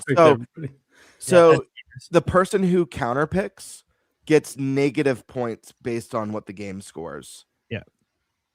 Or is it possible? You don't want to counterpick a 90. Like like if Prime counterpicks ThunderStash, that would have been a bad day. Birdman, you got so lucky I forgot about it. I didn't know if you had seen the news. You know, I could have counterpicked freaking Pokemon. I know what you're gonna say. Yeah. And anyways, and I gave you a little bit of time because I didn't, didn't see the news yet. And then it was still a week later, and I'm like, holy shit, he still hasn't dropped it. Well, fuck this then. Then I could have completely forgot about it, and then you dropped it. I'm like, son of a bitch. Yeah, so drops happen before like bids and picks go in. Yeah. So if you drop something early enough, you'll be good to go if it's early in the week. So I had a loss in the family. So I knew about it, and Colin actually called me Saturday. He's like, dude, you got so lucky. You did he's like, I'm surprised, like none of us counterpicked you. What the heck? And I'm like, dude, I had other stuff going on. I was like, I was just gonna take the L on that one because I had other stuff going on. My strategy is simple. So lucky, like unbelievably lucky. I'm not trying to win. I'm trying to prevent ThunderStash winning. That's my only goal. Maybe one of these years I'll be like, all right, now it's getting so boring preventing him from winning that now I'll bother to try. It's just a strategy I have. We'll see if it lasts past this year. It sounds like an excuse for losing. Well, I am. I'm doing the worst. Guys, I'm doing the worst. There's no bones about it. I got a game that's not going to get scored at all, and I got 2 games in the 70s. So I'm not doing hot. I need all my games to overperform, and that's probably not going to happen because that would also require their games to underperform, which is probably not going to happen. The other thing, though, is it's still so early in the year and so much could change. Like, I've seen it so many times over the years playing this where someone just decimate. Like, I could be decimating this first half of the year and then just have a bunch of... We're going to get stuck. There's no doubt in my mind that each of us are going to get stuck with some mid-70s games. Maybe worse. Because... the number of drafts and the number of games that are going to hold out on release dates because they're waiting on Grand Theft Auto 6 to be like, no one wants to like drop when that game drops. We're going to be stuck with some mid-level stuff. So a lot can change. You know what I mean? Well, I am already at the mid-levels. I need that not to keep happening for me. That said, we get to Nintendo Prime here. You see, Yakuza Kiwami 3 Dark Tides did not work out for me. 74 really is not that bad though. Dude, no, the other one scored way higher. Yeah, this is like I mean that's true. It's like 10 points lower than the other ones were scored. It's pretty bad. At least it wasn't negative, but it's not great. Obviously, World of Warcraft Midnight. What do I say? It always scores in the 80s. The X-Pack does every time. Of course, only someone like me that plays the games would know that. So that was like a shoe-in. But here's the one that got me. This one disappointed me. I looked at every review in this franchise in the history of Open Critic. All of them are in the 80s until this year. MLB The Show. Oh yeah, that's right. I didn't see this was yet. when you were looking it up. Was it like a technical performance? Like, from what I read on the reviews, they're all like, it's the same game we know and love. They did some iterative updates, which, by the way, that's what sports games always are, right? So I'm like, why does it matter? Why is this the year it's being held against it, and not all the other years? Because I picked it. Because you picked it. Because we debated sports titles a couple weeks ago. Yeah, it's exactly why. It So all funny. scored in the 80s. Then because the one year I'm like, all right, I'm gonna pick MLB The Show. It seems like a shoe-in because it's a shoe. Yeah. Literally every version of it's always been in the 80s. It's never been below. Yeah. And now it's the worst rated MLB Show game of all time. It And just goes to show. read the reviews, they can't even come up with anything negative to say.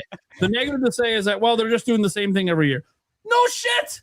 It's a sports. It's a sports game. yeah.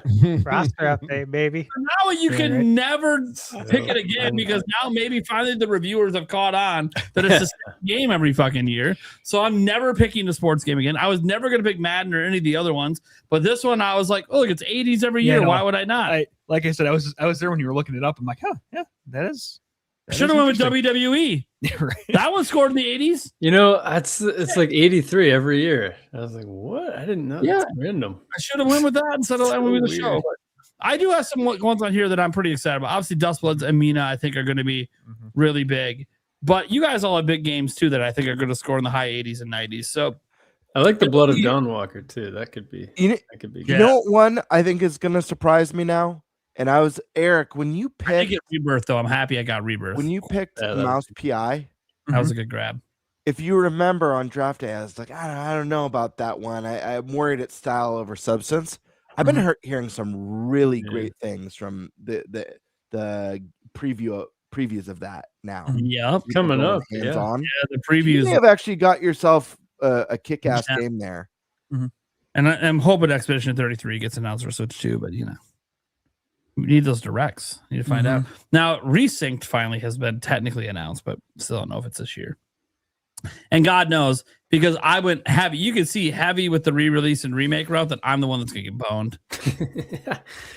Like Caves of Cud, that's a port. Didn't get enough reviews, so like I get nothing for this one. Yep, sucks. It's just a dead spot. Now I technically have a lot of spots left to pick. Every week I go through the list and I'm like, okay, I've been hearing about this, I've been hearing about that, but I'm like, I'm just not ready to commit to some of the ones that are out there, which is probably going to bone me. Or maybe it's a good idea. Maybe we get a bunch of summer announcements that are coming later this year, and I'm like, oh yeah, Like, don't be surprised, guys, if we're in the middle of a Nintendo Direct coming up and I just have Fantasy Critic open ready. Do you guys have a waiver list, or is it just first person who picks one up? There's a you go up here at the top Bid system, and you can bid on Okay, players. yep. You can bid 0, and if no one else bids on it, you get it.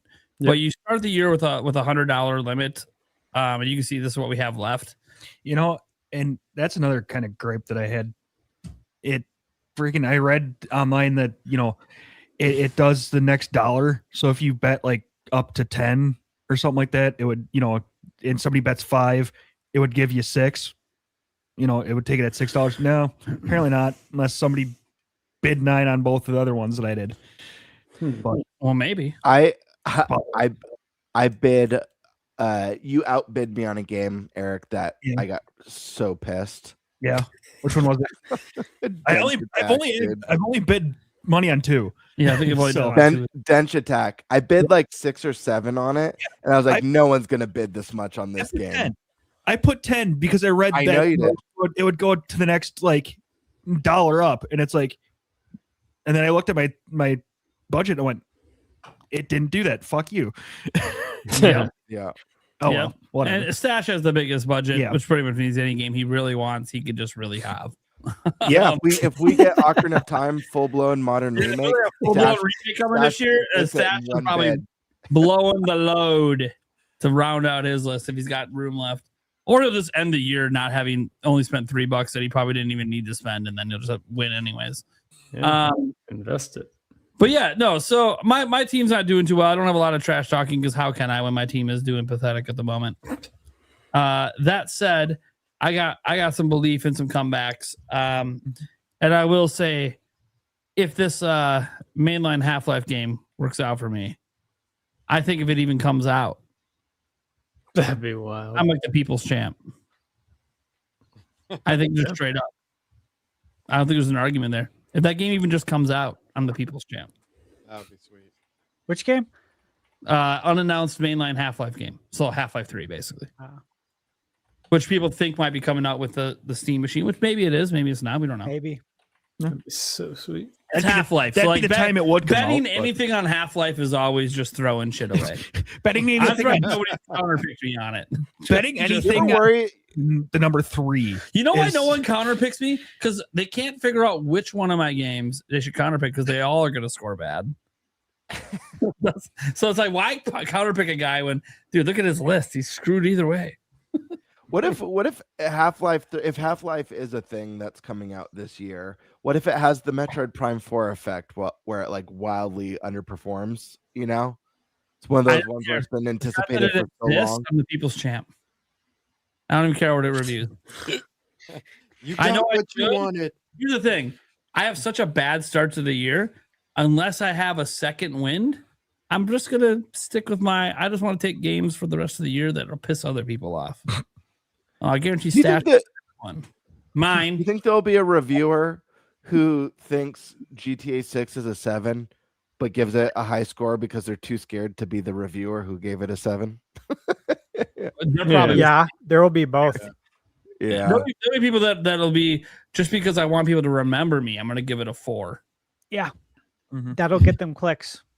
It will, because they'll be like the only one that low, and it's like, yep, we got to see why it's that low. And then it just turns out it's someone like me who just doesn't like GTA at all. Dude, it's like when I used to see for them the review, old because I grew up loving the Dynasty Warriors. or it's like games. someone who hates violence, and like 2 seconds into the game, there was a fuck you and a bullet through the head. You're lucky I didn't give it a 0. I grew up loving the Dynasty Warriors games, and I remember way back in the day because I had played. I think I started on 2 or 3 on the PlayStation 2, but I remember seeing a review years later on IGN. That was like the reviewer was saying like, I've never liked the Dynasty Warriors games. I'm like, well, why are you reviewing this? Like, if you already know this is like a series that you don't enjoy at all, why are you reviewing this game?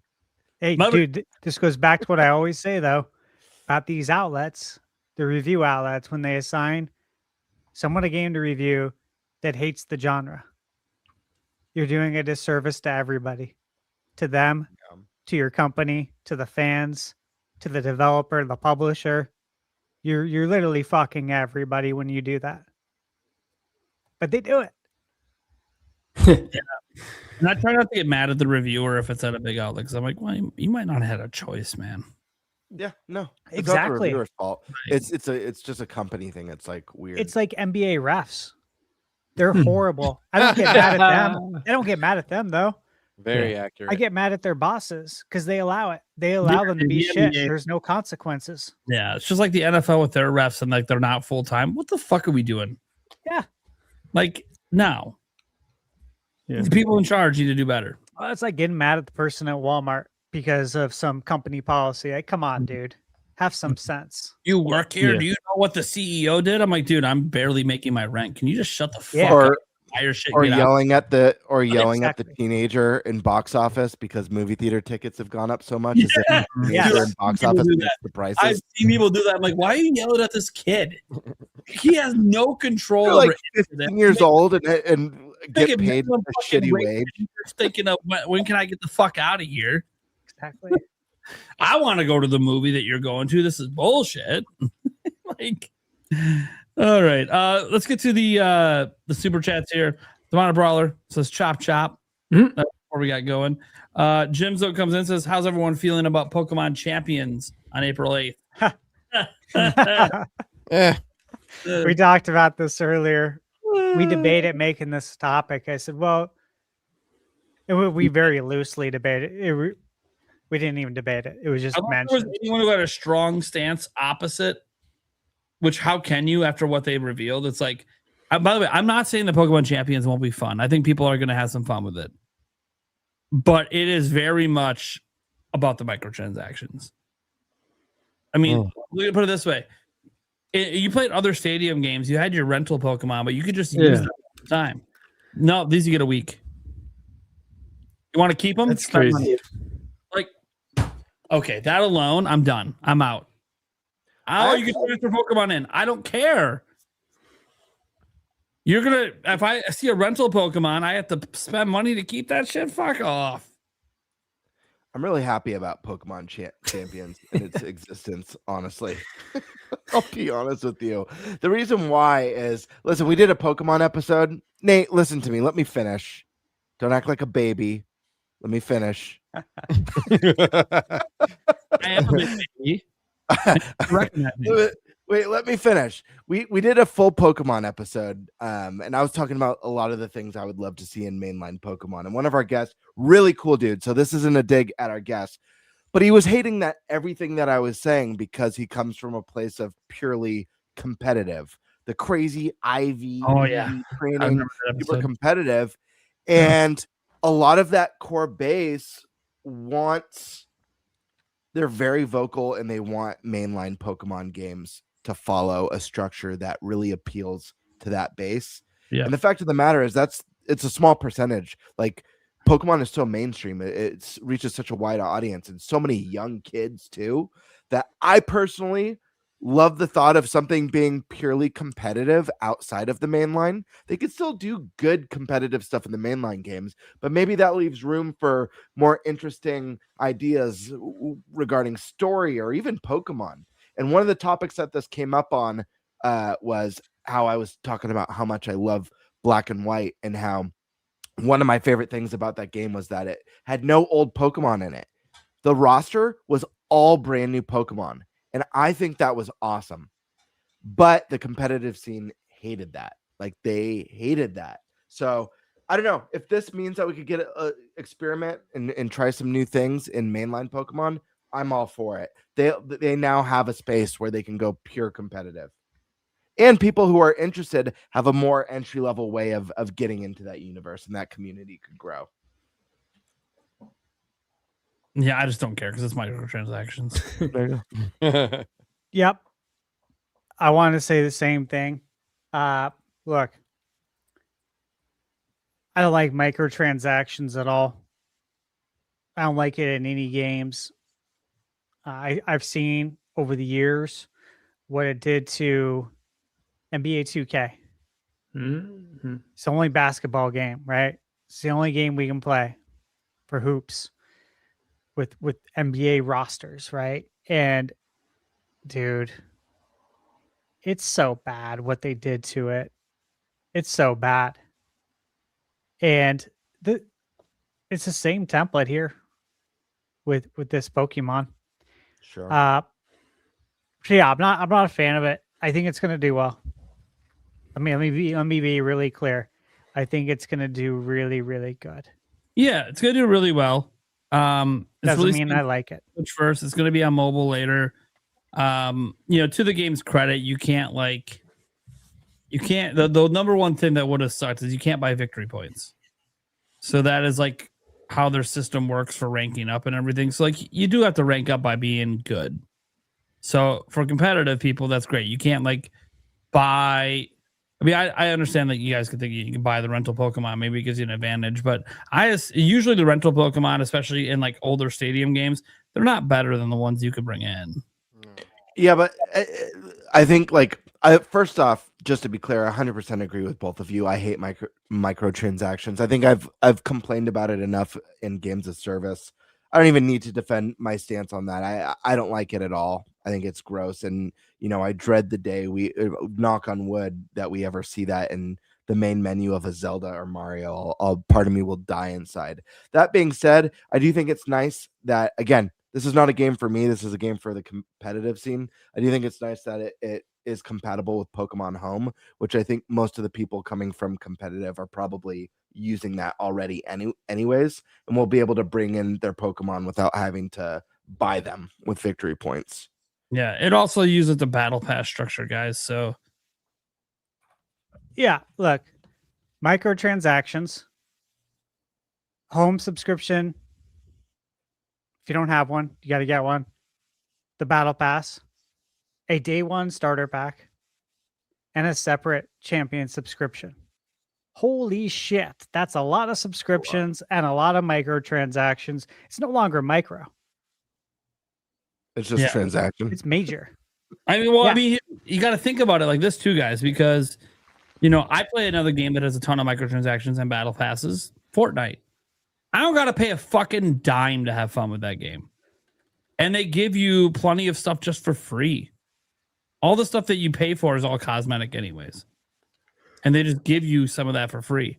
So like that's the difference between this and Champions. Like Champions is requiring me, I have to spend money continuously. Like I'm not subscribed to Pokemon Home right now. I don't either. I'm not serious enough about Pokemon to need the extra space to put my Pokemon in. So just everything about this game, I was so excited when they initially announced it. Then I was a little tepid when I heard it was going to be on mobile. And I was like, well, it can maybe be okay. If it's on mobile too. It's fine. Maybe transfer some Pokemon from Pokemon Go or something. Like it's fine. And then the more I hear about it, the more I'm like, no. This is a money grabbing scheme. That's all it is. I'm not saying it's not good. I'm not saying the competitive scene won't love it. They probably will. But nothing about this screams, oh, that sounds exciting to me the way the old games did.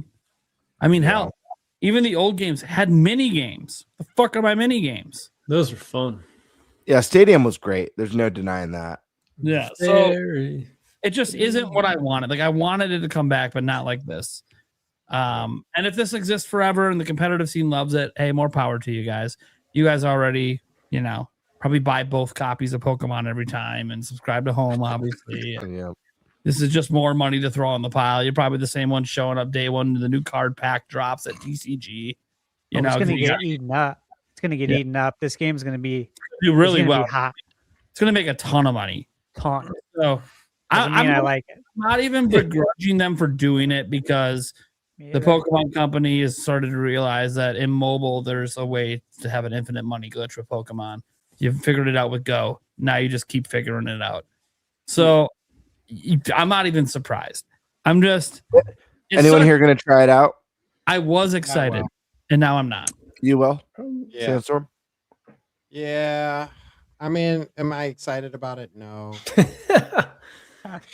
Do I think it's going to be successful? Yes. And do you think you'll have fun with it? I mean, do you play competitive Pokemon?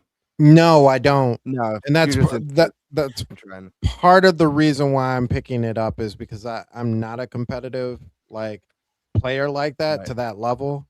I'm just more curious as to like how this is going to work. Can I enjoy this with like my closer friends? But like, I'm gonna be honest with you. I'll probably pick it up and play it heavy for like 3 months, and then like go cold turkey Never and be touch it like, again. I'm good. Yeah. Yeah. So I'm gonna try it because it's free to start. Yeah. But that's the problem. It's even being labeled as free to start, which means I'm going to hit a microtransaction wall. Yeah. Yeah. And the moment that happens, I'm out. I'm done. Yeah. right now. I think I'm in the same pool. People spend money. I'm like, no. It's interesting, Stash. You made the analogy to 2K, and that's like why I actively like don't play the newer 2Ks is for all the microtransactions. I think it's disgusting. It's disgusting, dude. They take advantage of their player base. They ruined the single player in 2K. It's I don't play it anymore. It's ruined. It's terrible, man. And It used to be good. and my son plays it like all the time, and I just like watching him play, and I'm like, bro, like, why are you driving around in a go-kart? Like, I thought this was What? basketball, and he's like, Yeah, the "Oh, single player open area. It's so stupid. yeah, I'm like, this is supposed to be Go-karts. basketball. Like, why are you on a go-kart?" He was like, "Oh, I just want to get the best times. You get VC real quick this way." And I'm Yep. like, Yeah. oh, dumb. They're Everything but getting virtual currency by not playing basketball. yeah, everything but playing ball. I know, dude. It sucks, man. My And just- cousin bought Hard to WWE. Cart.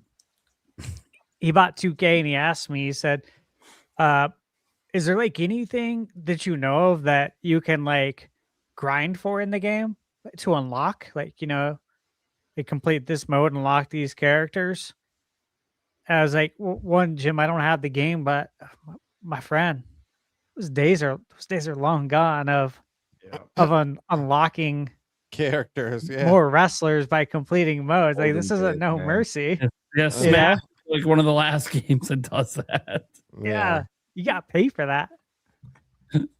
Or or more. not even pay for it. You got to put your money into the machine and see if hold the it. pack of cards gets you Yeah. the cards you want until it gets you what you want. If There's you no luck fixed price on it. luck of the draw. Yeah, and the odds are so bad when you look at the pack odds because you can look at them. You guys know that. Yeah, they're It required. is, Yeah. dude. It's insane. It's insane. It's just as bad. It's probably worse than going to the store and buying real packs of cards, Yeah. Yeah. That's and you don't get to keep them. Yeah. I don't. They expire at that. You know, them the Yeah, year At they're the no end of the good. season. Yeah. Sports Yesterday's games, because newspaper. I do enjoy sometimes like kind of being like running a franchise and doing franchise mode. I do find that to be fun, but I haven't bought an NBA 2K game in a while, and I'm not sure when I will again. I mean, I probably would if one finally comes to Switch 2 at 60 FPS. That'll probably be the next time I buy one. Yeah. Until then, I'm just kind of waiting because like the same game every year. I'm good playing it once in a while. Obviously, I can wait till my Bucks are good again if that ever happens. But sometimes it's good to be a shit team and then rebuild them. That's fun. Mm-hmm. Yeah, it is. Anyways, got Milk Gamer. Every day. The irony is that he hates milk, but it's so great. This joke has to run forever. Demonic Brawler gifted a membership as well. The Gamer. Oh, yeah. He did it to Stash as well. In fact, he likes Stash so much he did it twice. Whoa. Damn. Nice. Hey, Damn thank it, you. Dusty. Don't worry, he didn't forget me. He threw me in there too. There you go. There you One go. time. At first, I thought, wait, did he not do me and did Stash twice? Well, damn, twice is nice. Okay, if you did, no one has to do anything. But Roger said, "Whoa, really? Time flies." Yeah. Yeah. Demonic Brawler. ThunderStash gets 2 memberships because his are cheaper. Ah, there it is. Ooh. So He's got is the it digital pricing. $1? Yeah. Yeah. So here's the thing, guys. I can't set mine to $1. So their system is really weird. So when they originally launched gifted members, you could only do $5 or more. Okay, there was no way to go lower than 5, so I did 5. But once you locked into that, you can't edit it now that because they didn't have the ability to do $1. Now they do. I can't edit it to go down to $1. There's no way. I cannot change it. So it is 5 forever because that's what it launched as, and I had them on day one. So it is what it is. That's why if you guys ever wonder why I don't have dollar memberships, it's not because I wouldn't be willing to offer them. Just I can't. So it is what it is. Interesting. But I do appreciate you, Demonic Brawler. Thank you so much. Roger, just hyping up. There's lots of hype today. We had some good topics today. I'm sure you guys really enjoyed the combo. I wasn't reading too much of the chat, but I'm sure you guys had a good time. Jimzo just dropped $1 just to drop it. And then Demonic Brawler comes back with the classic. NFL. No microtransactions there. Let's get some wild arms in there too. Here's the problem. If they did come back wild arms, they probably would put microtransactions came back because EA owns like all the franchises. So there probably would be microtransactions. But look, I just gotta be honest. If they came back, the microtransactions would put me off, but if the gameplay is really good,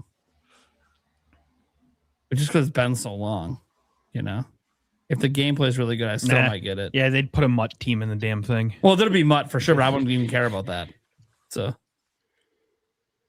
this is arcade sports, baby. I just want to play online. Yeah, beat people's ass, dude. Podcast competition. Although technically the ThunderStash probably wins all of it. Although maybe I don't know. Did you play a lot of NHL hits back in the day? I played a ton of that game back in the day. Hits? No, I didn't play a ton. I played more Wayne Gretzky's 3D hockey on 64. Yeah, that was a great good game. Blades of Steel back on the NES. Got it up there. Love Blades of Steel. Love Blades of Steel, dude. The victory music every time. That fighting. The fighting, badass. And the Galaga mini game. Yeah, the Galaga mini game. Yeah. One of the original Easter eggs in a video game. What is this doing in here? It's just here for fun, guys. Yeah, we own the IP. It's a Konami game. Why not? Yeah, good times. We had Tina's Cozy Life did $1 just for fun. Apparently, it's okay. Thank you so much for the support. Karkun, in Europe, Mario Kart World was €80 digital and €90 physical. Just as an example, again, Europe has had this whole difference between the prices. I've also seen Mario Kart World in Europe. I've been watching it. It's been as low as like €70. It's kind of all over the place with the prices. It's almost like no one's buying it for 90. Who knew? What? People don't want to spend over 100 USD on Mario Kart? Who knew? Crazy prices over it. We think our prices are crazy. Dude, I think I saw it was Kiwi Talks in the chat.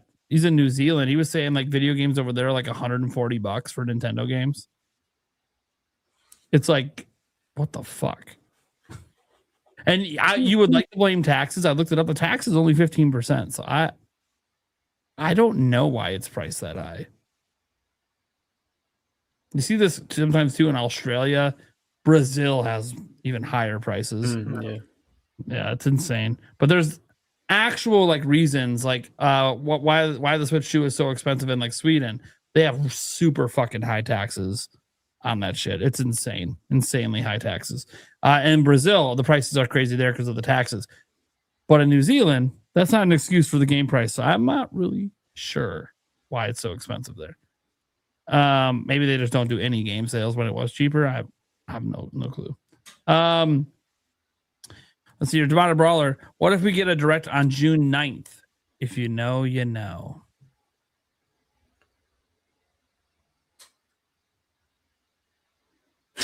I don't know. So does anyone I don't know. I was like, to be honest, I don't know. Silence from the crowd. Nobody knows. June 9th. It's Sounds familiar. What happens on June 9th? Yeah. I don't know. Everyone's Googling right now. I have no clue. What happens on June 9th? I know what happens on June 19th, but not June 9th. Right. Yeah. Okay. Well, Demonic Brawler, as you see, they do not know. It's a shame. Oh, mystery. Okay. They're gonna. I'm not even gonna reveal it because I want you guys to go to bed dreaming of being bothered by the fact you don't know what he was referencing. I don't give a shit. Well, I know you don't give a shit. You weren't over there Googling it. The other people were. I'm not Googling it either. Oh, okay. I'm working on something as well at the same time. But no, I don't care. I already said, like, when the direct happens. You hear that? Yeah, no offense, Demonic. I love you, bro. Yeah. But you know, like, I'm just staying true, man. Like, I don't care. I got a lot of games to play. When it happens, it's gonna surprise me. I'm gonna be surprised and delighted when it happens. Watch him be super disappointed that you don't know, because he's like, this is something Stash has been excited about, been talking about for a year. I mean, what the fuck are you talking about, man? Yeah, when it happens, I'll know. Is probably as soon as it happens, I'll be surprised and delighted, just like Nintendo wants me to be. Brawler's birthday. Yeah. I wish they'd let Retro make the next all new Star Fox game. Who's with me? Hey. I don't know if that's the right team, but I mean, I didn't think they were the right team to do Donkey Kong, and then they crushed it. So what do I know? Retro could do it. It just depends on what we're going for. I'm still saying Platinum, but you know, We flying or we on the ground? I mean, Both. Ubisoft's team that did Starlink, Battle for Atlas. I know they're an option too, for sure.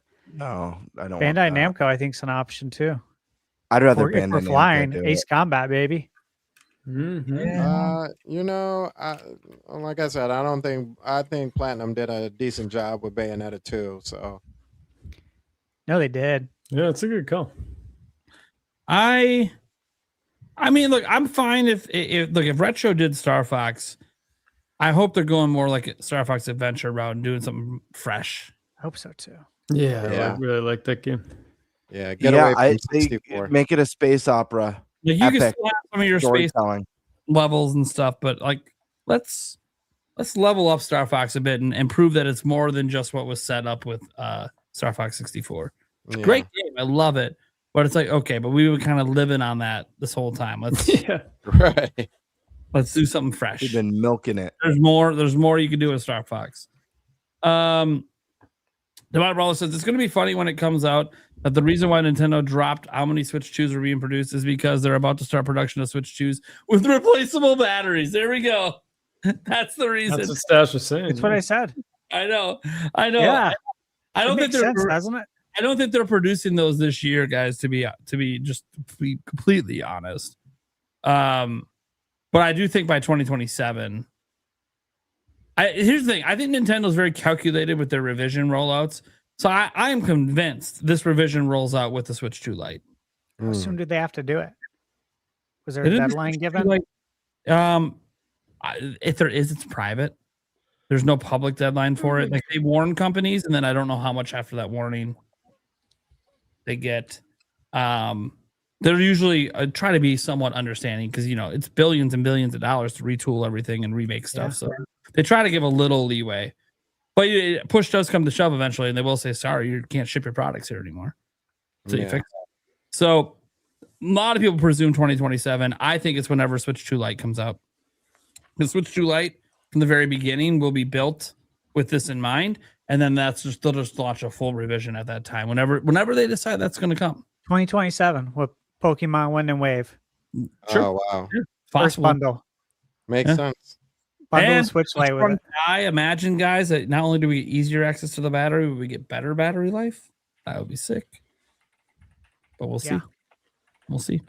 Wanted Brawler again, just coming hard. Maybe Prime 4 would have sold better if they Tiger Time, get out of the gutter. Dude, you're the guy with the map behind you on the wall. You're supposed to be the mature one of the bunch. Is that what that means? Okay. I was supposed to say pause, and I completely missed it. Yeah.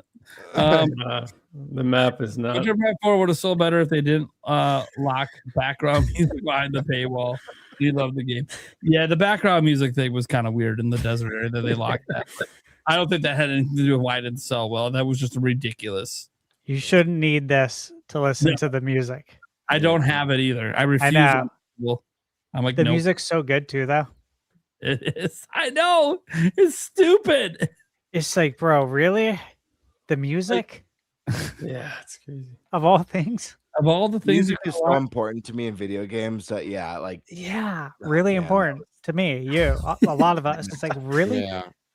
Yeah. Dane Gonzalez, how can you say digital is cheaper? We only have Yoshi to look at. If physicals of the big first party games cap out at 70 to 80 then I agree. But if they're 80 to 90 physical, that's an increase. Well, two things. The One, digital will still be cheaper. Yeah, we had the additional update from Nintendo saying that this does not mean physical prices are getting more expensive at all. So they said that. And again, that's just more from Nintendo. And if you want to think they're lying, okay. Well, the only game that we know for sure is Yoshi. And so if we just base it off what we know, yeah, it's cheaper. Because they were charging 70 for all their games, including things like Mario Tennis. They obviously were going to charge 70 for Yoshi. It's the new standard price for them. But you can get it digitally for 60. So when you say digital is cheaper, we just have to go off what we currently know. There's only one game with a price we know, and it's cheaper.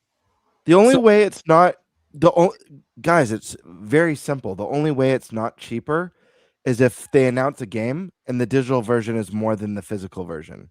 Then it's not cheaper. Well, I think what they're inferring is that this change could make them increase the price of games overall. Like instead of charging 70, now they're charging 80 for 70 for digital kind of thing. That's what a lot of people were upset about on the internet. They were inferring that possibility of that happening. The fear of something that doesn't currently exist. Yeah. Like if you look at that comment again, if yeah, if ifs were fifths, we'd all be drunk, my friend. There's a lot of ifs there.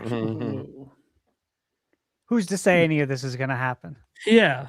So, like, when you say, how can you say digital cheaper? We only have Yoshi to look at. Exactly. It's the only one we have to look at. So it's the only thing we can draw conclusions from. We can from. go off of, yeah. Yeah, Everything the conclusion is based off of the only fact. The only known quantity and Nintendo's own comments. Like, until everything else is speculation. Obviously, if 3D Mario comes out and it's 90 physically and 80 digitally, we're going to look at that and go, okay,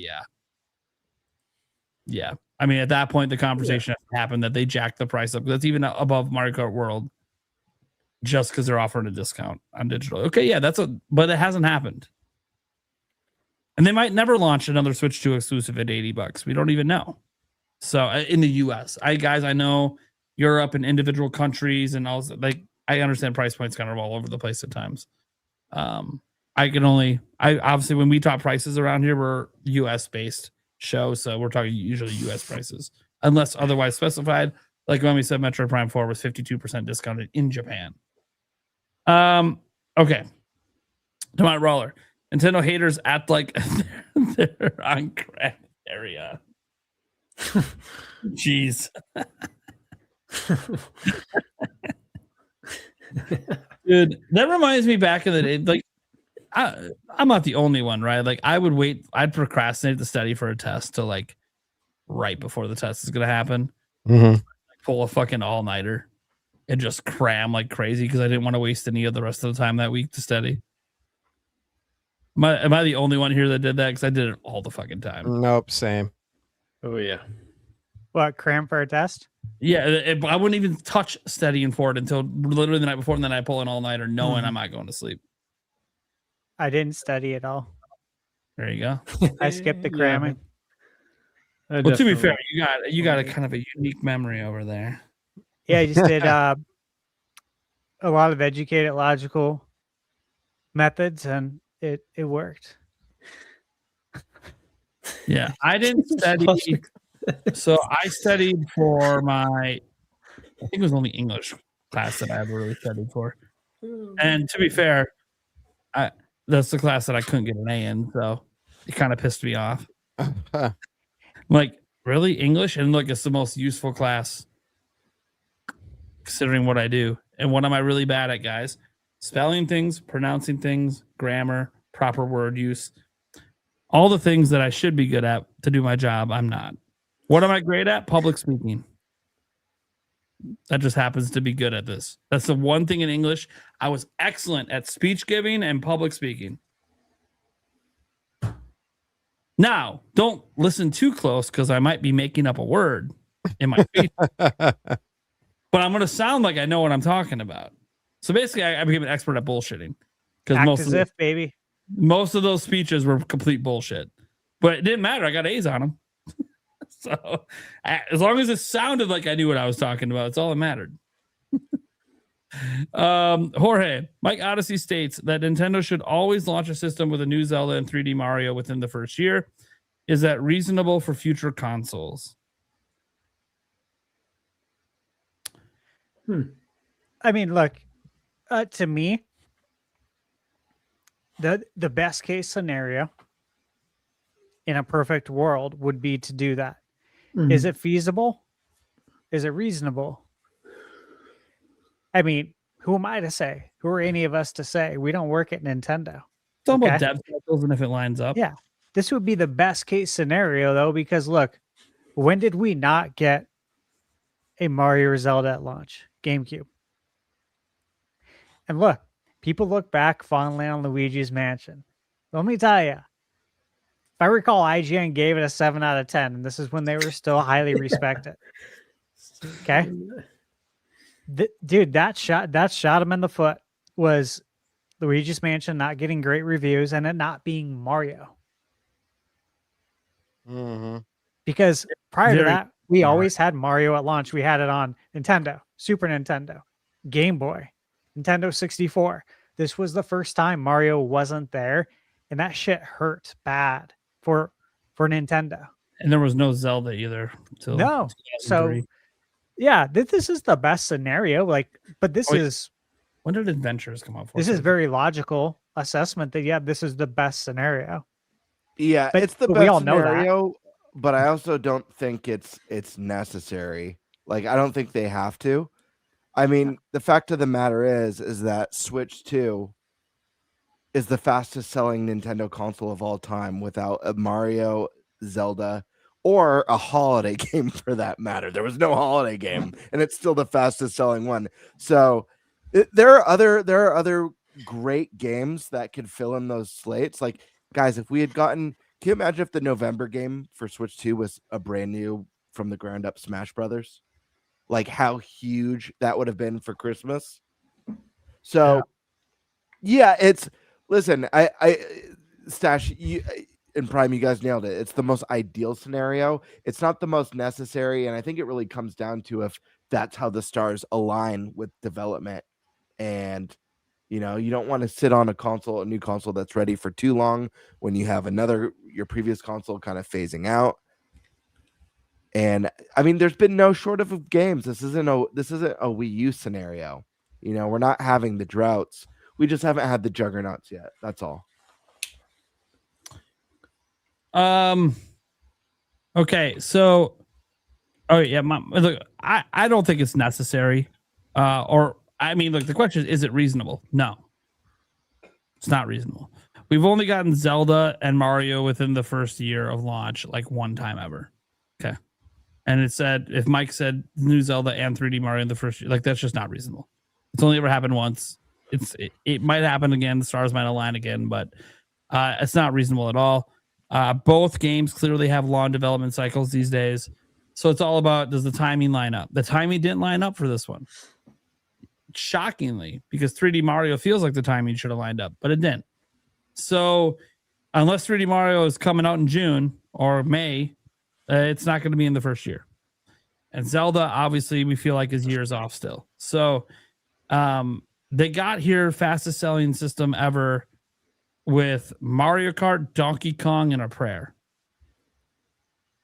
And they're still here. So clearly they don't need it to be successful. I think for internet conversations, it helps. Yes. If they had both, people wouldn't be bitching about Switch 2 probably at all, to be honest. The vibes would be very, very strong, as the youth say, with Switch 2 right now. The vibes are actually kind of Wacopia. But have we ever truly had both in the first year? Switch. So yeah, but Breath of the Wild was a port. It was a Wii U game. Sure. It was still there. Have we ever had a true new, like, exclusive Mario and Zelda within the first year? When did Mario Galaxy come out? 2007. Yeah, Was that within a year? I think so. Of Twilight Princess that came out in November 2006. a GameCube port. But GameCube it port, didn't launch on GameCube day one. It I'm wasn't just available on saying, GameCube. But Gamebird, it wasn't available on GameCube day one. That's true. That is You true. could That play is it on fair. Wii at launch. Okay, I stand corrected. That is a fair point. So it's been since the GameCube. Everyone loves to use, and I get it. Not every It's been most 20 people didn't years. have a Wii U, but when people talk about how stellar the Switch One's launching with Breath of the Wild was compared to launching with Mario Kart World, people are ignoring the fact that it doesn't matter if you didn't have a Wii U. It was a Wii U game. It legit is a Wii U game. Well, I counted as a Wii U. It Well, launched while with I a counted port. as a port in a Wii U game, I will say you couldn't even buy a Wii U when it came out. Yeah, but regardless, it's a Wii U port, and it had features stripped away, so it could be a It port. is sold almost 3 times the amount of Wii U's actually exist. Sure, I'm just saying. I'm just saying that like buying it for Wii U was only an option if you already previously owned one because they don't exist anymore. Right, but if like Breath of the Wild came out for mobile and sold triple the amount, let's just say, what would Breath of the Wild do? It's like 33 million. Let's just say it did over 100 million on mobile. Doesn't mean it's a mobile game first. It's still Well, no, Switch game no. that came I to agree with you. When people ask me my favorite exclusives on Switch, I don't count it because it's not exclusive. It was a Wii U game. But it did come out on the platform within a year. Like, Sure. the I'm way just it- saying, like, you know, it doesn't say it has to be an exclusive. It just says a new Zelda and a new 3D Mario. I think the point I'm trying to make is like Breath of the Wild. Obviously, it's a Wii U game that came out at the tail end of the console's life cycle. It had all the development and hardware experience behind it. Look at how great games get towards the end of a console's life cycle. Imagine launching like day and date. Imagine if God of War Ragnarok was ready and launch for the launch of PlayStation 5. Would have been sick. It's a PS4 game that was ported to PS5, but if it was ready at launch, exciting to me than the people would Demon's Souls. champion it as like the greatest launch game of all time. But it is a PS4 game.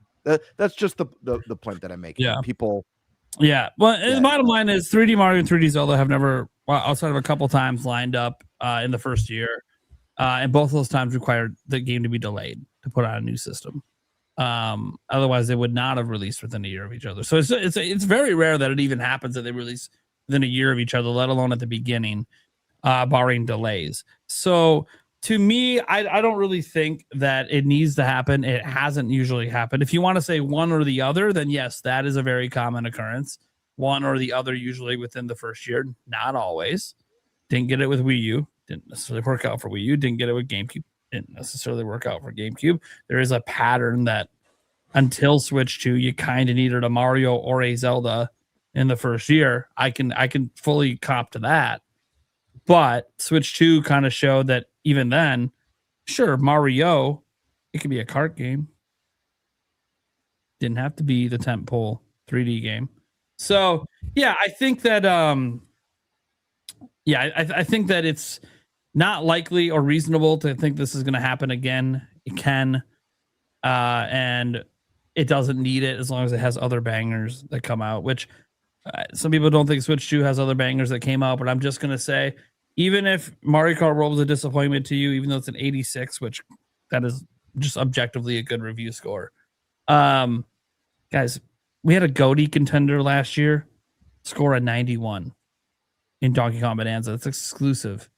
Pokopia might be a GOTY contender this year. It's a 90 at the moment. Like, we're talking in less than a year, 2 exclusive games dropped that are 90 or above on Switch 2. At some point, we just have to recognize that, yeah, maybe they're not going the traditional route, but they got some bangers this first year. They might not be your cup of tea, but they're bangers. Like, objectively, even high user review scores on these games, they're bangers. So they're showing that as long as they bring the great games, people will come. And they've got a few of them on Switch 2. Hopefully a lot more to come. One last super chat here, and then a member. Do you think this next direct will show holiday season bangers, or will that come in a summer direct?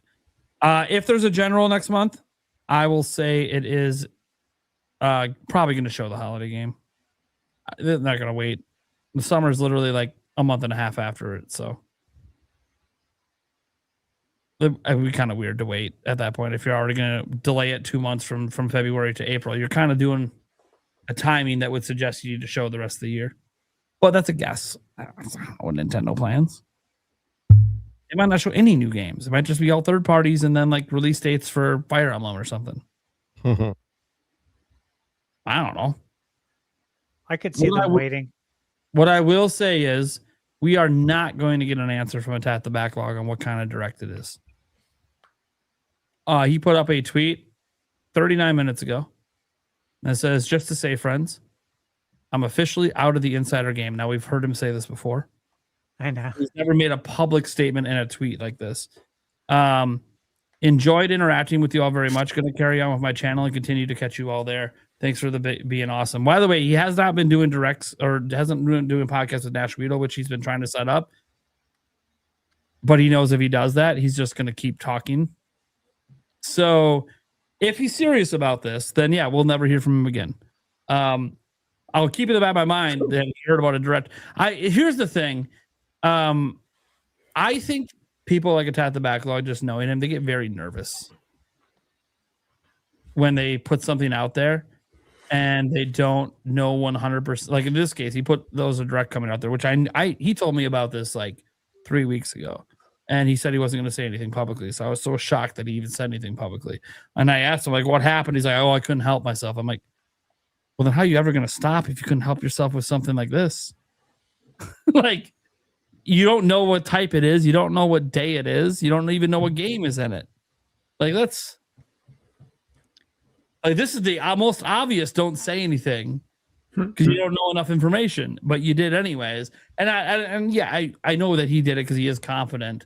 And he's heard it enough times that it's going to happen. But I just to the battle. I hope with the podcast here that add any extra pressure. But besides that, man, dude, do your thing.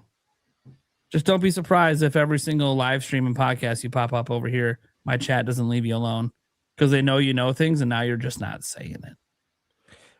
You know,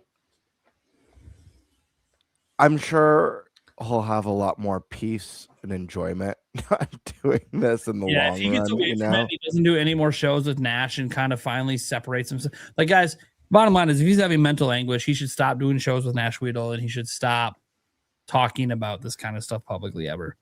And I think it's hard for him to get away from it because he's been doing it now for like 6 months. And it's like, yeah, but if it's too much stress, you know, go back to what you love doing on your channel. Because if this isn't something you love, then just get out. That doesn't change, folks, that he said that there's a direct coming. It just means he's not going to update us.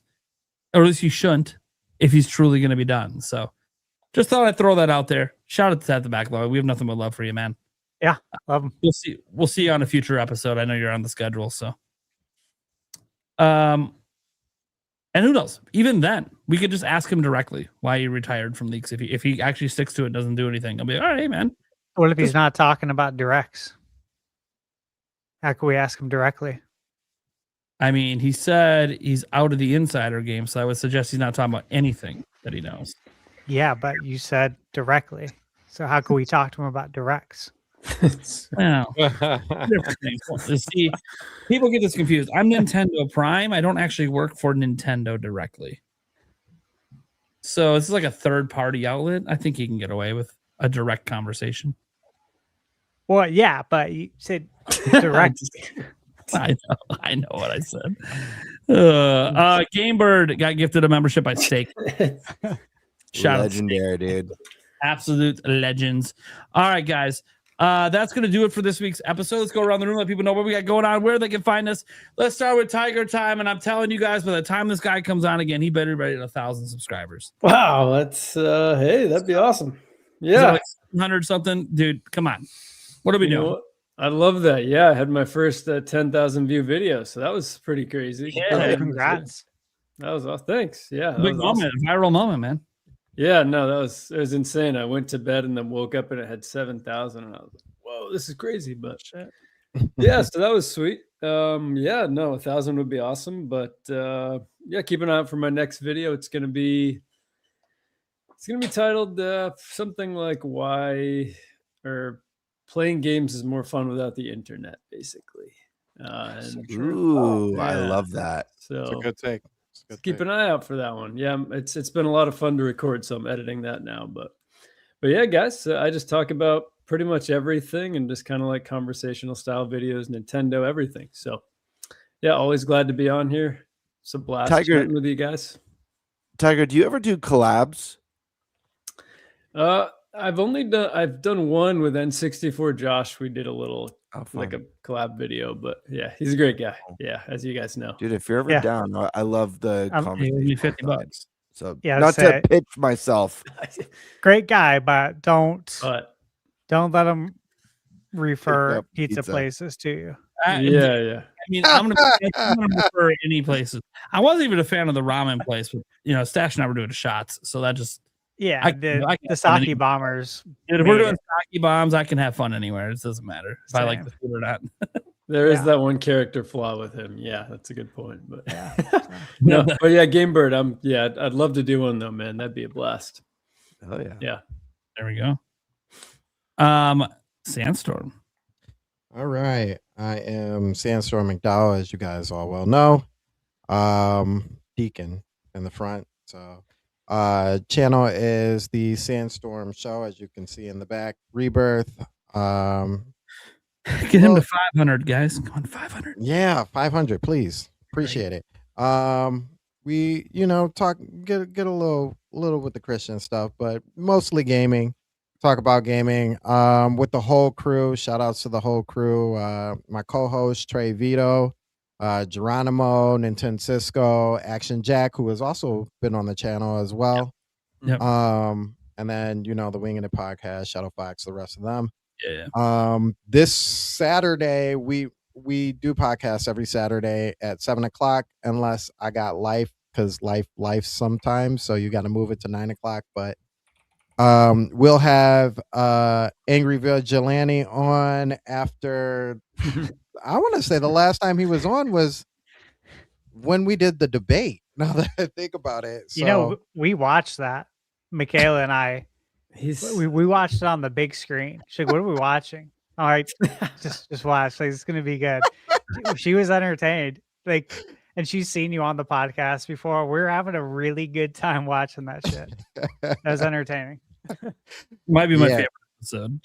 Yeah, it took a while for him to finally get back on. I'm like, dude, you got to get on. Which ironic, we talk all the time. Like, me and Vigilante actually talk behind the scenes all the time. So he's in my DMs a few times a month. Yeah, overall, he's a good guy. We talk about this and that. I'm a bad person. Yeah. Me either. Disagree with content. Oh yeah. Yeah, absolutely. 1,000%.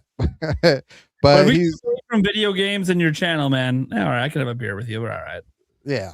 So he'll be on this Saturday. I have no clue what we're gonna talk about as of yet, but make sure you guys come on through. I'm sure it's gonna be hilarious because Nintendo Cisco and him have. I'm just waiting for the punches to come out. Like the dude. Oh man. Yes. Am I putting this on the projector? Oh shit. Dude. I'm about to tune into this shit. So yeah, you can shit on demand last time, and I'm like, dude, if this happens again, I got to see it live. Yeah, that's funny because I didn't even realize. I want to drop a comment at the most awkward time. I know it'll be read, and people are like, "Oh, Prime is here," and I'm like, "No, I'm not coming on." Nope. Yeah. Send Prime an invite. Hurry, send him an invite. I know. That happened on one show or whatever that I came on, and then Vigilante left at 2 minutes later. I was like, well, this is no fun. So yeah, it's just it's all really good. I think, as a matter of fact, I think you were on, and then people in OJ's comment section were like, "Yo, they're about to battle." He's like, "I don't want to watch this." And then he gets on 5 minutes later. He's like, "See, blah blah blah." And I'm like, "Oh, this is crazy." Yep. That's what happened. I came on and everyone left. I'm like, well. And then the people that were there, they made fun of me over an old tweet of mine, and I'm like, cool. And thanks. So yeah, you guys can find me on the. They were challenging my PC knowledge, and I was like, "Well, what do you even have in your computer?" I don't even know. I'm like, "Well, I can tell you every spec of mine because I literally am a PC gamer." So, just like, do you even know the cost of components when I made those comments? No, okay, all right, cool.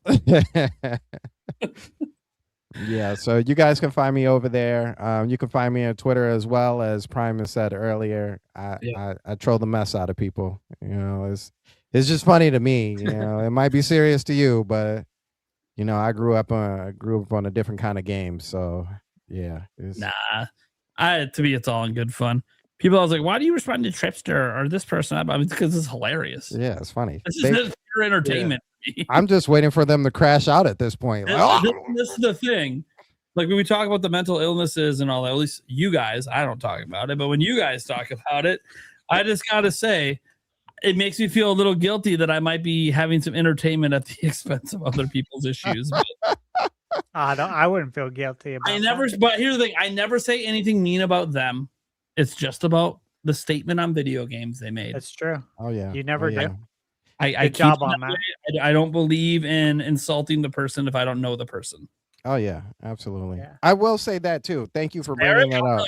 Fuck off all day. I mean, Stash, when he makes a comeback and wins the Fantasy Critic League, and I totally failed, not just got last place, but Stash won. Yeah, I'm gonna tell Stash to fuck off too. That's what it is. Yep. Yeah, I forgot the strangers that I don't know. I forgot to mention, like Prime said, we do take care of our subscribers and check in on people's mental health, because that's really, really important. It's cool that we have subscribers and stuff like that, but we just on the Stormcast, we really want to make sure that everybody's in good health, and if things are going on, you know, we pray over you, make sure, just check in on you from week to week basis, make sure everything is good. Yeah. I know there were a lot of people back in December that were doing that for my son, and I was like, I tried watching a couple shows doing it, and I'm like, dude, I can't. This is too much for me, man. Yeah. I just really appreciate that everyone was doing that. It's always nice when that happens. Yeah, guys, you go check out his channel. Obviously, you can tell. You couldn't tell by his username. Religious. Nothing wrong with that. Just because we don't do that here don't mean you can't do that over there. So go have your fun. Go check out his channel. It sounds like I'll be watching an episode live this weekend, so that'll be sounds like you'll be checking out. Entertaining.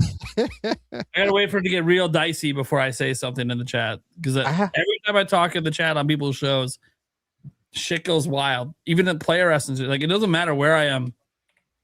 My username pops up, shit hits the fan. I was like a basketball channel the other day that I said something in there that I disagreed with what the guy said. And he's like, "Oh, well, you're a Nintendo guy. What do you know?" And I'm like, "Cool, man. You're a basketball guy. What do you know about my basketball team that you never talk about, but now decided to open your mouth and don't even know?" Dude. And he's like, "Oh, you want to come on and debate?" I'm like, "About my team? Sure." He never sent me the invite. I'm like, "Yeah, of course not." I'm like, dude. It's fine that you cover the entire NBA, but like, look, I'm a Milwaukee Bucks fan. Nobody fucking talks about the Bucks besides Giannis. That is it. Literally, it's all just Giannis. You couldn't. I can tell you every player on the roster. I can tell you their contracts, for crying out loud. Like, don't debate with me on my own team. Unless you're a fan of the team as well. But school you're a Pistons fan too, man. I'll have to shoot you a message during the playoffs. We'll chat a little bit about it. Absolutely. Hopefully you guys get out of round one. I hope so. Well, it's Orlando. They'll probably play Orlando, and I'm thinking that's probably going to be the W. So I think so. Yeah. Yeah. Even without Cade, but anything could happen. I don't want to get too confident either. Yeah. Because the East is kind of wide open, and like there's other teams too. Like what if what is it? What if Charlotte ends up there? They've been playing. They could be sneaky. Yeah. Scary. They're scary if you face them. I don't think anyone wants to play them round one. Yeah. No, I'd rather play Orlando for sure. Yeah, Orlando feels like more of a shoe-in to probably move on. I mean, the Hawks are scary too. Yeah, and we got to play them. What was that today? They beat us in OT 130 to 129. They won. Oh wow. Yep. Yeah. Stash, if anything, this Saturday is going to be like a show of some NWO, man. Something's gonna get said, and out of nowhere, Shadow's gonna pop in. We're like, oh, snaps! It's Shadow. Oh my god, That sounds entertaining. I'll be this is- working on reviews all weekend. Yeah, Like I'll have it on one of the TVs.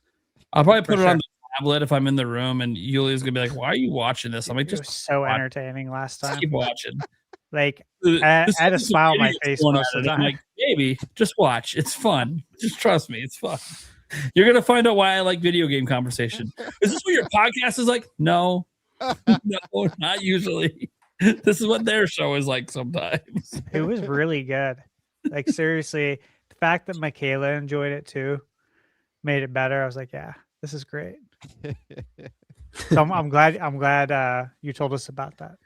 Oh, Because I'll be at home working. I'm gonna put that on the other TV and it'll be nice while I'm working.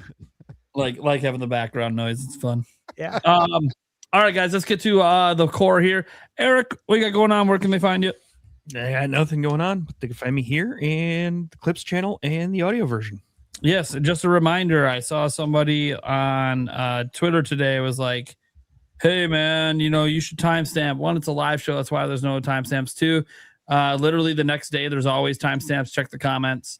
3, we have a Clips channel where it's all clipped up anyways. Just go check out the Clips channel and you'll only see the segments you want. So just maybe I should mention it at the beginning of the show next time. Yeah, but we really should. throw it out there to be like, yeah, there's ways to consume the show where you don't have to watch the full It's thing. also in, I believe, in the description. It is in the description. Yep. Gamebird. Yeah, you guys can find me here on YouTube at GameBird Classic or on Twitter at _Birdmaster. I've got a collab coming up pretty soon. That should be pretty fun. I also will be starting either Monday or Tuesday, most likely Tuesday, weekly live streams. And then this is my last week of my side job. So I'll have a month of no extra work from the side job. Things have been really crazy. I've mentioned a couple, like over the last couple weeks, that I started some videos. I got to finish them up. Some of them I probably have to redo by now, but I will have a nice steady flow of content coming out soon. There's been a lot of schedule rearranging, so I'm able to nurture the channel a little bit better than I've been able to in the past, but good things to come. But definitely keep an eye out for the live stream. That one will be interesting because I know getting started out with that. I did one that was a little while ago now where I built the Game Boy Lego, but Lego. You know how it is when you first start doing the live streams. There's not many people show up, so it's a little bit. That's the challenge. But I remember hanging out in that hell one. yeah, That was a good yeah, time. I remember that as well. So hopefully it'll be a good time. I don't have a theme planned out yet, but it will be a weekly thing. Probably an hour and a half to 2 hours every evening Tuesday. Oh. Nice. Stash Man. All right. So since I last saw you last week, it's been very busy. I have my YouTube pulled up. So I did mini shoot adventures review on the 21st. Prime, brother, you need to play this game because I know how much you love Zelda 1. I cannot even, it's hard for me to quantify as someone who knows Zelda 1 inside and out, and I know you do too, how much this game reminds me of it. Yet I don't know how they did it because it's not a Zelda game, but it feels like Zelda. It looks like it. Like some of the map is like Zelda. It is But so the gameplay, weird. I was like, this is just a running around with a ship shooting shit. Yeah, exactly. But even people in the comments who have played it, they're like, yeah, this is accurate. Like, or your review, like I bought it after watching your review and I played it, and yes, it does feel like Zelda. It's crazy. So by the way, I did think of you when I was playing that. I'm like, dude, you got to play this game. I know how much you love Zelda 1. But backlog. Okay. Yep. Great game. So I did that. Then I reviewed this game called Machine Gun Fury. It's $5. Look, the best way I could summarize it's Contra, Jackal, which I love Jackal, Cobra Triangle, Mercs, and Akari Warriors, all in one package for $5. Well, there you go. So, Jeez. yeah. So that was a lot of fun. Monday, I put up my review for Ariana and the Elder Codex by Idea Factory. Awesome game. I watched that one. RPG. Yeah. Really, really good game. And of course, I posted the review right at embargo. I don't look at anyone else's reviews, but I was looking for something to listen to at the gym, and I was scrolling, and I saw some other Ariana reviews, and it looks like everyone else is like loving this game. What So a I cool was like, concept. Yeah. Yeah, totally cool, right? You're a librarian Yeah. who steps into books and lives in that world and then beats people's asses. Really fun, like kind of crazy concept too. Yeah. Planet of Lana 2, posted that review yesterday.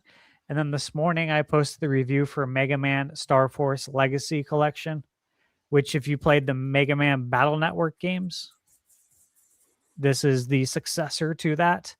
Mm-hmm. And then that 5 reviews since I last saw you. Been extremely busy. And then I'm working on Kenna Bridge of Spirits, Nice. The Midnight Walk, which both of those come out tomorrow. I'm going to be working on Mario Wonder Switch 2 edition. I got my review code yesterday for Little Nemo and the Guardians of Slumberland. I'm so hyped about. I haven't touched it yet because I got to get these other ones done, but the embargo's, the 31st, so it's coming up. And then Legacy of Kain Ascendance, which is like the 2D Metroidvania, new like Legacy of Kain. That's what I got going on. So it's a lot. I'm busy. Please stop by my channel, watch the reviews, leave a comment. You guys know I reply to all of them. Even if you have a massive backlog and you don't have time to play this, just come watch it. Throw it on your wish list if you think it looks good. Wait for it to go on sale. Honestly, do you guys use the wish list? Mm-hmm. Absolutely, yeah. I love it when I get an email that says your game is on sale, and it's like something I forgot about, and then it's like it's like $5 or something. Yeah, it's like 85% off. Like, all right, twist of my arm. It's great when you go to your wish list on the Switch 2 eShop. You could check a little box that wish list games on sale. So good. And you click the box, and then it just lists everyone that's on sale. It's awesome. So nice. I do it like probably daily. Yeah, me too. I think. Yeah. I also check the eShop too for coming soon because they add games so often, and I don't want to miss anything. And sometimes stuff like just doesn't hit the news wave. Nobody covers it. Yeah. I go to Games Press. I have a press membership, not membership, but I don't know, account there. And they post about all the games. So there's even stuff there that misses the radar. And yeah, so I've been like going to the coming soon. I used to do this on Best Buy. Did you guys ever do this? Did you go to like bestbuy.com and go to the games and then go filter it for what's coming soon and like thumb through it? Mm-hmm. I can't do that anymore. You want to know why? They added third parties to it. Third-party sellers, and they'll put in games that released 5-10 years ago. Oh wow! As a new game. Oh, dude, it's anarchy. There's no rules whatsoever, and it'll be some third-party seller selling some game that should be like normal retail price $39, and they're selling it for like $72.38. Some random ass number. Like, come on, Best Buy, clean this shit up. Because now I'm not looking through your stuff because you can't filter it out. Right. There's no way to filter out the third parties, and you can't filter it to only Best Buy. So now I go to the eShop and look at the coming soon. That's my only way to see what's coming soon now. All right. It's nice though. It is. Good job. All right. Well, guys, I'm a Nintendo Prime. I post daily Nintendo news content, so you can know there'll be another news video tomorrow, or a rumor, or some shit. Probably won't be about a direct, I don't think. I don't control when those rumors come, but cover them when they do happen. Obviously, Nate the Hate's got his podcast Friday, so probably assume there'll probably be at least a game or something he mentions in there that I might put in a video. We'll see. Otherwise, I do my live streams as well, usually at around 8 p.m. at night. I do Q&As a lot of nights. And if Gamebird does consistently do that one stream a week, we'll be sending everyone over to his channel before I dip out. I know his stream doesn't last too much longer after I do that, but at least lets you know, hey, if that night you'd rather watch him, now you know. Because the Birdman is fine. He's awesome. Deserves the support. Yeah. Otherwise, just subscribe to the channel if you like what I do. If you don't like what I do and you just like the podcast, cool. I'm glad that you're here. I hope you enjoy it. Check out our audio podcast as well, everywhere audio podcasts are heard. Eric's done an excellent job keeping that up to date and keeping that going out the next day. He's been doing great with the clips as well. I know the clips channel has been doing pretty decent since we started doing the sharing it with all the channels as like a collab. So I know the clips channel has been doing better. I'm really excited about this show, guys. It just keeps getting better, keeps growing. We got some exciting guests as well. Unfortunately, some people might recall last week we said that Special Nick was supposed to be here this week. He actually had to bail due to some family stuff, which just happens, right? You know, people are volunteering to be here. We don't pay our guests to be here, so it is just their time that they're volunteering. So he's not rescheduled yet, but next week we do have N64 Josh. Let's just say my handle down here below Nintendo Prime is going to say something a little different when Josh is here. Make his little subtext under his name next week, Prime. Change it to the Pizza Man. And then X-Tix and Leeches, who's a newcomer, a first timer. So he's walking into a show with Josh and the boys. I hope he's ready. Because when it's a show with Josh and the boys, That's been fun. It's a fun, wild show. I'll just say that. That was my first show was with Josh. It only gets better if we happen to have Jake Randall sneak in as well on that episode. Then it'd be like, oh shit, this is not the episode a newcomer should be on with those two here. But it's all right. It'll be fun. It'll be good. It's always fun to have him on. Josh is like the long lost member of the crew. Like he should have been a co-host of the show, but he's not. Yeah. That's kind of what it is, like a long lost member. He's an awesome dude. Yeah. Yeah, he's awesome. He runs his own podcast as well. So it's going to be fun, guys. After that, we have another new person with Tubular Johnson coming on the following week. Someone that Stash has met. And then Say Iran and Sky Sort of List coming back on. And then we have an episode with nobody, just the core four. It's going to be fun. It also might not be till 1 a.m. Who are we kidding? Who are we kidding? We say it every time, and then it happens. I know. All right, guys. Thanks for tuning in. We'll catch you same time next week. Peace out, everyone. Good night, friends. Peace.